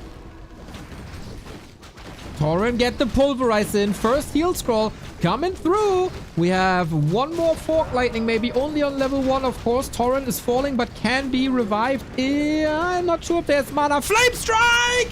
He eats it with his face! Oh my god! Oh my god! Oh my god! Oh my god! Oh my god! Oh my god! Oh my god! Oh my god! Absolute disaster! Die in a fire! And now it's only the heroes and 2 Torrent. The mother of all Flame Strikes. It's still the tri-hero combo that's trying to make something work. FoCuS.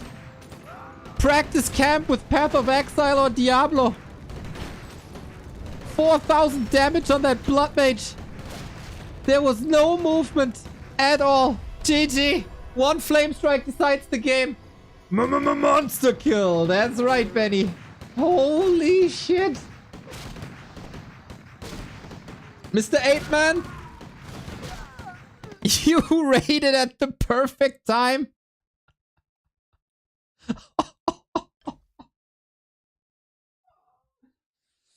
Oh man. Oh man. Oh man. Oh man. You do a very fine job for 13 minutes. And then you get burned. No heal scroll versus 2 heal scrolls is a big difference. There was no movement at all against that flame strike. Very, very, very painful experience for FoCuS and the Headhunters. So I feel it's once again more than evident. A, you need a speed scroll for the Tauren. And B, let the Tauren do their thing. This is one of these very rare cases where you easily over micro. You know, the Tauren, they take a long time to attack. That's just what it is. That's the unit. And if you pull them back when they're in the middle of an animation, you miss out on potentially 100 damage. That's a lot.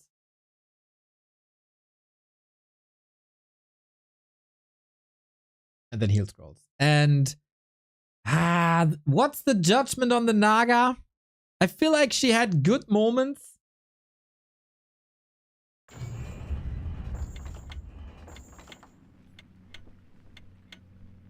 And let's say these 50-50 situations in the middle where Fortitude got both last hits. Let's say FoCuS gets one of that. Very different game. If he prevents level 2, very different game. I feel the Naga had a certain impact. He got a couple of kills. But overall, the Panda shall still be better. Now, game 2. Forti with the 1-0 lead. He was under pressure, but diamonds are made under pressure. And we saw that result in the end. Now we go on to Concealed Hill. So everybody who hates Pella Rifle, you won't be exposed to that here.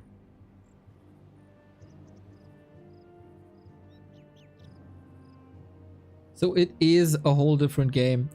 It's an Archmage play. Potentially Mount King. It's an Archmage play. Let's be honest. It's an What?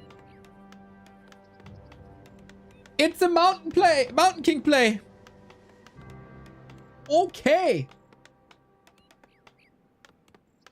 I told you.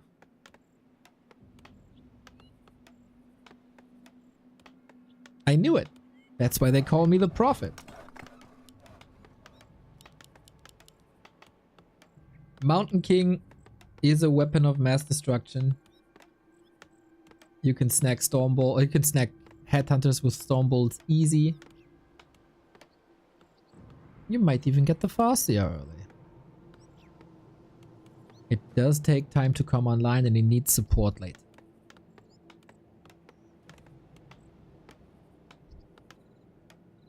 How will FoCuS deal with that? I'd say FoCuS is not someone who is amazing at adjusting on the fly. Similar to life, if he can play his A game and his standard game, that's where he's the best. What's the pros and cons of Mountain King? You're basically playing an entirely different game. You have a strong nuke. You have great crowd control. You have a sturdy hero that is rather slow. And you gotta be conservative with your mana. But if you hit hard. And if you get the Mountain King first, that weapon of mass destruction that you usually get on tier 2 and then level, you can get level 3 a lot easier, right? And a lot faster. With Archmage, you got unlimited mana basically. Your creeping is a lot easier because you have a summon. You're a lot faster as he's on a horse. And you can push into enemy bases to get rid of their buildings because water elementals are so good. So this is for sure a weaker early game with potential for snipes, but might outscale down the road.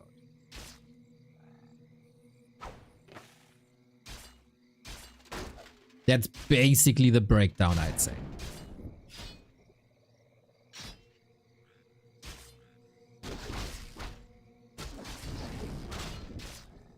Oh, last hit. Goes to FoCuS. Good for him to get a little bit of momentum. I'd also say an Archmage is much more predictable. You know when the water elementals are coming, you know where they are, you know what the threat is. Mountain King has Bash that comes at random times. And then you have to zone against that and not overexpose your headhunters.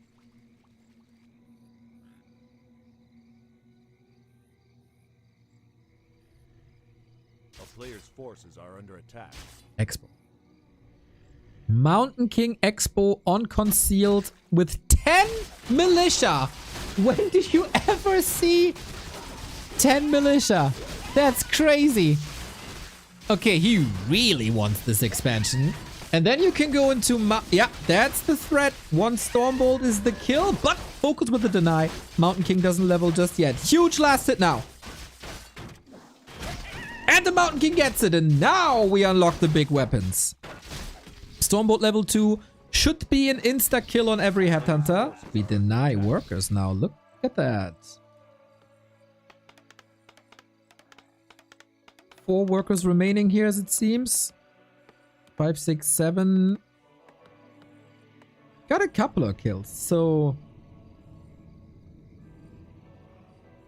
5 to creep, 5 to fight. There we go. 1 footy falls. Mountain King heals up for free. This shall never be allowed. There must be a headhunter here to wake up the creeps when the Mountain King takes a shower.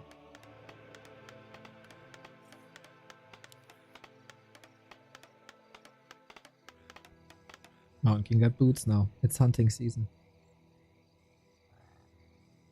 And if you have a Mountain King, if you have a hammer, and if you have an expansion, you can relatively easy go into mass air. Oh, he's surrounded! Oh my god, Forti! A rare misstep. He's still getting 2 units out of it. That could have been denied. Maybe 3? Oh! Phew, the creeps get the kill. Man, sometimes you got these days, huh? Creep speed for FoCuS is so low now.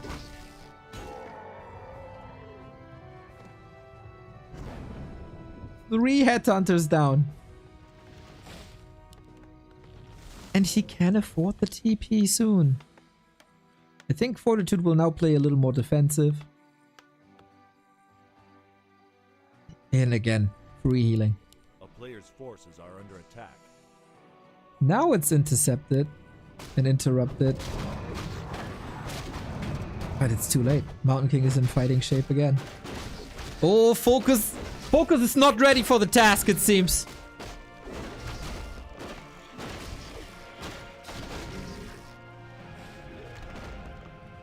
Fortitude, Autobahn, FoCuS, Spielstraße.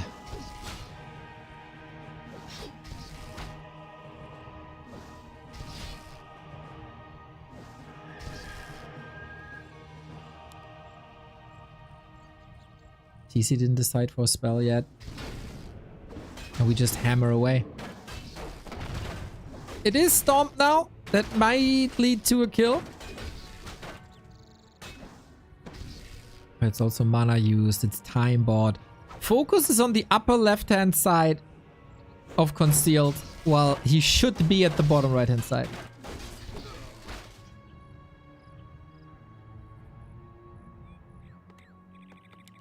Attack halfway through.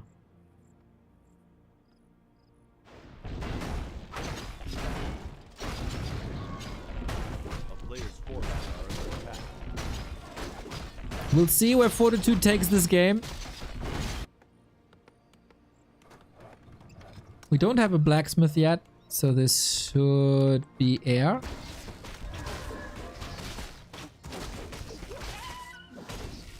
And FoCuS is trying to get his expansion up to counter it that way. Which can be nice, because there is no water elemental damage. No roaming water elementals. Limited scouting as well. And now it's pillage time, right? Yes, okay, that's the play. Counter Expo and keep Forti busy. It's gonna be solutions soon. And the heal scroll is needed. Good timing by FoCuS, actually.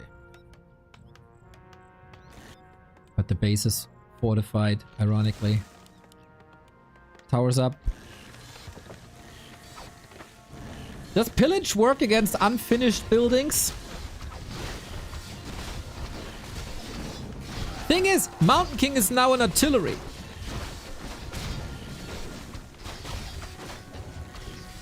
Oh, blacksmith cancelled. Nice.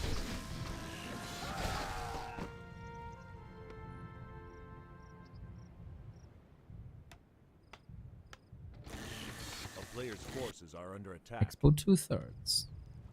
No? Thank you.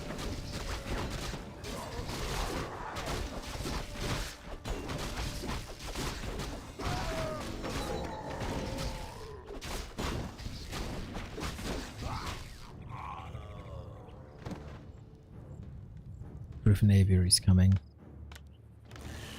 But everything is a little bit delayed. Despite the shredder, Fortitude's lumber is really low. Courtesy of heroes. Paladin second. Oh, wow, what a chain lightning. Good use of spells. Unfortunately for this playstyle, he decided to go for Stomp early. Paladin gets out. But without Alta, you can't tech to tier 3, right? He didn't click it before. He didn't click it in time. FoCuS fighting spirit. Love to see it. That was a surgical strike without the Altar of Kings. You can't tech to tier 3. Without tier 3, no Griffins. And without Griffins, there's a very good chance of FoCuS doing good damage here.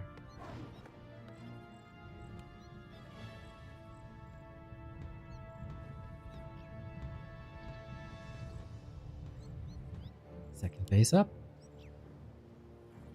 Early game, clearly in the hands of Fortitude. Mid game with the tier 2 advantage goes to FoCuS, and it had to go to FoCuS. He did the correct moves. Got his foot back in the game.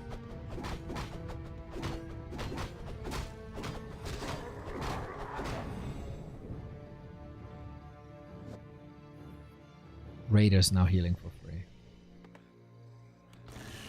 A player's force 40? 40 doesn't give a damn. He's just running across. FoCuS has a TP.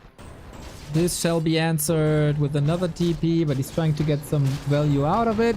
Play around the Stormbolt cooldown, which is not off yet. If he gets the Raider... Oh, he can't actually. Whoops. And more kills with the Chain Lightning. Very good move to go level 2 Chain Lightning so far in these situations. Despot, thank you for the 30 month. A player's forces are under attack. That Raider gets punished. This is what can always happen when you're exposed to a Mountain King.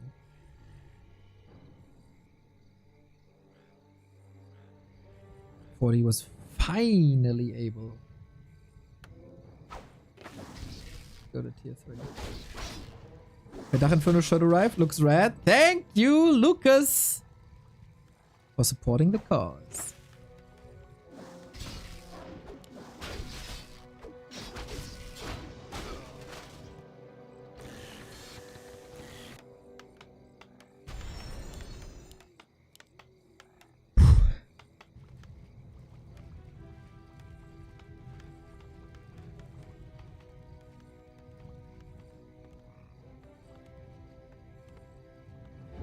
How often will you be able to hit bases with all the towers up?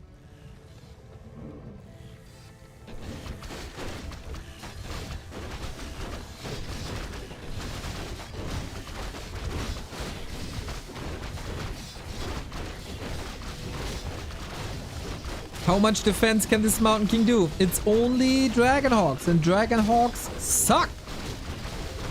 The blacksmith safe for now. A little bit of extra coins. Stomp, chain lightning. Workers are falling in masses at the moment. Fortitude isn't even mining from that second base. He's still got 2,000 gold. He needs to spend. Pally gets one last holy light out, but not for himself. Bro, FoCuS. Did you hit the timings so well that Forti can't do anything about it? Or will the birdies save the day? At the moment, we're hitting blacksmith, we're hitting towers, we hit the economy. But in a fight, the Mountain King is still strong. Piercing damage, Dragonhawks can snipe some of the casters. Item on the ground, lovely. And FoCuS is losing raiders. He's losing control and he's losing siege damage. Shredder is gone too, but I think he has the lumber ready. Paladin, back. Where are the griffins? They're coming. It's a little bit of anti-air. Paladin again immediately, but we got that Staff of Sanctuary up now at the arrival of tier 3. And I'm not sure if this is enough for FoCuS. New birds coming in. They take a long time. Everything is hurt already. Even without clap. Imagine this with clap. Oh, FoCuS is bleeding dry, isn't he?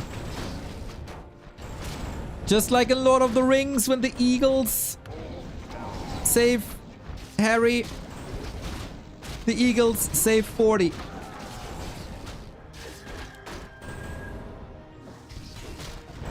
Bro, he's just cleaning it up. Level 5 Mountain King. This unstoppable. FoCuS overcommitted. Big time.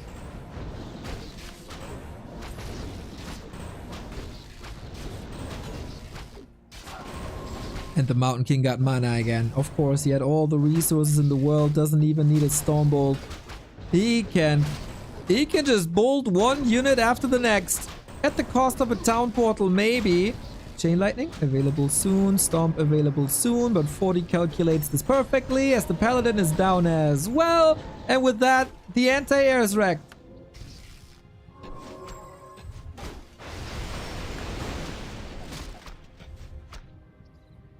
Maybe Forti would have been a good Dota player. Maybe Forti would have been a good Dota player because this Mountain King is apparently all he needs.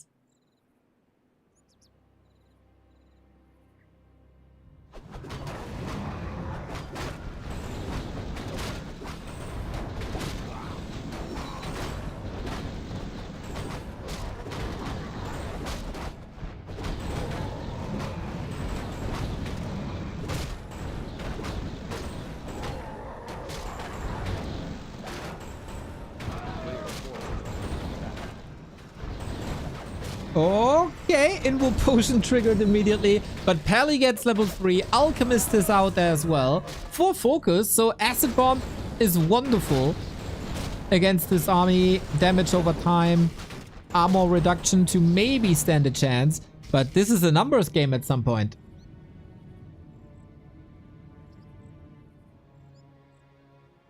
If he has that transition a bit earlier and pulled back with maybe a speed scroll to save his units, to save all the headhunters also for the Berserker form.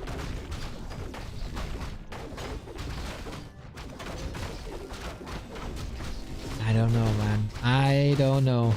Close to level 6 Mountain King, more and more and more Griffins.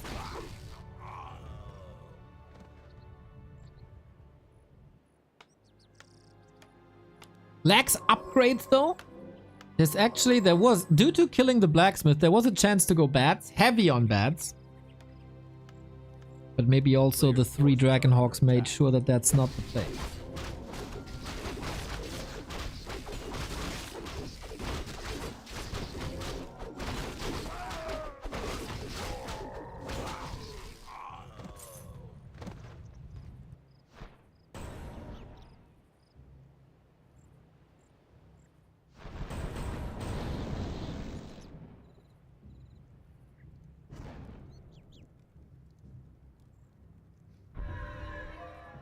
Oh, we got clap. Oh, ground units are not a good idea anymore. Oh no. Alchemist doesn't have heal spray yet. Acid? Wait a minute. Is acid bomb even good when you fight against fountains? Anyway, let's see about that later. First, clap gets rid of 50% of the HP. The heal scroll a little bit late. Doesn't save the berserkers at the top. Chain lightning rattling through, but that's about it. Level 6. Would love to see FoCuS Modan, but mana is a bit rare right now. This is way too dominant. FoCuS had a bad early game, fought it back bravely, nice attacks on the bases, left, right, everywhere against the towers, but then he wanted a bit too much. And I think there was a good chance. I think if he's not overcommitting, and if he keeps his units up and you don't have to replenish them all the time, then you can do something here. But goddamn, Mass Griffins look hot. And Forti is owning with the Pally, and Forti is owning with the Mountain King.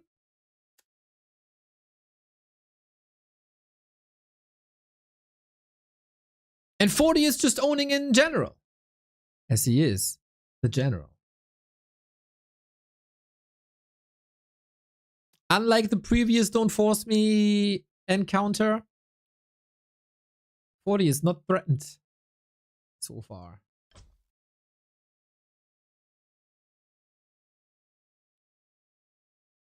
Last chance for FoCuS. He needs to win 3 games in a row against the dominator of the scene. That's rough. FoCuS has done it before though. I will never give up hope for Forti, for FoCuS, until I see the 3-0 on the scoreboard. It is tough, but it's not impossible. The next map is Springtime, and that means FoCuS most likely has to play against Pally Rifle again, but let's be honest, that Pally Rifle game looked a lot better for FoCuS than the Mountain King game. The best orc on paper against the best human. But Linus has made a good case today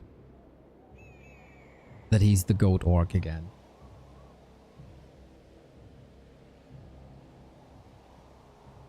Any FoCuS believers? Any FoCuS pocuses?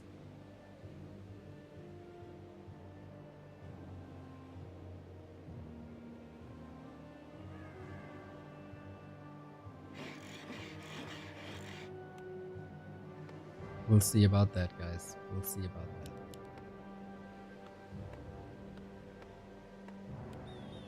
that. No, that is just mean.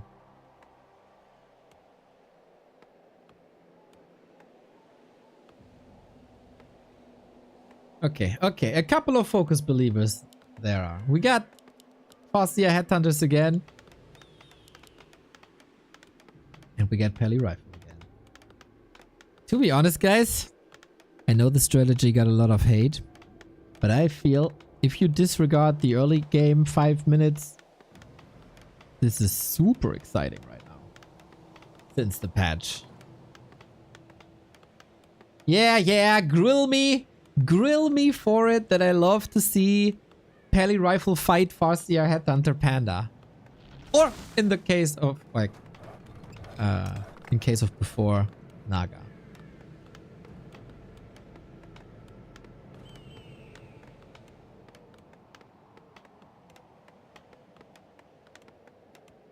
But you guys are probably still stuck in the past and hate it. You will realize at some point. Nameless T, thank you for the 19-month. Remember your Prime subs. Player's forces are under attack.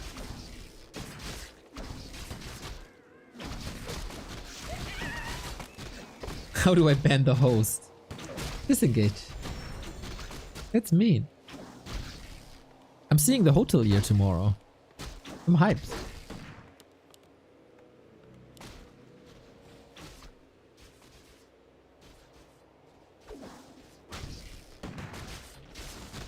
This is already a bit of damage here after that creep spot.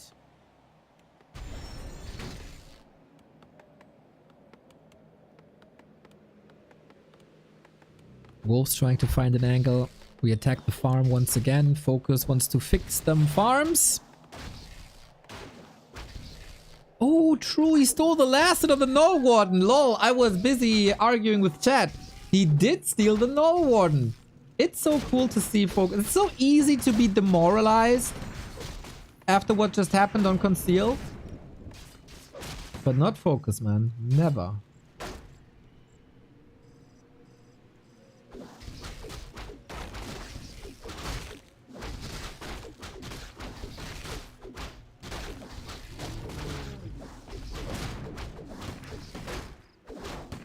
Oh, Headhunter kill. More meaningful though. Did FoCuS get a bit greedy again? If he gets a revenge kill, that's obviously okay. But he doesn't. It's a lot of militia call though. That's the third time. And we're contesting these camps again. Oh yeah, that's a bit too easy. End snare! Oh, that's so unlucky! 2 headhunters down in the early game.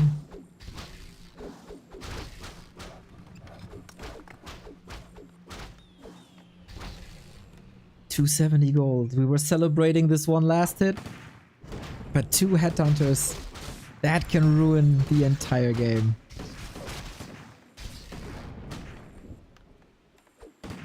Feels like FoCuS and Moon both today a little underperforming for the level of the competition.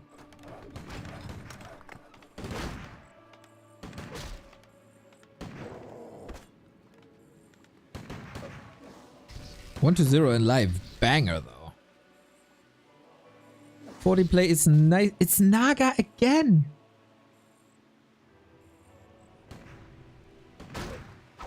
It oftentimes feels a bit desperate when we see people go Naga. In this case, maybe there's an opportunity. We got End Snare. We got Frost Arrow. We got a very hurt Fastia. And that is 2 kills maybe with Focus Fire. We got 1. That isn't enough yet. Especially when you go for a Naga, you need to get more. And I think FoCuS is falling back in an old pattern to not fight Peli Rifle early. Oh, to fight Peli Rifle early when you're not supposed to fight Peli Rifle early. Because Forti is fine. He got the trades. They're in his favor. He got a level.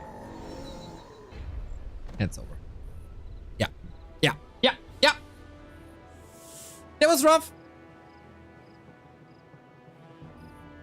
FoCuS also again showing a bit of frustration here. But 3 Headhunter early game. Cannot happen. Never. Never. Way too much. If you don't have a flawless early game, this doesn't work, and yeah, a little bit of frustration shining through. While I praised him for the fighting spirit and for the last hit there, things fell apart so quickly. And against Fortitude, if you're not up to the task at every step of the way, he's gonna kill you.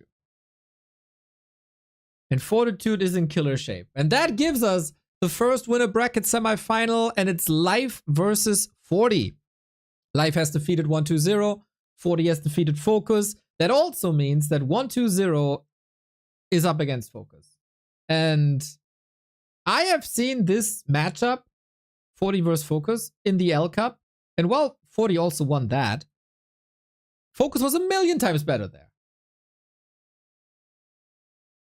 And it's again, like, these guys couldn't be more opposite from each other. Forti, not that strong in tier 2 competition. Excels at tier 1 competition. FoCuS, absolute king in tier 2. But when it's on the big stage, and when it's a tier 1 tournament, you can subtract 25% of his MMR.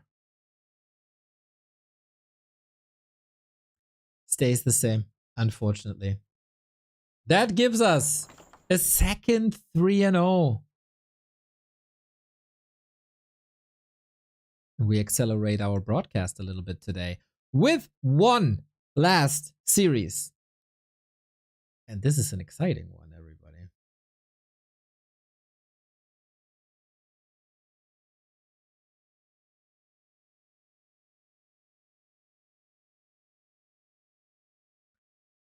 Because it decides who faces Lin in the winner bracket semifinal. Is that tomorrow?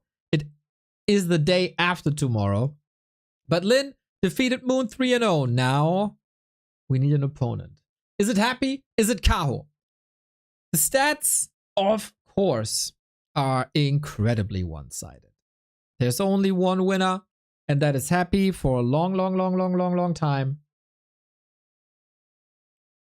They met in the Dolphin Cup in the lower bracket. And man, was Kaho crazy good that tournament. But then he faced Happy, and it was over. A clean 3-0, a very disappointing series. Kaho not up to the task. Happy has played a Night Elf before in this tournament. It was against Life, and it was one of the greatest series in this entire tournament. With a heartbreaking situation here on Hammerfall, where Life had every chance in the world to win this thing, and then the Demon Hunter rip, and then it was over. Kaho played 1-2-0 and lost. It's not a good sign if you lose to 1-2-0. You should be losing to Happy as well. Maybe it's a little bit of a styles clash. Maybe Kaho wasn't fully up to the task. Against Sok, he was super strong again. So just by a little bit of momentum, by the previous stats, Happy should win this. Happy is my favorite stat in all of Warcraft. Happy is undefeated against Night Elves since July of last year. But I keep saying it. The Night Elves cause Happy major issues. They just collectively decided to throw games against him. Everyone. Nobody is as consistent as Happy. But it's the playoffs. We have to mention it. As good as Happy is and as dominant as he is in many competition, he hasn't won a tier 2 tournament since 2023. So, is Don't Force Me Cup maybe the return to the throne for Happy? He wasn't able to get the Dolphin Cup 2 weeks ago. He wants revenge. He wants Fortitude's title. And the journey to that starts here. Kaho bottom left hand side, Happy upper right hand side. It's another best of 5. We started the day with Night Elf versus Undead, and it was the best series of the day. And now we end the day with a series like that as well. Emperor versus Wonder Boy. Will we see a miracle? Is not Life the chosen one? But Kaho. Kaho, I think, by far the best Night Elf in the world again. After Lawlight dipped in shape. Moon not up to the task. Life slowly getting back into it. And Colorful a bit out of it recently. And Lawlight being eliminated. I think it is very fair to say Kaho number 1. Autumn Leaves has been an issue for Happy for a while. That was also noticeable against Life. A player's forces are under attack.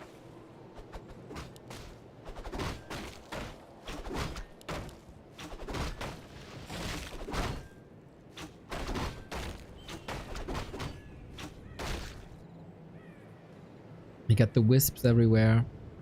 For Happy, question is 1 base or 2 base. Night Elves have this new pattern. Get the item run across. And it's claws. And it's nice. Reefa Live, thank you for the 2-month resub, mate. Welcome, welcome, welcome. We got the wisp here. Elastic would have been amazing on Ghoul or Berserker, but we can't get that. We have Mana Burn. So many Night Elves try to play the early with Mana Burn. I would love to know why. Isn't Immolation always the better option? But I see it in every region. A player's forces are under attack. This takes pressure off of Happy. This takes damage off of Happy.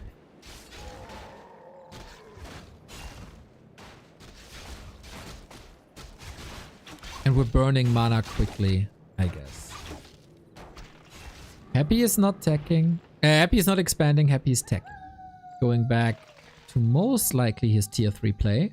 While players like 120 have adopted the eer0 way of life and expand at any time between early on tier 1 or late in tier 3. For Happy, it's a bit more binary, I'd say.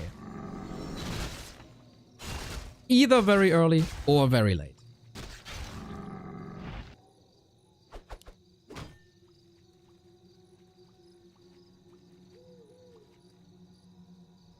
Demon Hunter inventory is insane.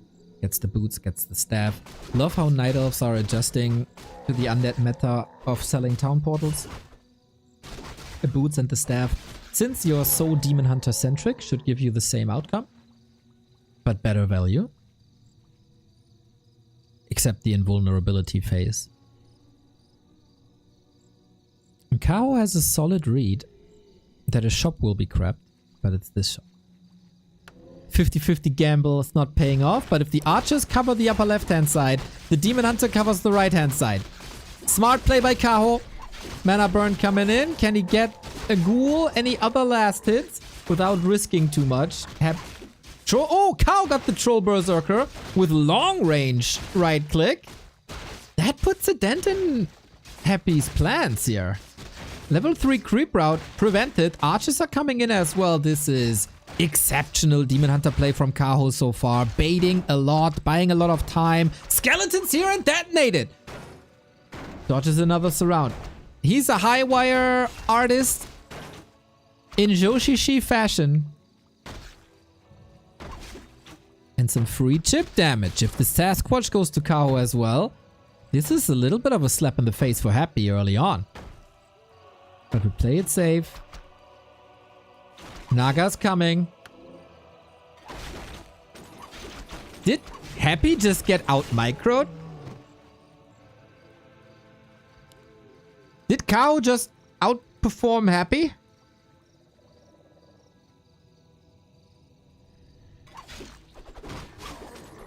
That was a statement. That was quite a statement. Kaho seems to be in shape today.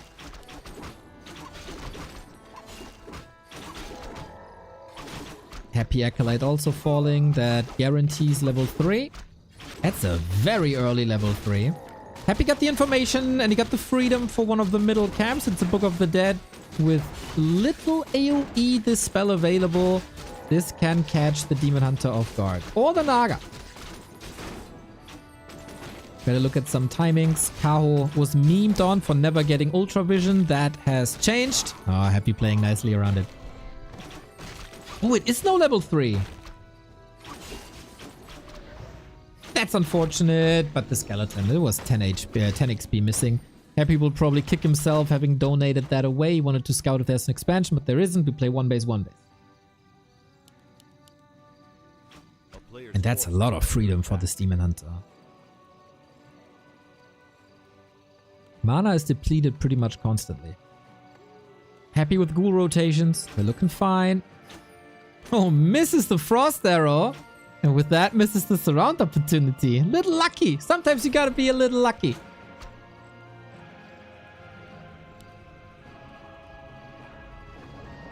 Naga making a bit of progress for that level 2 and the early Fork Lightning. Happy trying to get that consumable once again, but this pesky Demon Hunter always on his ass. And that gives Kaho the freedom to go for the upper right.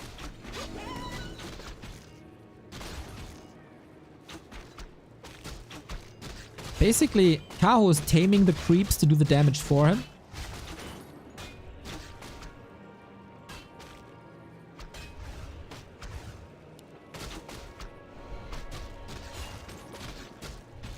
He shall not be able to steal anything here. Greater mana potion. Exactly what you want. Exactly what you always get. Naga on the other side, Boots of Kel'Thalas plus a claw. This is more damage and more armor also on that Demon Hunter, who is laying in a lot of damage on this DK already, but he's not playing it too aggressive. He can run away with that Boots. Worst case, he gets the staff. Damage is done in time. Yeah, Happy's still getting the entire camp, but it took him way longer than it took Kaho to get the middle, and that opens up the left-hand side for him. Tier 3 done. With Orb, with Staff, 150 gold. You staff 1 archer, and it's worth it.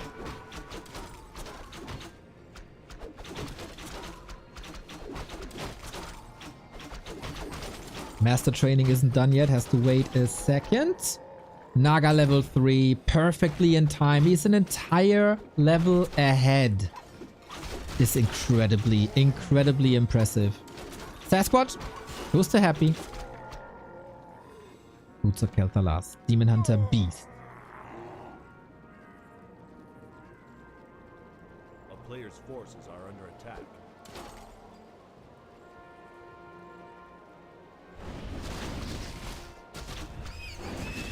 Happy is not contesting the red spot. Interesting. One of the biggest items on the map. And then he falls back for the consumable. I think this is smart.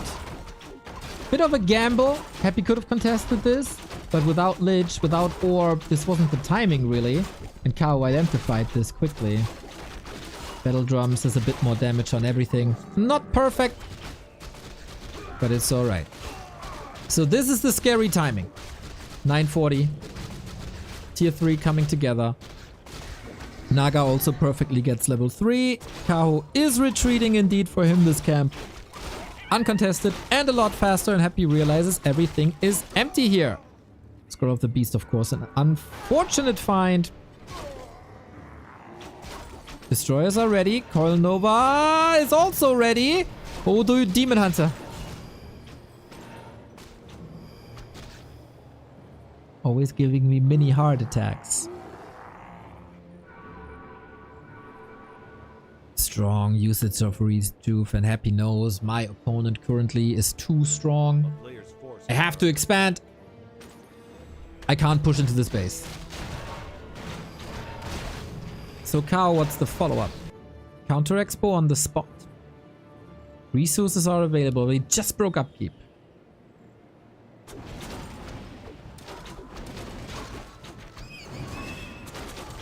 Both Night Elf heroes close to level 4 soon. We still hold the Book of the Dead. Interesting to see that Happy doesn't sell it.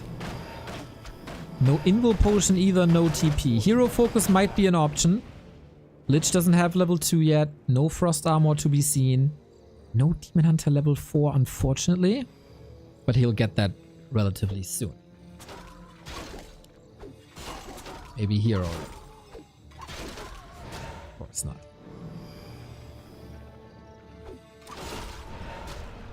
Who gets the first kill? Who got the better army? Happy wants to distract. There's not a full push to decide the game. Fork Lightning is still not enough for level 4. The little green. He could easily go for the little green. That's level 4.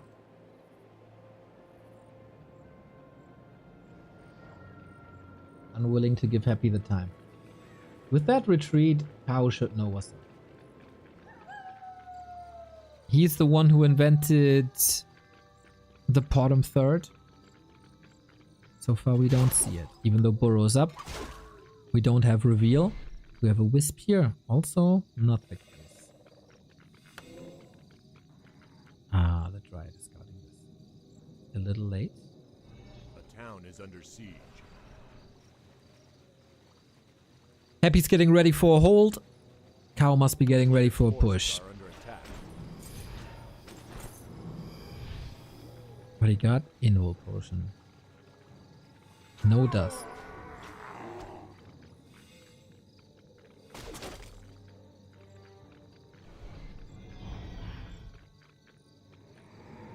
Dangerous situation here. Kaho has to act. It was a fantastic game so far, but what's it worth? Book of the Dead used. Oh, dispelled pretty much immediately. That gives him level 4. So much more sustain on the demon. Priority number 1, getting rid of the mana. That has been accomplished. Lots of destroyers on the ground. Bears falling as so often. The Dryad's gotta dance. Is the last chance to fight against an expansion without any towers. No counter expansion. Kaho pretty much all in. Aiming for the Lich. Wipes him out. He wanted to go for the big mana potion. Did so, but it was a little bit too late. Kaho still has that range army standing. Of course, the priority is the bears, but it feels like Happy has issues getting rid of those bears, especially when the Orb of Corruption is missing and the Lich in general. DK in trouble, we mentioned it. No TP, no potions. Destroyer marching far out the map. And so it's a little bit of a hero arena with the Demon Hunter in range. Takes care of another Destro. We can't use Burrow now if we want to. Doesn't think about it. Kaho, is there a chance? Maybe you need more. Lich is back. Kaho rich, 650 gold. Another Destroyer morph takes the statue. And the bears go for Acolytes. Demon Hunter to hold the fort as always. Maybe another Destro kill. These bears seem exposed. When are the reinforcements coming? Kaho floating 500 gold. I think he missed a round of production. The Destroyer's out of the fight though. Same can be said for that DK. We have heal potions, we have staffs, we have invo potions, and Happy leaves the game! Despite an expansion, Kaho does it with an unreal fight. Straight up, 1 base, a little bit more than 50 food. Key to success, phenomenal hero levels. Phenomenal hero levels. He hit right when the expo was up, but didn't pay off. And with that, he had great value. Oh, maybe I shouldn't doubt the mana burn anymore. That was a crazy, crazy fight. And a Demon Hunter that you couldn't contest. Autumn Leaves stays a weakness of Happy, and Kaho sets the big first exclamation mark in this series. He is up to the task. He is performing as someone who wants to do more than just top 3. Goddamn, was that a phenomenal Demon Hunter play. And I know I'm the oldest broken record in the book. Don't lose the Demon Hunter, win the game.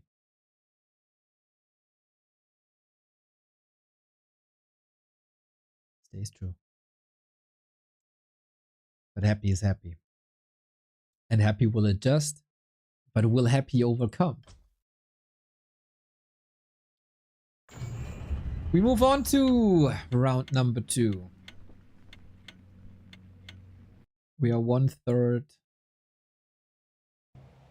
towards the biggest upset possible. Happy losing to a Night Owl.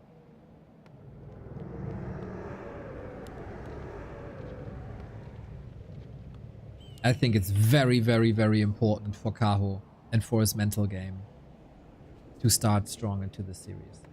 Autumn Leaves was the map that Happy lost to Life. Autumn Leaves is the map that Happy loses to Kaho. But nobody in this game has stronger comebacks than Happy does. Alright, show me the adjustments. Show me what you can do.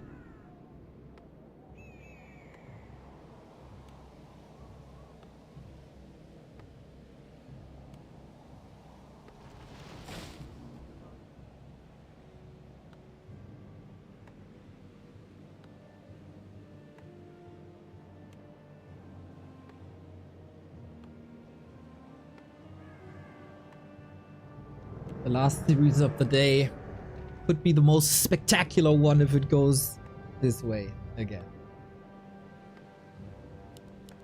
It's springtime. We do not have any ghoul pulls. We do not have any other shenanigans.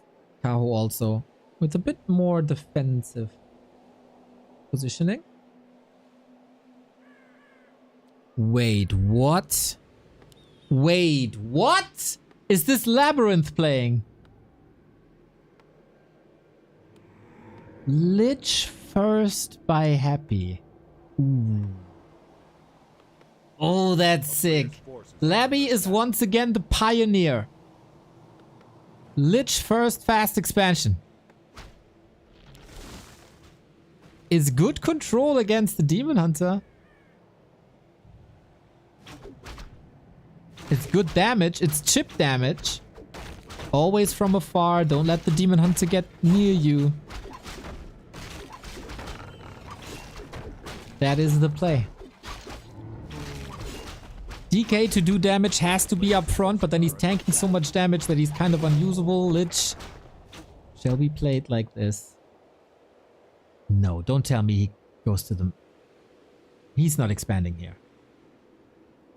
No way! This is... I never in a million years thought that Happy would be up for such play. A middle expo on springtime? That's almost cheesy. For Happy standards, this is super cheesy. End snare on that Acolyte though. Killed immediately. He has one spare. Just aiming for that last hit. Okay. Kaho has to switch up his game completely, I'd say. You have to break this. Once this is established in the middle, it's incredibly hard to break. And yes, we always tout that Labyrinth is the pioneer, but this play, that's an eer0 boy play. And also other expansion timings previously, I've seen the first by eer0 boy. An innovator of our time. The eternal eer0. Demon Hunter under pressure already. This is kind of how a Lich works. This is the last bit of moon juice. Kaho did not expect this at all. A player's forces are under attack. Demon Hunter's out of this game. You can hide your archers. There's so much time.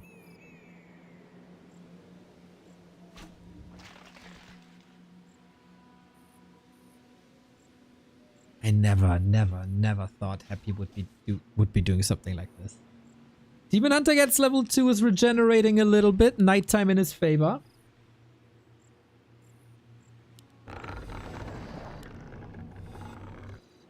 But how do you stop that expo?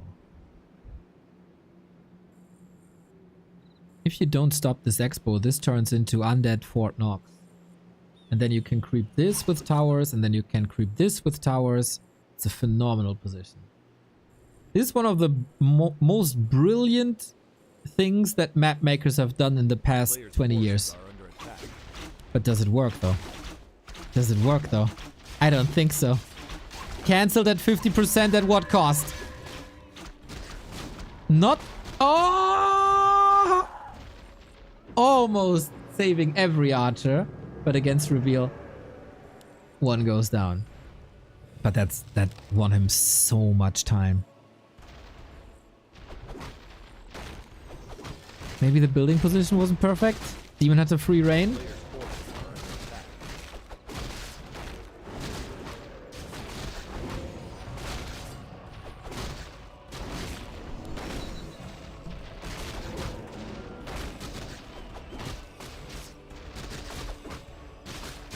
Happy can creep with Blight and continue to tower up, but there's no tech. Because Kaho's priority is on the middle and on that expo. You can't really creep as much as you want to. Ring of Archmage, also awesome.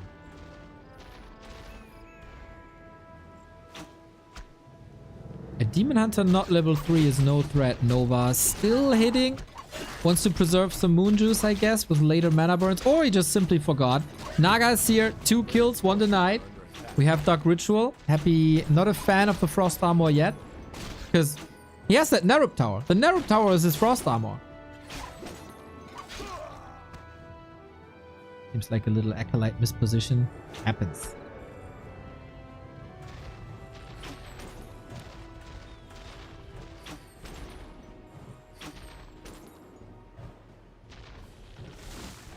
Happy is still under big pressure. Kaho's on the way to tier 3. Like halfway. And then he's facing bears. He's rushing bears for one big bear bust. Happy could try to switch into double crypt fiends to have damage. Because ghouls alone won't cut this. And towers. He needs it all. He won't be rich for a long time. The player's forces are under attack. Happy still tier 1. Bottom left overlay.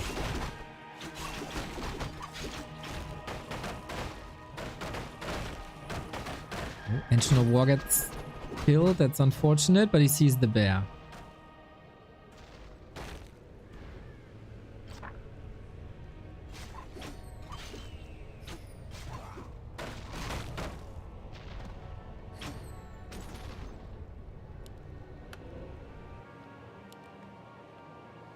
He just started the tech.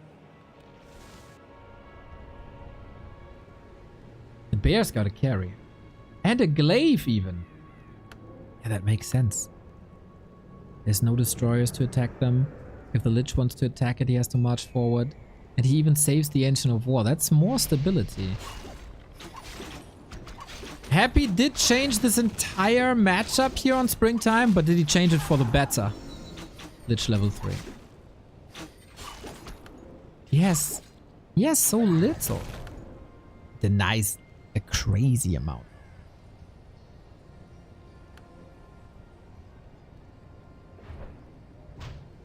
Now we got the glaive.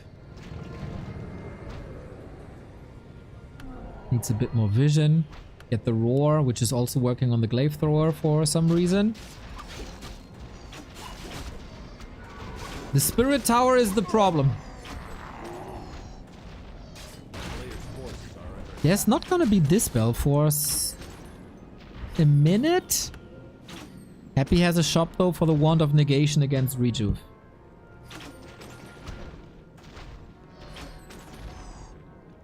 A glaive isn't enough. He needs more. Oh, well, the tension in this game is awesome. Happy marching forward. But new bears and oh, how prepared he is with the 2 wisps. That's awesome. Needs to hold this. What are these ghouls doing? I don't know. The player's forces are under attack. Just going home. Wow, the prep. A very unusual game. Who thrives better in the craziness? 2 glaive throwers now. No Vorpal Blades. With Vorpal Blades they get 15% additional... not 15%, 15 more damage.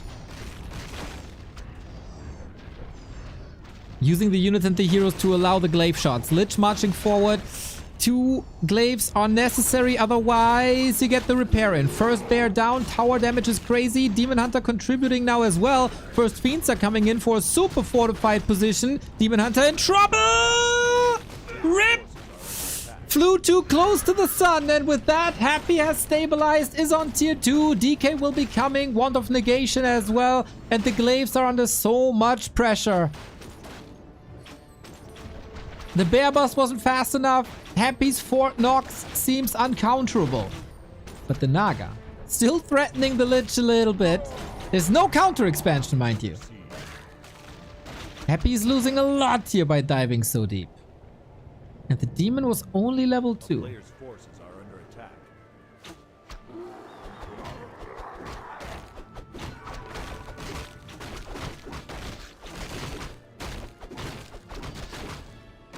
Naga trying to find level 3. Fiends are closing in from everywhere.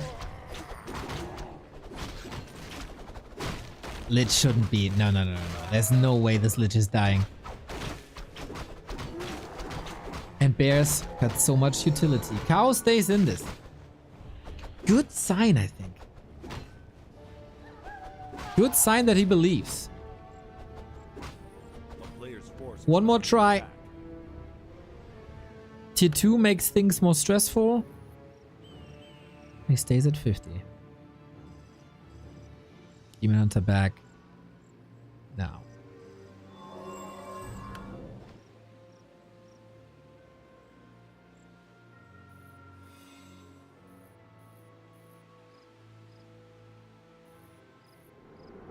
Happy invested a lot into this. Even a sacrificial pit A player's forces are under attack. to zone out the bears.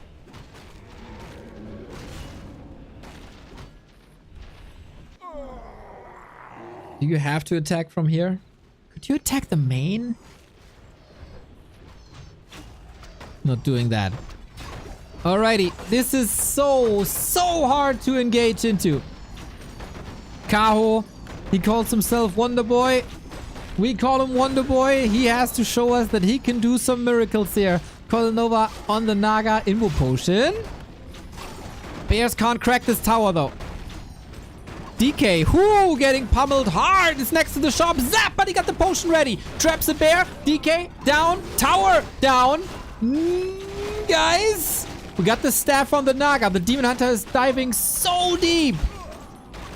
But he can't afford that, I think. Acolytes are falling. Fiends are falling. Kaho. Don't tell me he does this again. It's only 3 bears, but it's also only 1 acolyte currently. The next tower's down. Is the bear safe? Looks like it. Oh my god. Oh my god. Demon Hunter cleans everything up here. We got the Wand of Negation against the Rejuve, but the Rejuve is used out of range. 3 towers down. Happy can't go higher than 50. Gotta be careful now. Had the potion ready. Still slowed, but this Expo is gone. This Expo is gone. And the Rejuve is here. Are you kidding me?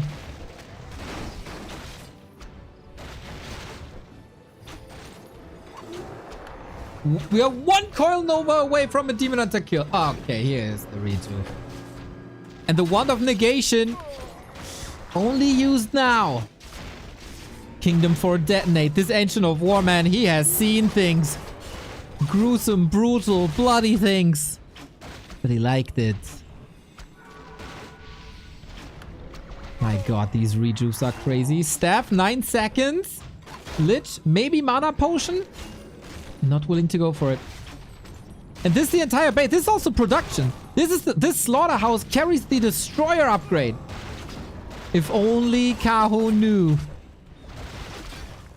He might still be able to go for that though. Ancient finally dead. A player's forces are under attack. Crazy game. Happy is lucky that this destroyer upgrade goes through, because there's not much anti-air. But Happy's expansion in shambles.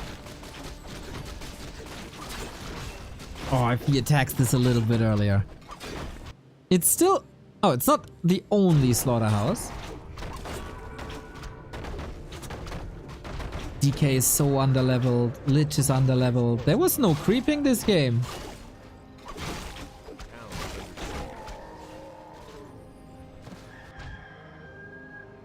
And actually, Happy is gonna be supply stuck after this Necropolis falls. What the hell is going on?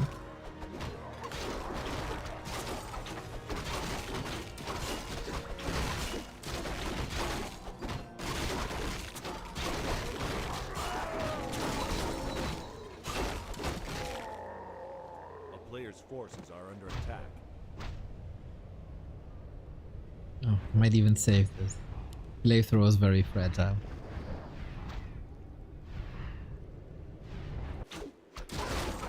Level 4-4, similar to the last game. What a turn of events. Last game, we had this situation and Kaho had to conquer an expansion. This game, the expansion is already conquered. A player's forces are under attack. Happy is broke. Kaho is preparing Ancients of Wind. Now we can creep finally. Should be relatively easy to get 5/5 heroes, no?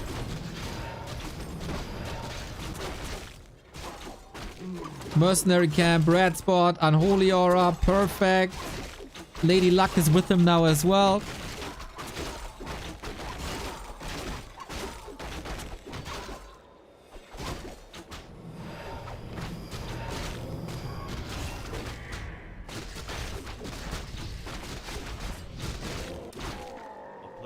forces But are never, under attack. ever, ever, ever underestimate Happy. Big invul potion, by the way. Hell yeah.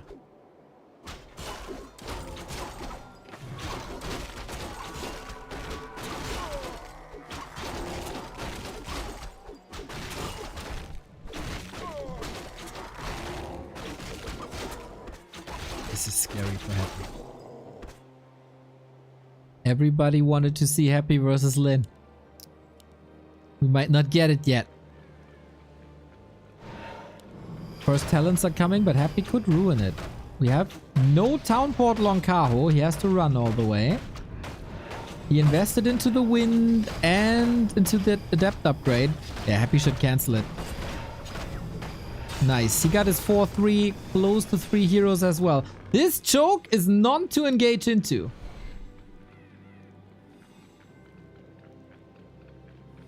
Mana burn for 69. Nice.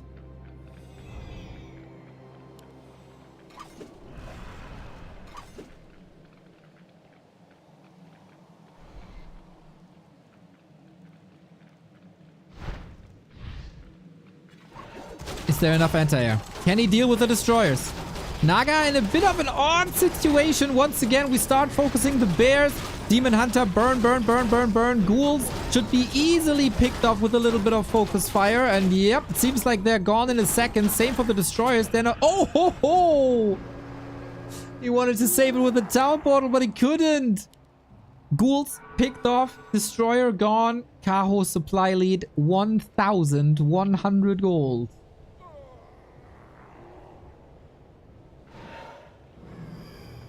The town is under siege. And now, Happy is stuck at Players' 50. forces are under attack. It's time for Gargs. It's time for Gargs. When desperation is highest, you go for Gargs. But will Kaho give him the time? He has still so much mana. He can burn everything. He can go for an Invo Potion if he so desires. Dives deep. Invo Potion it is for 15 seconds. This is so much free damage. So much free damage. Trying to get in front of that Naga. Trying to enable some bear shots. Doesn't work just yet. Oh, that DK gets mauled. He has nothing. But what about the demon? He's being staffed. Kaho. Is he overcommitting? There is no town portal. Demon Hunter doesn't bring one either. There's a chance that Kaho overcommits, but not like that. Not with 1,000 gold. Both have 1,000 gold. Did he see the third base? It's a little bit odd. The tree line might have prevented it. There's no panda.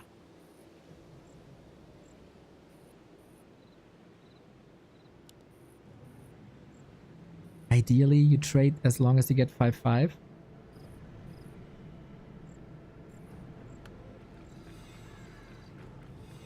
How long till Gargs?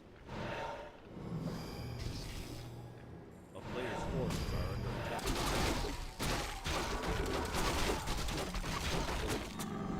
Let's say third base. No, third crypt. Third crypt is what I meant.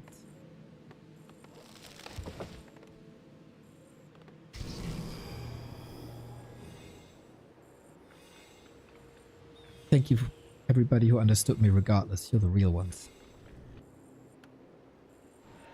How got to 5-5? Players' forces are under attack.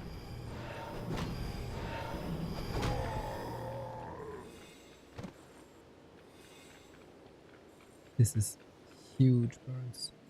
Demon Hunter, he got it confirmed now, but he's missing in that possible fight. Yeah, how do you react now?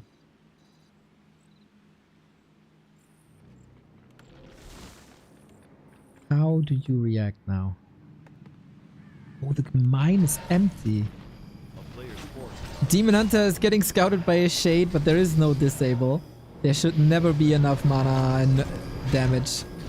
Nope. And all healed by one Reju.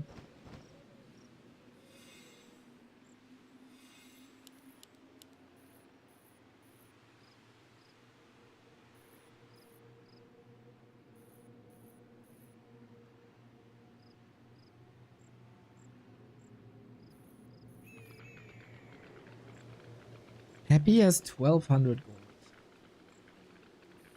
That's a lot of cargo. And that's level 5 because he finds the wisp. Because Night Elf's position wisps next to laboratories to have the reveal. And of course he knew that, and that was the missing puzzle piece to level 5 Lich.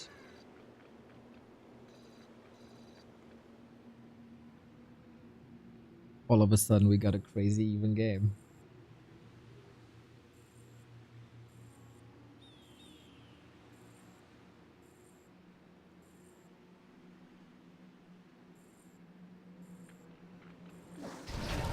Dude is so good.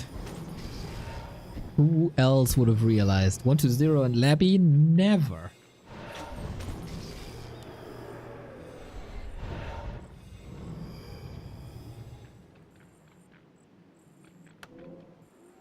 We leave the tree at home for Moonwall access. Happy second base.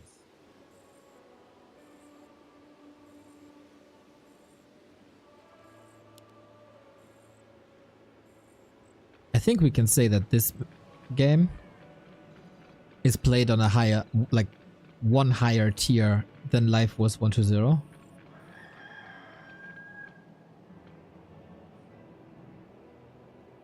And now we're back to the situation of autumn leaves. Happy expanding. Kaho trying to ruin the day and closing it out. No Invo Potion on the Demon Hunter. Slot starved. Invo Potions are ready. He cannot afford it until he sells an item. Invo Potion is on the Naga.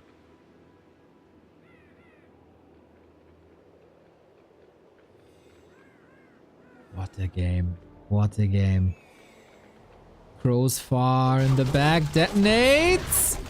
But they're not punished here. Naga in trouble. Might need that Invo Potion very soon. There we go. Wisps not detonating just yet. The redo on top of that Invo Potion. This is the big fight. Crows are coming in. Maybe a little bit too late. Nova, Fork Lightning. He throws everything onto that Naga. At what cost is the question. The big control is gone. The AoE damage is gone. Neck and neck fight still. Can the Demon Hunter control anything alone here? He needs to get Superman, I think. The gargoyle transition by Happy. Probably brilliant. Or will the Dryads do it? This is so close. This is so close. He gets another rejuve off. The bear to the right-hand side trying to prevent mining. Kaho is bleeding units. 5.6. Demon Hunter has nothing to save himself. Happy is just hunting at this point. Mana burn was huge. 40, but that's it. Happy got it. Double kill. GG. Oh my god.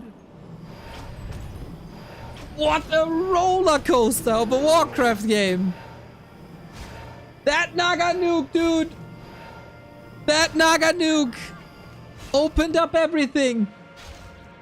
If the Nagas in this fight gets a couple of Fork Lightnings out, there was exactly one gargoyle left. If there's no gargoyle left, I don't think you got a chance here. If you can control the enemy units with that Naga, it's a whole different game. Despite the Invo Potion and the Heal Potion, it was too much damage. Coil Nova, game over. Thinking back to that one poke into Happy's base. The one time he overstepped and Happy punished him big until the Demon Hunter was back and he then moved away. And the Gargoyle transition, man. The beautiful, beautiful late game Gargoyle transition. He had his eyes open. He was looking for it. Also, the early Ancient of Wind kill was massive. Goddamn, Happy's so sick. I want to make chicken soup for him. Prince Neza, thank you for the 30 month. Doing work 89, thank you for the 46. Glad you appreciated what we do. If you like what you see, reward us with a sub. We hopefully have 3 games more.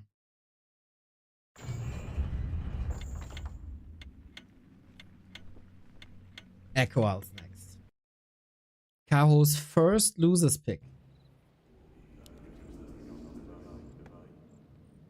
Bird! I see how it is. Again, you got time to hang in Discords. Again, you got time to watch the show, but for a co-cast, it's not enough. I see how it is.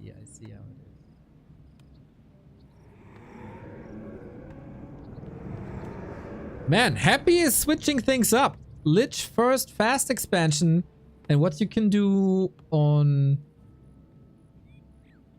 on springtime, you can surely do here as well. Kaho takes the lead. Happy strikes back. Game 3 determines who claims match points.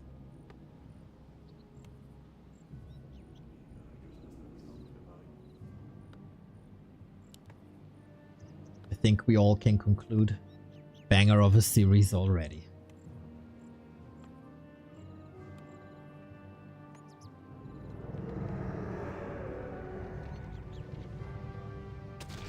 Is it that Lich again, or are we going back to the DK?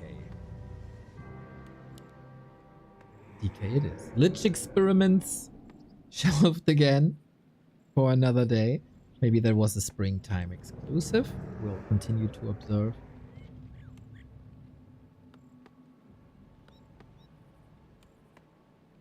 And Kaho.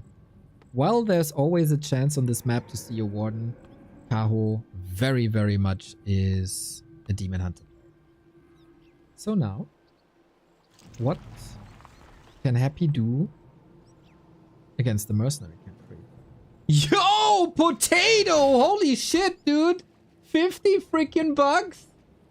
You legend! Yeah, thank you! Certified banger confirmed, he says. That is quite lovely.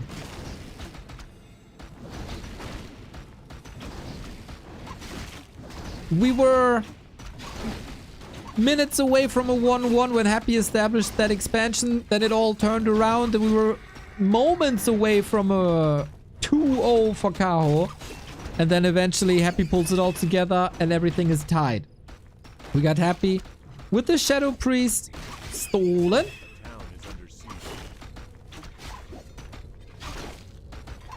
And Demon Hunter finds the claws +8. Can't get it much better. Acolyte threatens a last hit, but people have learned. Kaho has learned.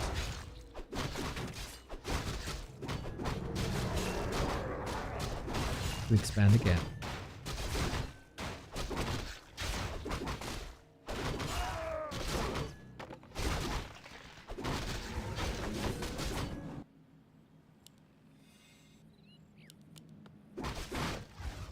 And Kaho goes for the same expansion that Night Elves always go for and that Happy usually always punishes.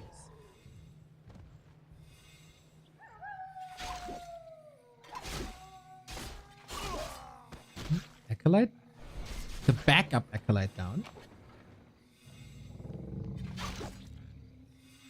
Claws +8 and Circlet are kinda nice.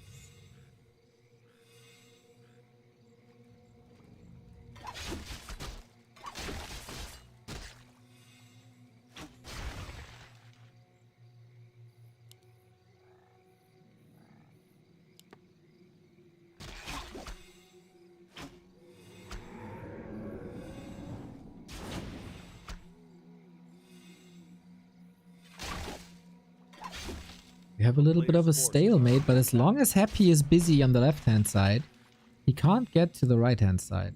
And there might be a Skelly. It's way too late now. It's rare. This is really rare. That an expansion like this just works. Obviously, Happy has like 7 other opportunities to jump onto that second base. A town is under siege. But this is an early win for Kaho, I'd say. Happy muscling up though. With the ghouls together. This game, unlike the first one, Kaho is going for the second base and we have immolation. Seems to be a pattern. 2 base is immolation, 1 base is not. A player's forces are under attack.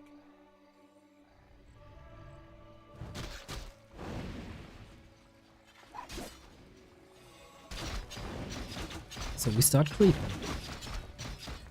Does Happy still find that tree? Ooh, we got a Berserker, we got a Shadow Priest, we got the Demon Hunter with Immo. We're chased towards the Moonwells, but that should be fine. No real connection, maybe one. Yep, one Archer. One Archer is totally fine. The Shadow Priest, though. That's big XP. Nice splits by Happy.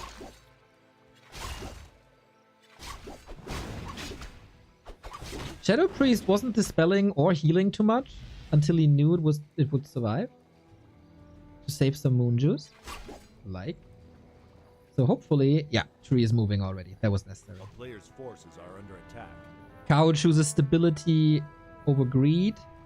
But that Flesh Eater, oh, still there. No Rod of Necromancy anymore to start this. And the Demon Hunter got boots. And the Demon Hunter got a staff, so he can chase. Kaho is unfortunately losing a bit of time due to the Huntress Hall that is late. And Happy can creep up a storm. Claws for the DK as well. Voila. Oh, he used Immolation to wake up the Murloc. 5-head. 5-head.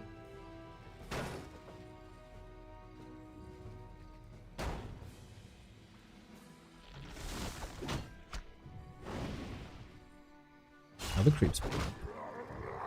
Naga second, double claw, double circlet. Nice.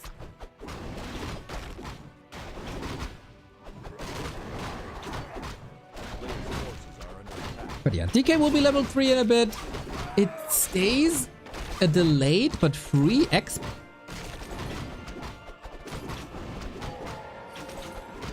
And usually that's a problem for Happy. So one player got the expo running for a while, the other player got the tier 2 running for a while.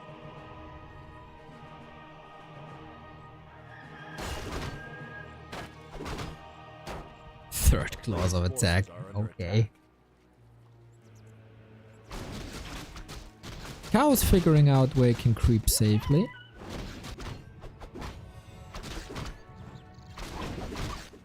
Happy with an invis. Classic Happy play. Oh, he wasn't looking. He could have stolen it. He had the coil. He was somewhere else. At least he gets the Shadow Priest. What was the item? Didn't see it. Little bit of a lucky break. Naga. Plus 18, dude. Poor ghouls. Poor ghouls.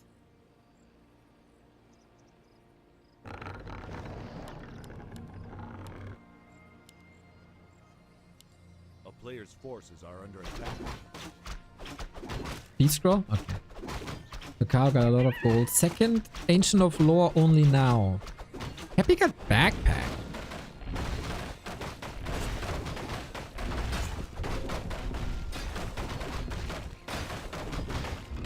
Lich second, Backpack. So the ghoul can bring an orb and he can stay active on the map. I would think.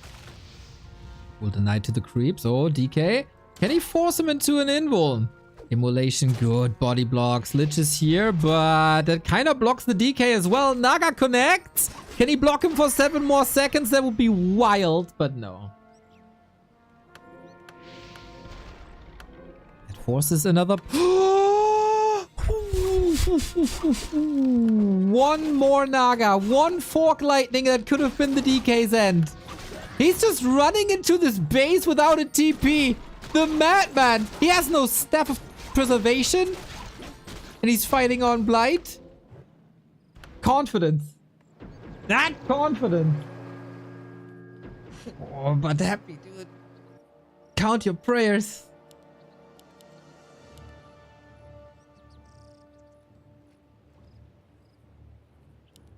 Expo wasn't running for a while.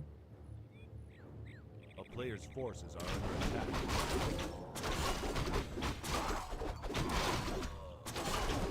Naga got a mantle for 21 damage.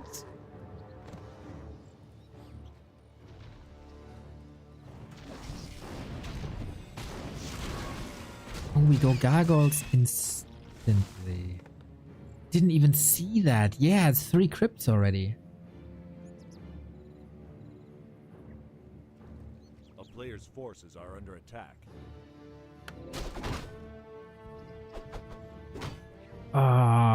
Can he go Panda at this stage? It's not much left. A little bit though. Demon Hunter ultra aggressive. Naga found gloves for more DPS. I think gloves at this point is the craziest DPS boost you can get. But it's only single target. A player's forces are under attack. Are you willing to go the Panda route? Dreadlord. Expecting hippos. What crypt?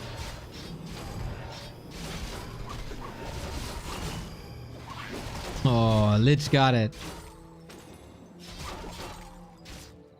Panda, okay. Okay.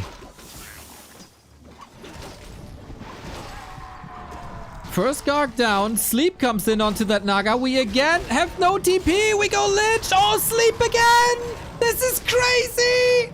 The Naga dies. He didn't see the Dreadlord coming. Good night, sweet prince.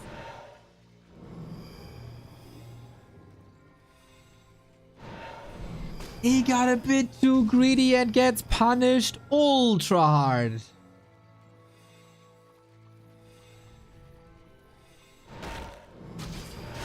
"90 seconds, Naga." Was that the perfect arrival? Or did he hide him behind the trees?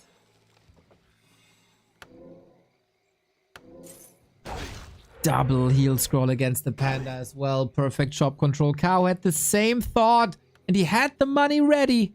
It's just a little bit too slow.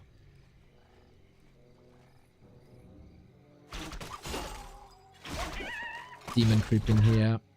Shade scouting. They got time.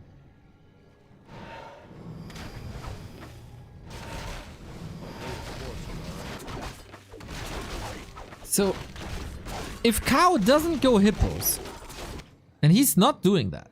By the way, it's 5 production buildings versus 2. The Dreadlord is somewhat useless. The DK is here, but I think he... Yeah, he saw him. Or did he reveal against him? Wow. Nice heads up play. Holy smokes. Demon Hunter's back. Oh, there's a ward. There is a ward. Dude.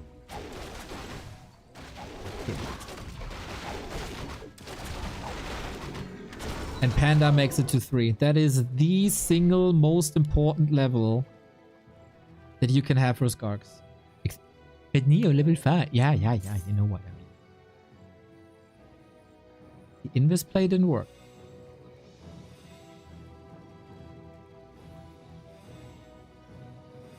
Lugia's clip tells us Dreadlord came perfectly in time. No Dreadlord hiding. Thank you, Benny. We got our video assistant observer. Wow. Up to the task.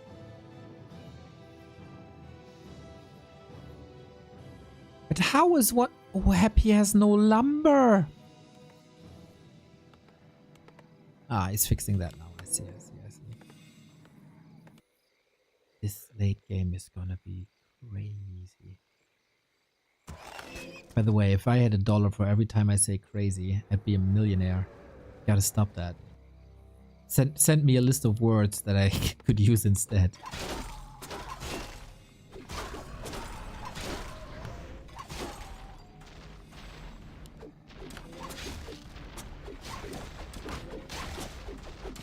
This is kinda nice at the moment, man. Happy's lumber economy is ruined. He can invest into items, I guess. And he's fighting now into towers. Drunken Haze, Breath of Fire. We have 2 heal scrolls. Bear number 1 down. Range attacks are solid. More than solid, I'd say. There's only 1 destroyer, 2 destroyers. The bears get wrecked. And of course, Happy still has 1300! DHDK! The never-ending battle. Dreadlord now. Heal scroll again, but he's dead. Happy had the mana potion. That coil kills the Berserker.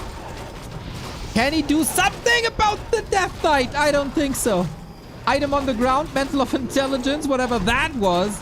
The Gargs are able to chase down a couple of Dryads, 50 food, but there's still some units falling. Panda, no mana, but he has that potion. It's only one tower, and Happy has no lumber. Cow doesn't know this. Only we know this. On the other side, there's an Invo potion still. No mana remaining on that Naga for a nuke. And now we rebuild. It feels like Kaho wants to recreate that legendary moment from the one series where he fought Happy and won in his base. But that ain't happening anymore. Or is it? 5 seconds off. 5 seconds off the heal scroll. Who gets it? One! Panda needs it! Involved! He gets it! And the town portal! Super important moment for Kaho! Super important moment for Kaho to claim that heal scroll. Oh my god.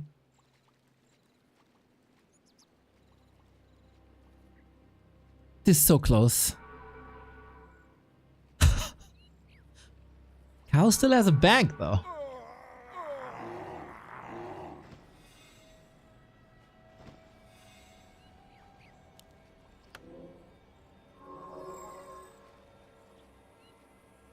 And he's at 80 very soon. Panda 3.6. Not that great. Yeah, I feel like this Dreadlord has barely any value. Chinese player get heal scroll on Chinese game client. You fool. This is War 3 champions.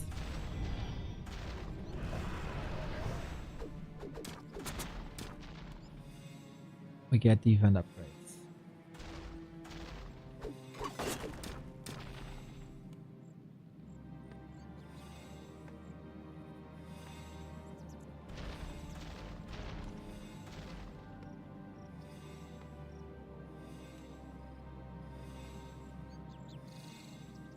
But from Kaho's side, I don't know how to close this out.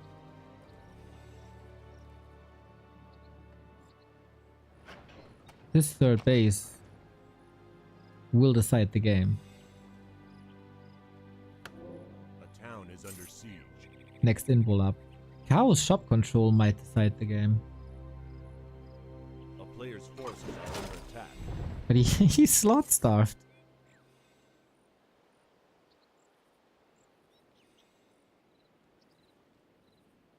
Heal scroll is more important than anything though.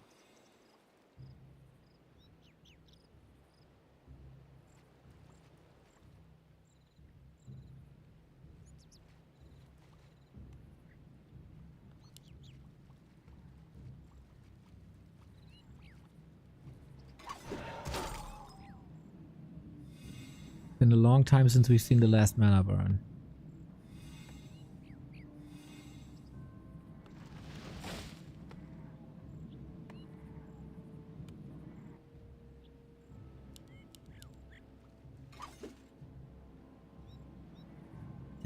There's a game of patience. Happy again, a lot of gold. 120 till next time. It should actually be a play by Kaho if Happy's not engaging. Buy the item and then sell it again if you're slot starved. Just so Happy doesn't get it. Oh, do we get wagons?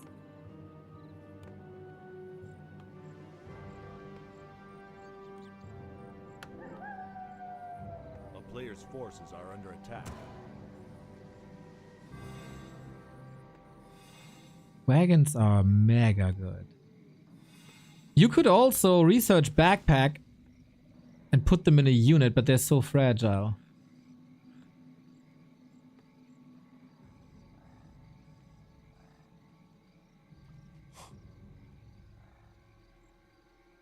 Usually Happy wins these late games.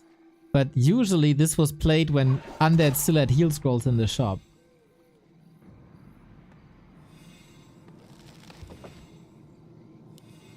$3,900.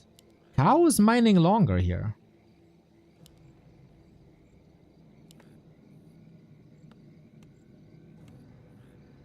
I love how nothing is happening, but eyes are glued to the screen.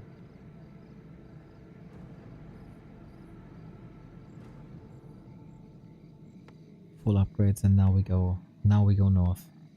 Kaho, this is very risky to not have any vision here up top. That Expo is coming too. Kaho knows what's up.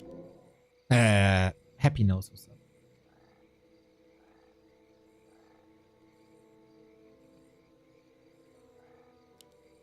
Nah, what's the play? Import, export, Panda Express. 3-3 upgrades both sides. A player's forces are under attack.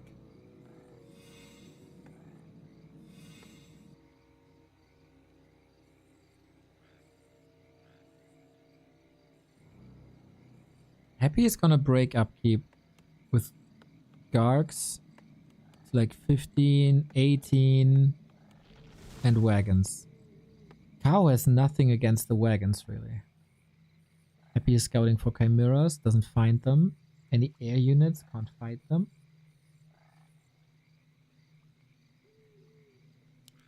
Maybe selling a claw, get another heal scroll. Or circlet.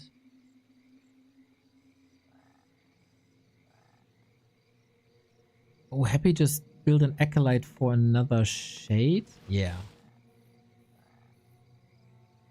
No mountain giant upgrades. It's just Dryad Bears.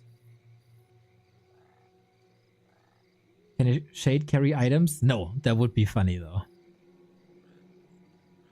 Happy breaks upkeep.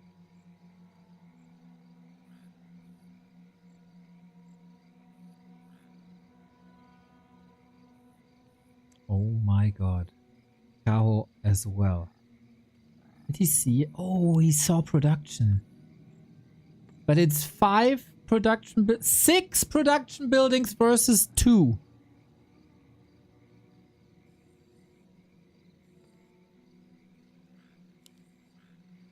Do you need wins? Do you need talents?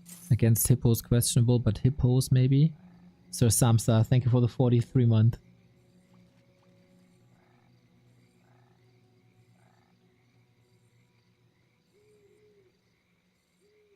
We split Dryads up top. We split the entire army up top.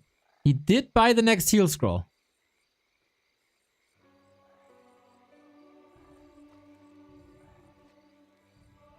Oh my god, I can't wait. I can't wait.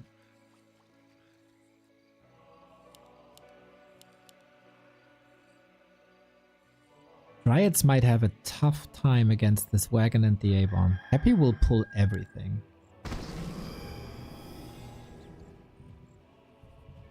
It's only Dryad Bears. That's a bit surprising. But Kaho... Oh, he can't root. He doesn't root because of the shade.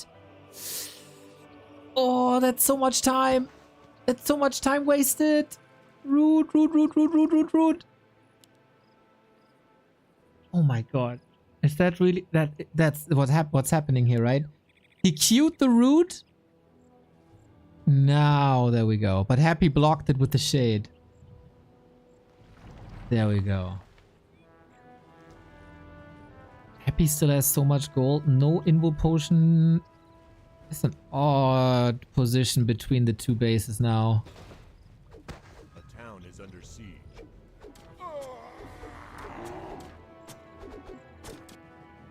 TK is hoping for a scroll. We'll get it.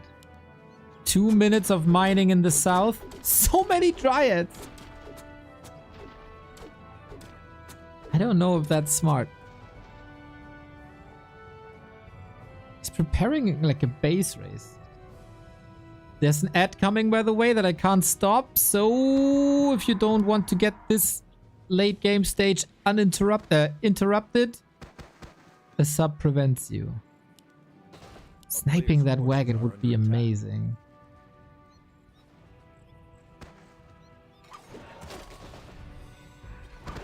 One heal scroll for Happy, that's it.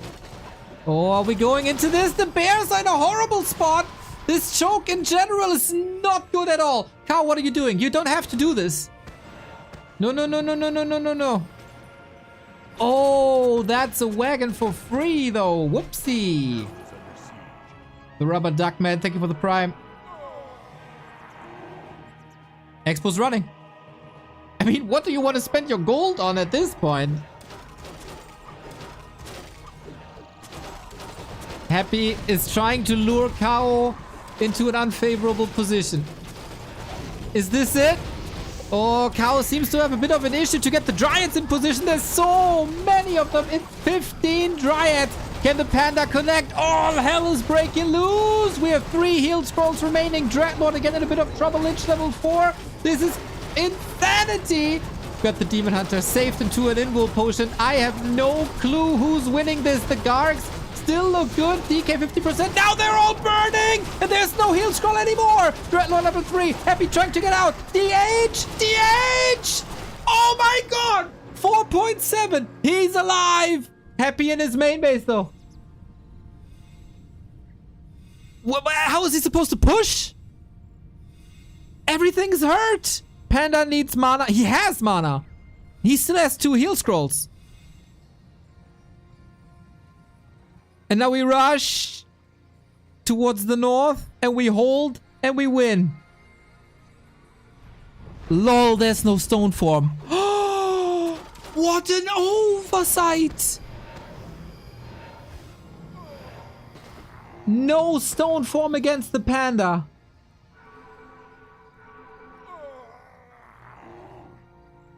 Oh, crazy. Yo, TX, PPPPP, thank you, thank you, thank you. Now we got it.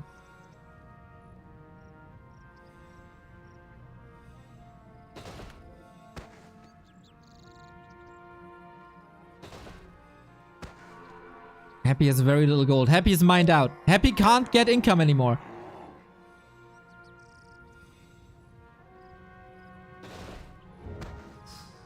Good wagon shots. It's a lot of damage here. Dryads might be falling. When to use the heal scrolls is the question. We got the Drunken Haze, Breath of Fire. Demon Hunter! Staffed out! Needs to get staffed in immediately for the burns. This is so chaotic. I have no idea what's going on. Still, the Breath of Fire is doing so much damage. 12,000! Abob falling, bears marching forward. The Dryad backline is still so strong. I don't think Happy stands a chance. Demon Hunter is back in the mix. 5 is the level. He can mana burn everything now. There's so many bears. The Lich is dead. And so is Happy. Kaho takes the 2-1 with all the patience in the world. Omega shop control. Omega shop control. That's what won the game. 4 heal scrolls versus, what was it, 1? 0? And Kaho claims Echoals. Great timing for that expo. Happy didn't see it on the right hand side, otherwise he could have maybe sent something there.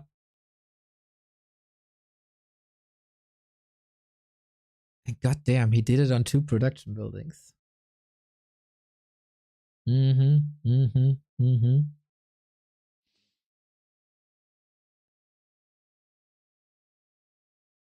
I didn't think it's possible. Knuffy Bunny for the 4 freaking years, dude. Thank you, thank you, thank you, thank you.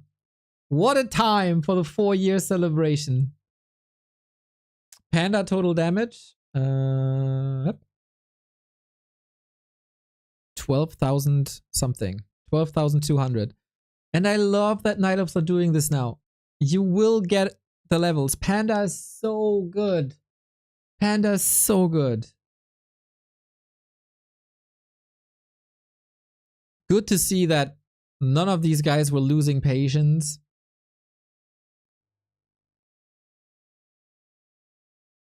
They waited till the perfect moment, pretty much,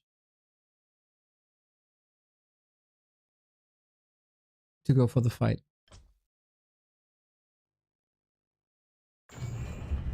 We are getting somewhat close to a historic moment. You know it? Every time when Happy is trailing against the Night Elf, this statistic has to be brought up. I'm doing it again for, you know, putting this into context. Happy didn't lose a match against Night Elf since July of 2024. That is the longest running win streak of any player against any race. It's 10 months. Any Night Elf player. And it's a lot of games. Happy is facing the lower bracket, where he would be up against Moon. But Happy is the most scary player when he's down. At least he was for a very, very long time. I've been saying for a while, Night Elves are what causes Happy the most trouble. And you were laughing at me. Haha, Neo! 9 months! The win streak! What's the win rate? Say yes. But look at the maps. Look at the maps. But of course, Kaho has a great shot here. We go Demon Hunter DK once again. But just because the score is 2-1 doesn't mean that 2/3 of the job is done. The last map against Happy is always the hardest.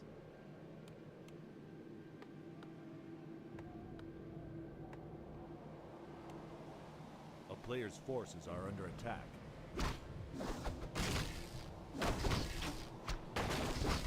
Very impressive that Kaho got this done without any air units. But instead, with 16-3-3 teched Dryad. And Happy was blindly speculating on air. Otherwise, Dreadlord doesn't make that much sense. You want the Vamp Aura for the Garg vs Hippo fight, and then it shines. It got a little bit of control with Sleet, but in general, probably just dead weight.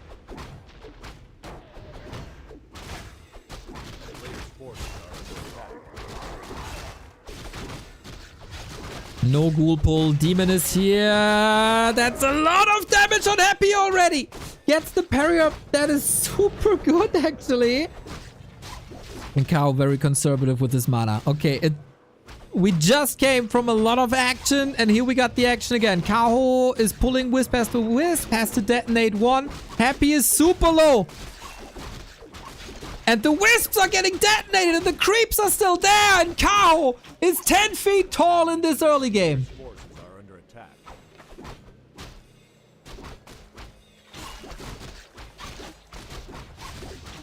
That's so many kills.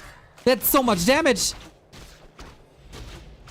Kaho's not chasing. He's not getting baited.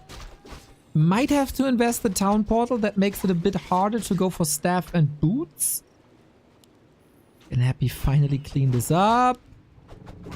At least the Ziggurat comes up. Wow. Very, very few players could have salvaged the situation. But is this salvaged? Because the Demon Hunter, he might not have the resources but for a staff, but he's back.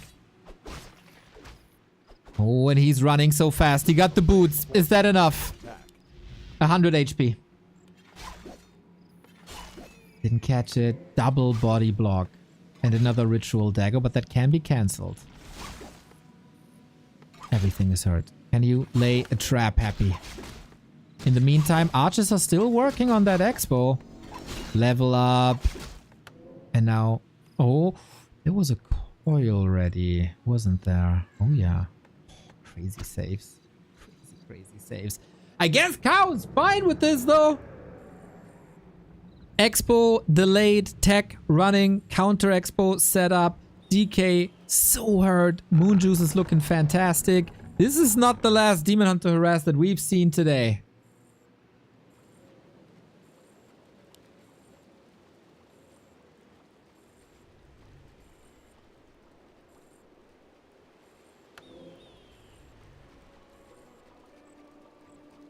Rathian, thank you for the 6 month. Happy just... Happy just dodged a shotgun to the face. But it doesn't mean that this is any good. I think we're trading expos. Ghouls find this. But if the Demon Hunter gets the Undead expansion, and it very much looks like he does, and that's a solid trade. Ghouls ravaging the main. The Nerub Tower is a lifesaver for now, but it's just a matter of hits and it's just a matter of time. Demon Hunter is needed at home, but Happy is too late.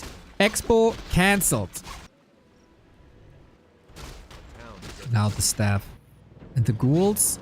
I'm not sure if they were able to do that much. It's another ghoul kill and that is not... Oh, boink. Is now level 2. Wisp saved. Amazing. Amazing wisp juggling. And the Naga has arrived.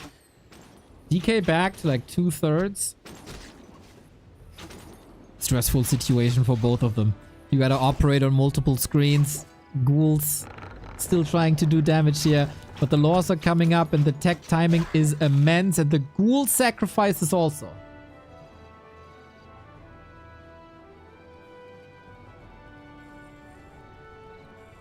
Staff's on cooldown for 40 seconds.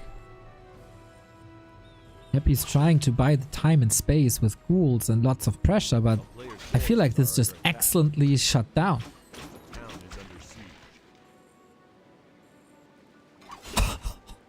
The level of play. This is by far the best series of the day. And maybe the tournament. Kaho is doing so fine.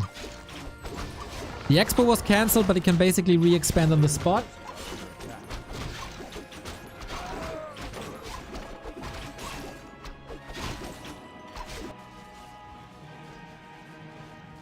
Re-expo again. Creep speed is still nuts. Tech started. Happy stabilizing.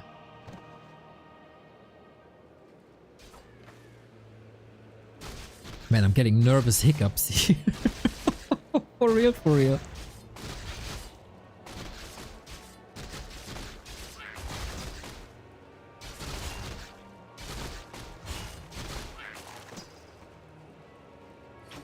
Again, the Naga Demon Hunter connection. How much mana are you willing to invest? Depends on how many targets you can get. Mana burn's more important. That's been the key to Kaho's success since map 1.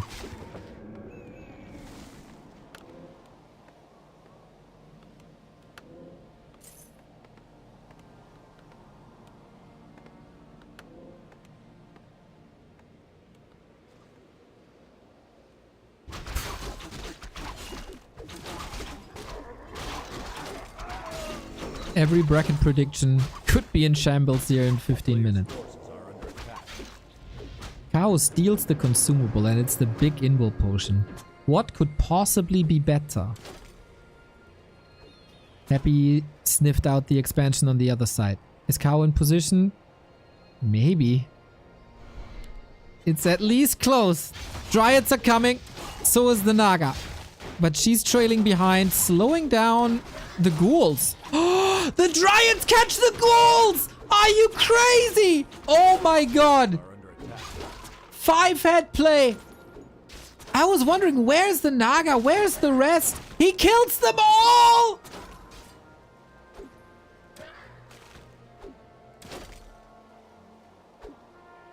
What the hell was that play?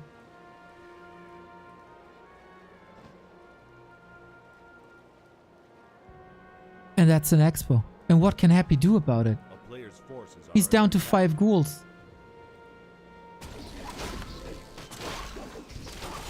That is insanity. That is the hardest shutdown of a Happy push that I have probably ever seen.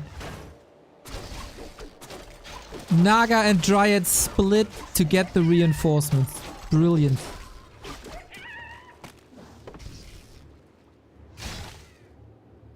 All that Happy can do now is buy time.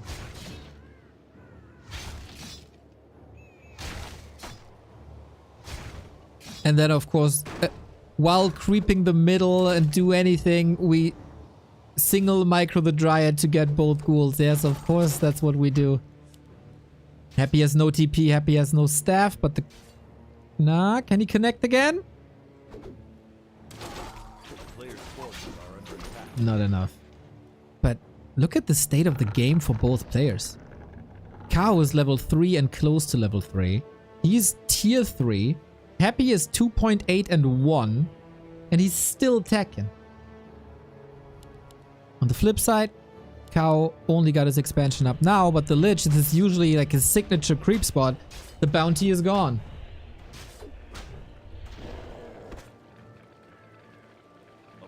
Forces are under attack. What the hell? Invis plays get more and more readable. Lasted Steel and the Health Stone. Okay, it worked. It worked. A little bit of momentum for Happy, and that is what he needed. This entire game was just a punishment so far. Ring of Region on the other side. Demon Hunter, very tanky by the way. Gets evasion for free. I think 1 level is kind of all you need. And then he can maybe sell it later for a heal scroll. Devotion Aura, also nice. Lich level 2 finally, but he's getting caught. Has an Invo Potion. Would be beautiful for Kaho if he triggers it here. Can't. But Naga is 3. And Bears. And Expo up. Kaho again, no Ultra Vision. He is cutting a lot of corners. Can start upgrades now. This time Happy sticks with Fiends. Charging up, breaking upkeep immediately. He knows he needs tempo.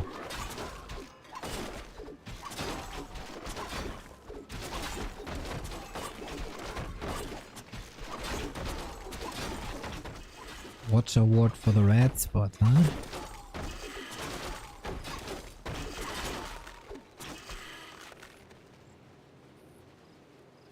Kaho also up to 60. He's a bit late with the Moonwell, unfortunately, but he gets a good run of production, and including his signature Potom.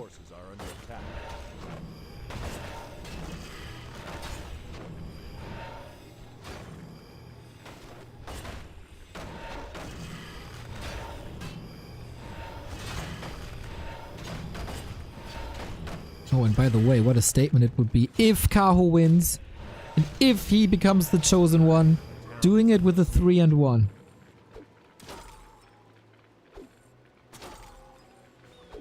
Why the Potom? Happy will go Burrow, and the Owl detects burrowed units. It's a good damage boost, and she's an amazing orb carry. Wait! What? He just snacked the Naga on the way to the shop! Oh snap! When it rains it pours, Happy! He gets a useless item for himself, and he's getting creep-jacked as well. Oh no! Can he get a unit? No. Damn, that Naga, I didn't even see that. Instantly punished. Doing my Potom X course here. Sick timing. Sick snipe. Happy goes red, but Kaho sees everything.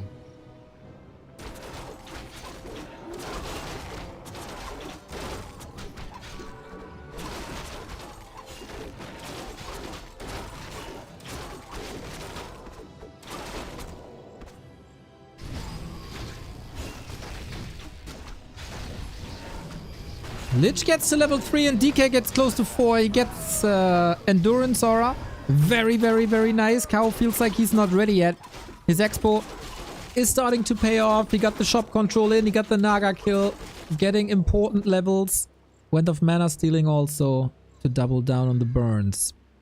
Happy is charging up an attack. Kaho saw that perfectly. He got Lab and Consumable instead.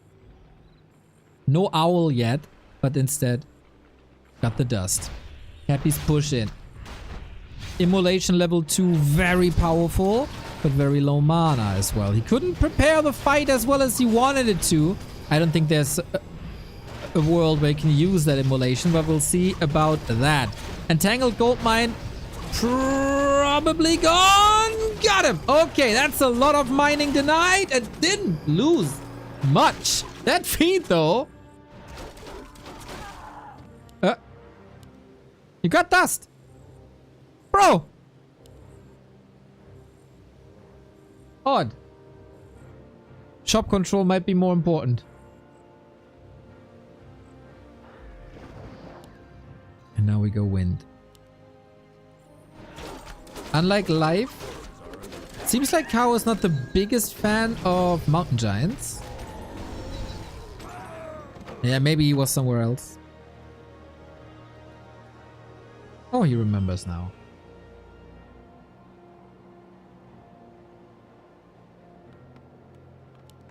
Demon Hunter says hello. He's okay. No production, but happy he's building that ziggurat up to 90. I gotta get that too. Happy buying time. A player's forces are under attack. Again, he didn't get it. Ah, that's very unfortunate. That's a full HP fiend again. Now we got an owl, and that is perfect vision throughout the entire game. If you use them well. And that's why you want the bottom. Talon's up next.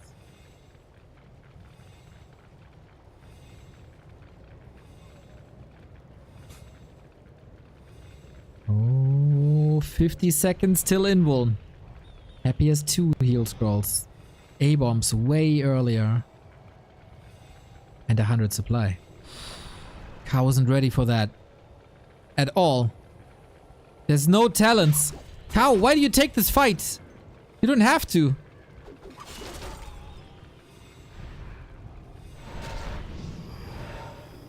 Okay, he doesn't. Happy's push is gonna be crazy sick. Forces are under attack. And you gotta engage into this from this little needle hole with the dryads up front. This is not ideal. Not ideal at all. The tree of Kaho could fall. Demon Hunter! Oh my! Has to be staffed out, is missing in that fight. Naga is next. This fighting position is atrocious. Gotta give this up. You gotta give this up to save your units. Reposition. Demon Hunter is back as well, but yeah, this was a lot of losses. No talents just yet. He has to salvage this with hero focus, maybe. We have an Invo Potion and a heal scroll. Happy out of nowhere with a big destroyer bust. Was wasting no time at 50, was wasting no time at 80 food. What is upkeep was the question. And now no redo on that demon. Invo.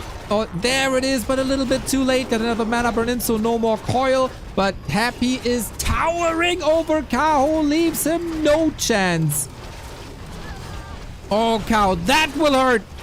Not being able to close this out when you had such a big lead in the early. Slaughter. Nothing but slaughter. Happy's army is still massive.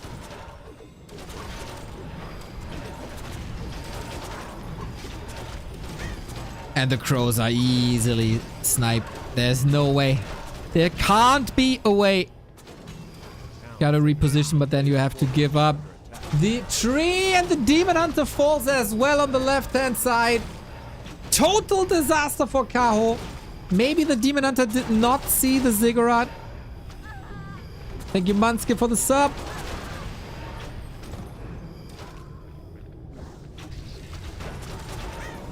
This army. You can't call it army. Happy is a bit hurt. And destroyers are dead weight. But that Demon Hunter kill on the left-hand side is too much. Full distance. As always. Happy when it matters most is ready. And I got no clue how he got that done. When was there a moment where everything turned? He just decided, I'm not banking, I'm just gonna overwhelm you, and Kaho didn't see it coming. He lost almost all of his HP in the early game. His expansion was severely delayed. He wanted to counter push and lost basically every single ghoul with that.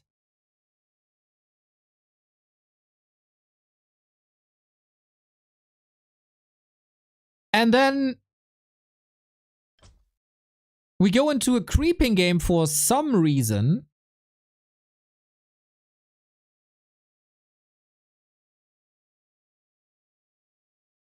And Happy gets both red spots, and this is where the game kind of fell apart. Plus, positioning was at times atrocious, I gotta say.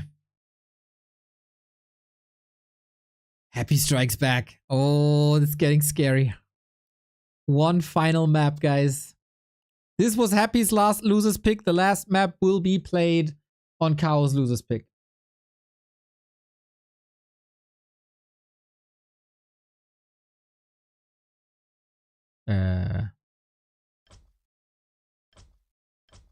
Oh no, is the game not on Flow TV?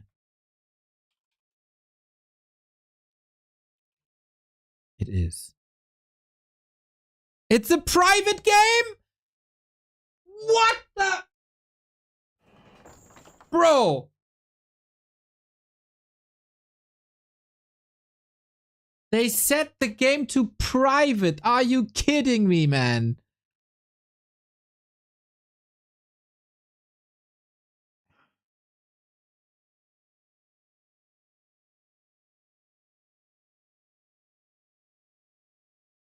Let's say it was an accident.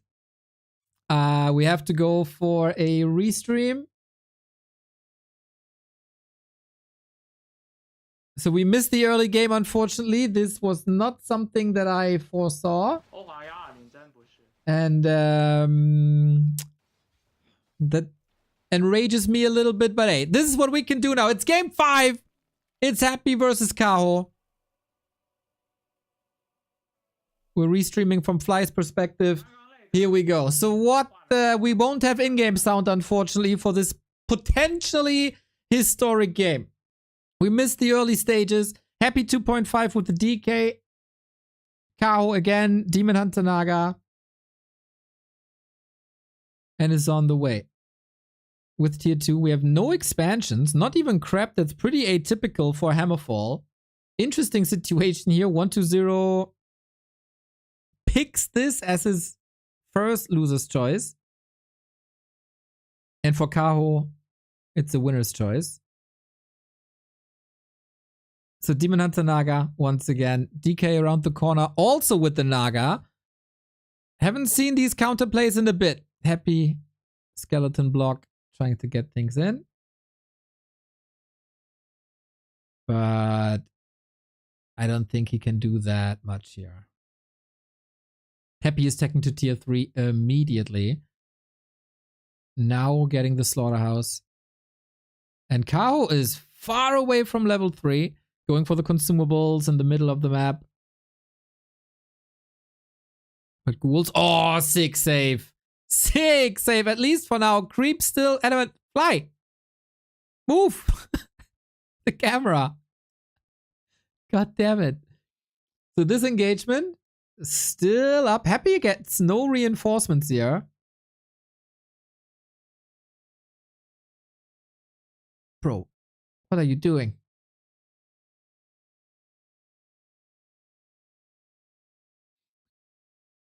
Is this a classic 9-minute timing by Happy? He is buying so much time.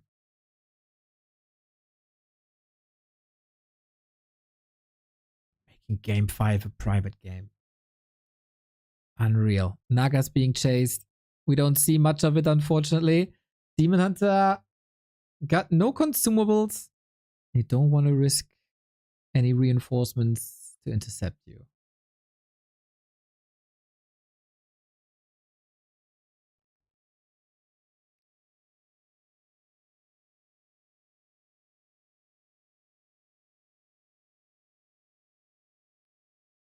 Last hit. To the Naga. Oh yeah, we got this nice indicator. This one went to Happy with the investment of a coil, though. Thank you, Trey Hardy, for the 22-month. Happy's done with tier 3. This was super rushed. Kaho still has to wait a little bit. Naga is bruised. Demon Hunter is under-leveled. We didn't go... Wait, what did they creep in the beginning? The Makrura camp is still there for Kaho. Was that...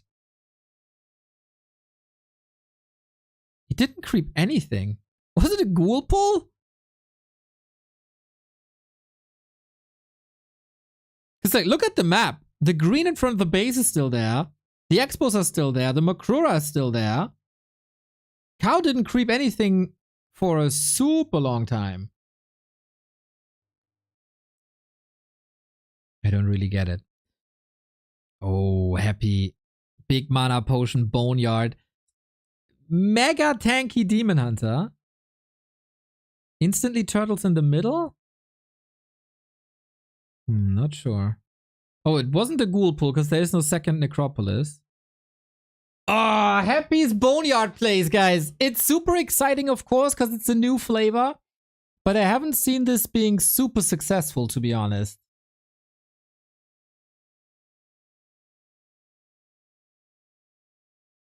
One worm seems great. The second worm, overcommitment and oftentimes game losing. We follow this up by talents from Kaho. Level 3. Okay. Got quite some archers. Happy gets the first red spot. The south still belongs to Kaho. Naga level 3. Both need a lot of time still. Worms take forever. Happy gets an Ankh. This could be quite amazing, I think. If he decides to keep it. But Happy is oftentimes of the opinion, if I have to use this item, I made a mistake. And yeah, he sells it immediately. Kaho got the scan out. He knows what's up. And the first push is inbound. No expansion to cancel really. Lich is only level 2. Nothing to creep or creep jack here.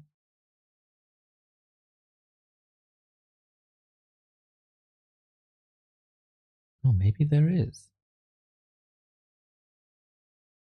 Can Kaho get the anti-air up in time? Happy has no web. In general, he doesn't even have a fiend. So anti-air is basically only heroes. While against Gargs, Dryads can do enough damage versus Worms. You need a lot of shots and some poison to make that work. And poison is very good against Worms, but they're also... They have so much HP. I don't want to say they're tanky, because they're really not, but they have a lot of HP.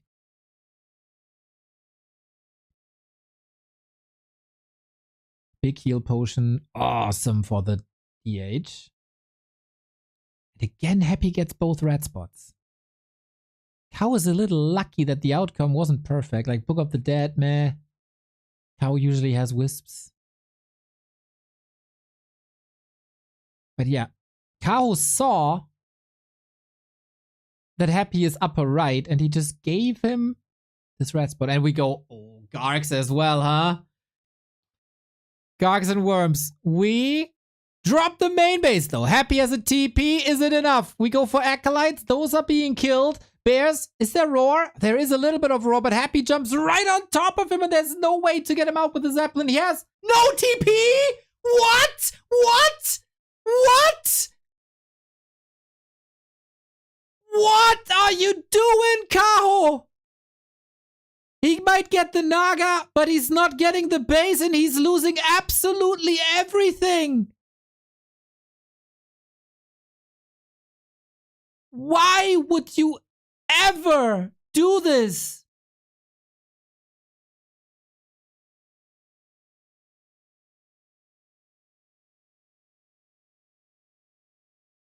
Everything's dead. Everything's gone.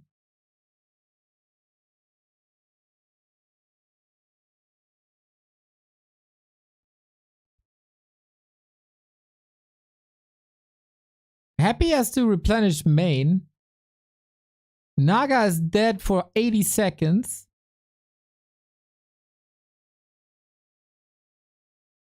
But Kaho can still win this. What's the army? One bear. But you don't want bears anyway, right? Because there's destroyers and worms. He also saw the third crypt. If he goes mega heavy on dryads now and crows, Heroes, I mean, it's a bit bad that the Lich can level a little bit. The bear, I mean, you need it for Reju and maybe Roar. So it's like a support bear. But it's way more important to deal with Garks than the worm.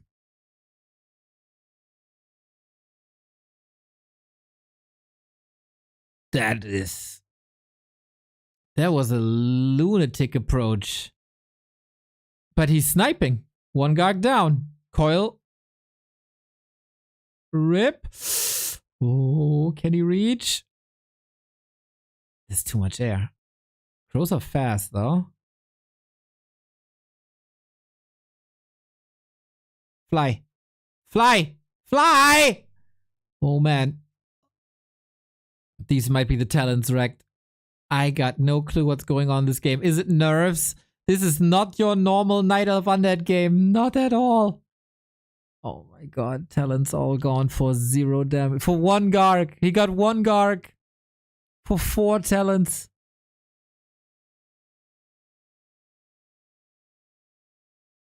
And it's not like you can afford the world when you're on 1 base. He's buying time for an expo.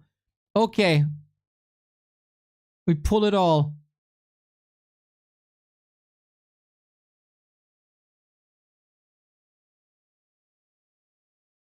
Pato Starbuck, thank you for like reaffirming my thoughts that this is like, what is this?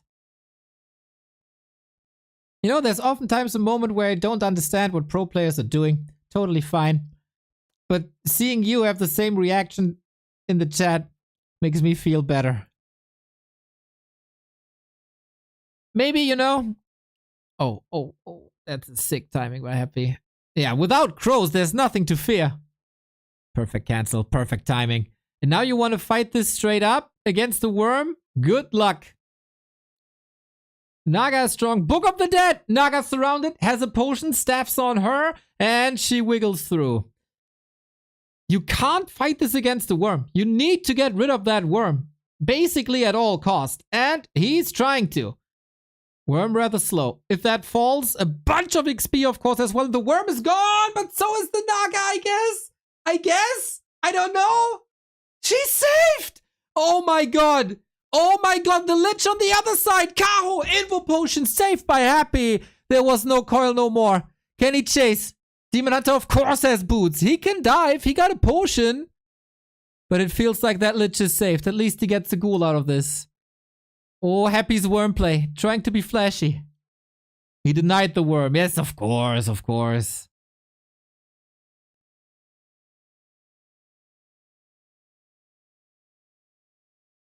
Lich cannot... Oh, he doesn't have a potion. Was it out of stock? I don't know. Maybe Happy thinks it's not necessary. Happy's expo is finished. Cow trying to expand once again. What's going on here? I got no clue, man. I gave up. I gave up trying to make sense. And maybe that is Cow's plan.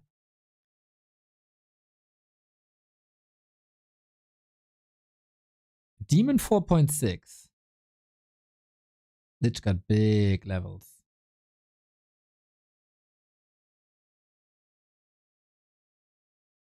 Yo, Skimmy with the 10 gifties. That makes a nice sound. Fly! What the? He's the worst camera that I've seen in a long time. Holy shit, dude. Skimmy, absolute mega legend. Or as Shocky puts it, Björn die geile Sau rastet wieder aus. Das kann ich nur so unterschreiben. Thank you, thank you, thank you, thank you. Le Crestfallen also. You guys are wonderful. Absolutely wonderful. Kaho has to break that base. There's no worm this time.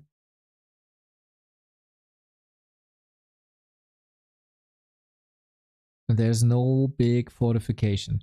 Defensive position by Happy. The position could be good by Kaho if he's intercepting reinforcements. Fork Lightning against the Garg, but this time there is no Panda to carry it. The talents are way too exposed, it seems, but that buys time for the Dryads to do some necessary damage. We only have 2 Gargs remaining. Wait a second. No Gargs remaining. Bear on the ground. Kaho has the potion, transfers it. Well done. Lich a little bit exposed. Dispel against the Frost Armor. Demon Hunter chasing, but there was a coil. Last second, the Bear falling. That's the last bit of regen. We get the Fork Lightning against the ground. 39 versus 50. Kaho cannot afford to lose this fight, but he is. The Demon Hunter is getting wrecked. And I think this has to be it. This was a wild game. This was a crazy game, but against without a Demon Hunter, you can't do anything. And Happy again, defeating 2 match points. He almost fell to life, and he almost fell to Kaho.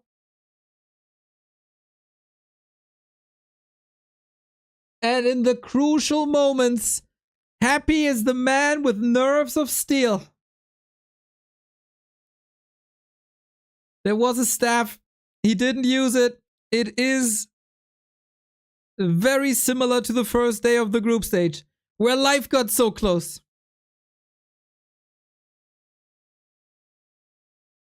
But hey, the Demon Hunter is still in the game. There is a chance. Kaho is on 2 bases. Happy's in upkeep. Kaho is not.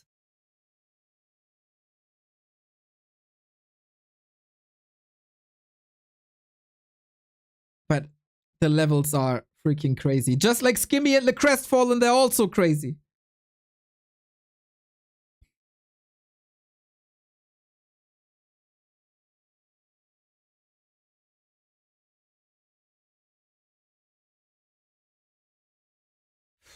Happy is now full force, 64 food. He's so greedy for gold, he's selling the Alta.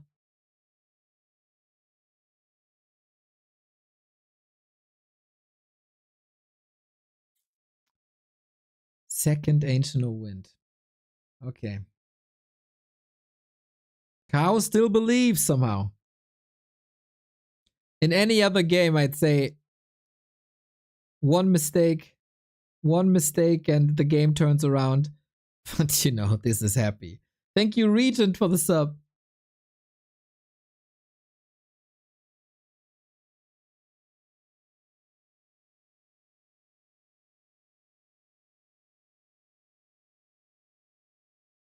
If Kaho loses this series, it's a freaking tragedy.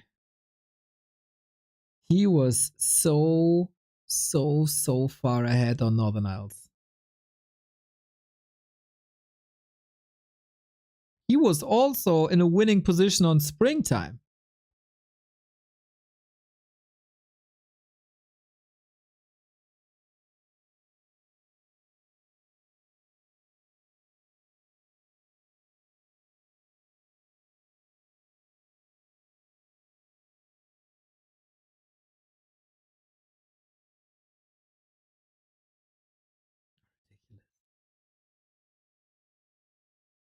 $18 food down. Demon Hunter not level 5. Being slowed.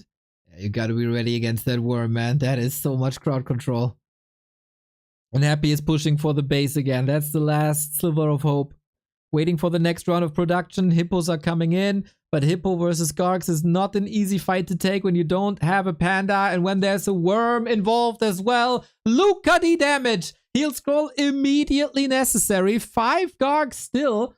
Against 4 Hippos, this might be doable, but then there's still a big worm and the destroyers on the ground. There shouldn't be a chance, but never underestimate a Demon Hunter. This time the staff is ready. 20 food. Kaho with the faster reinforcements. He's still got some gold to spend. Bear for free. Destroyers too much. Worms still in the air. But Demon Hunter level 5. Kaho is almost losing the entangle, but doesn't. Fork Lightning. More units. The gargoyle is finally down. Does that open up the skies? Oh, the damage though! Holy moly! Naga in trouble. Naga dead. No more Fork Lightning. And the Demon Hunter is the only thing that keeps him in the game, if we're honest. Not a flawless fight by Happy. Destroyers and Worm. And now he sends the hippos in one by one. That doesn't fly, my dude. That doesn't fly. The Demon Hunter wants this worm bad, but the position is too sweet. Naga not revived yet. 33 food. Demon Hunter on a silver platter. And he needs this little crowd control, but this is just a victory lap for Happy. We talk a lot about goats. Happy, clearly the goat in Night Elf vs. Undead. Undead vs. Night Elf. Once again, we were incredibly close of a 10 month streak breaking. And that's the GG. Kaho was incredibly close. Kaho had every chance in the world to defeat Happy here today. But he didn't. Icarus syndrome, nerves, ran out of steam, ran out of endurance, whatever it was. Kaho had a chance on game 2 and a chance on game 4, and on whatever happened on game 5, I have no idea. If he didn't believe anymore, if something went wrong in the early game, not sure. But game 5 was unfortunately then pretty terrible. And Happy does it again, man. As we said when there was a 2-1 lead, he always finds a way against the Night Elves, and he finds the plays that the opponent doesn't expect. But Kaho has to blame no one and nothing but himself for this loss. He is gonna be a force in the lower bracket. No doubt about that. No doubt about that. Poor Moon, who's up against him next? Urchi, thank you for the sub. Greetings to the fam. Kaho is gonna be a force in the lower bracket. Moon will have to taste it first, and Moon has to step it up like tenfold to somehow make this work in comparison. FoCuS vs 120, gonna be a crazy game. That is both tomorrow. Night Elf Mirror, Moon vs Kaho should be sick, as Moon is rarely playing bears. And FoCuS vs 120 should be a hell of a show. Best of 7, Neo and Remo dual cast. And then a day later, Lin versus Happy at 1 PM. That is Father's Day, so no excuses to not watch this. You got the day off. I know you want to do your Bollerwagen tour, but you're watching Warcraft. You're watching Happy vs. Lin. And then afterwards, Forti vs. Live, also with Neo and Remo dual cast. And then we got the lower bracket Friday, also dual cast. And then the weekend, unfortunately, you have to live with me. But hey, we'll see what we can do there. Don't Force Me Cup delivers. I think the best series of this tournament is still Fortitude vs. Starbuck. Second best is now Happy vs. Kaho. Isn't it lovely? 2 Undead Night Elves. Oh, that's a week later. Lol. Whoops. 2 Undead Night Elf matchups. It ends with 2 3-2s with different winners. It's a wonderful matchup at the moment. But yeah, this is gonna be festivities for every Warcraft fan. And the winner bracket, whoever that's going to be, also. And every game is just every game is gonna be sick. So they cross, right? So Moon and Kaho will be against Forti or Live. And FoCuS and 120 will be against Lin or Happy. So we basically have mirror brackets. Okay, sick. So it did turn out to be a long day.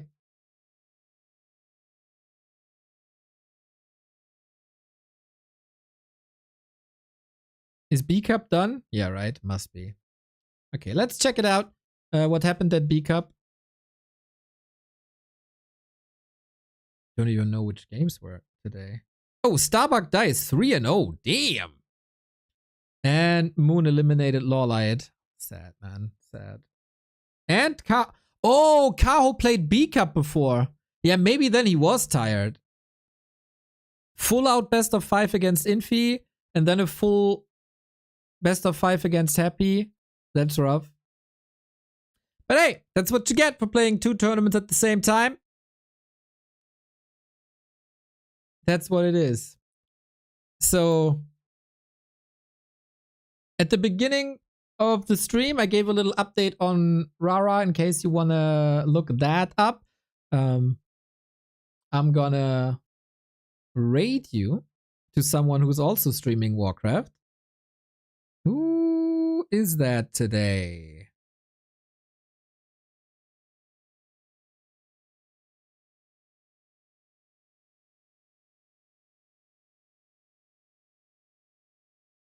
Hey! Miu. Thank you for the 2 gifties. Glad you enjoyed this. Awesome, awesome, awesome.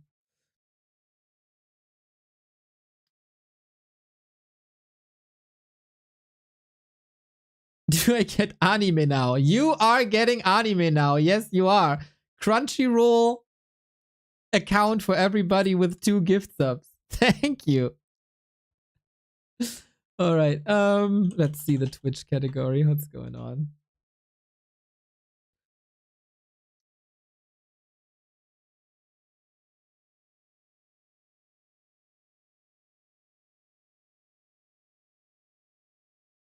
Yeah, it feels like I'm gonna rate you to Witty. He deserves it. He's amazing. He's rating us a lot too. So enjoy your Crunchyroll. Enjoy the games. We'll be back tomorrow, 1 p.m. Don't Force Me Cup, lower bracket, fight for survival. Sorry for the no sound restream last game. Was like, big pleasure, KP, Digga. Play the game, enjoy the game, spread the word about the game. It's the beautiful game. Take care.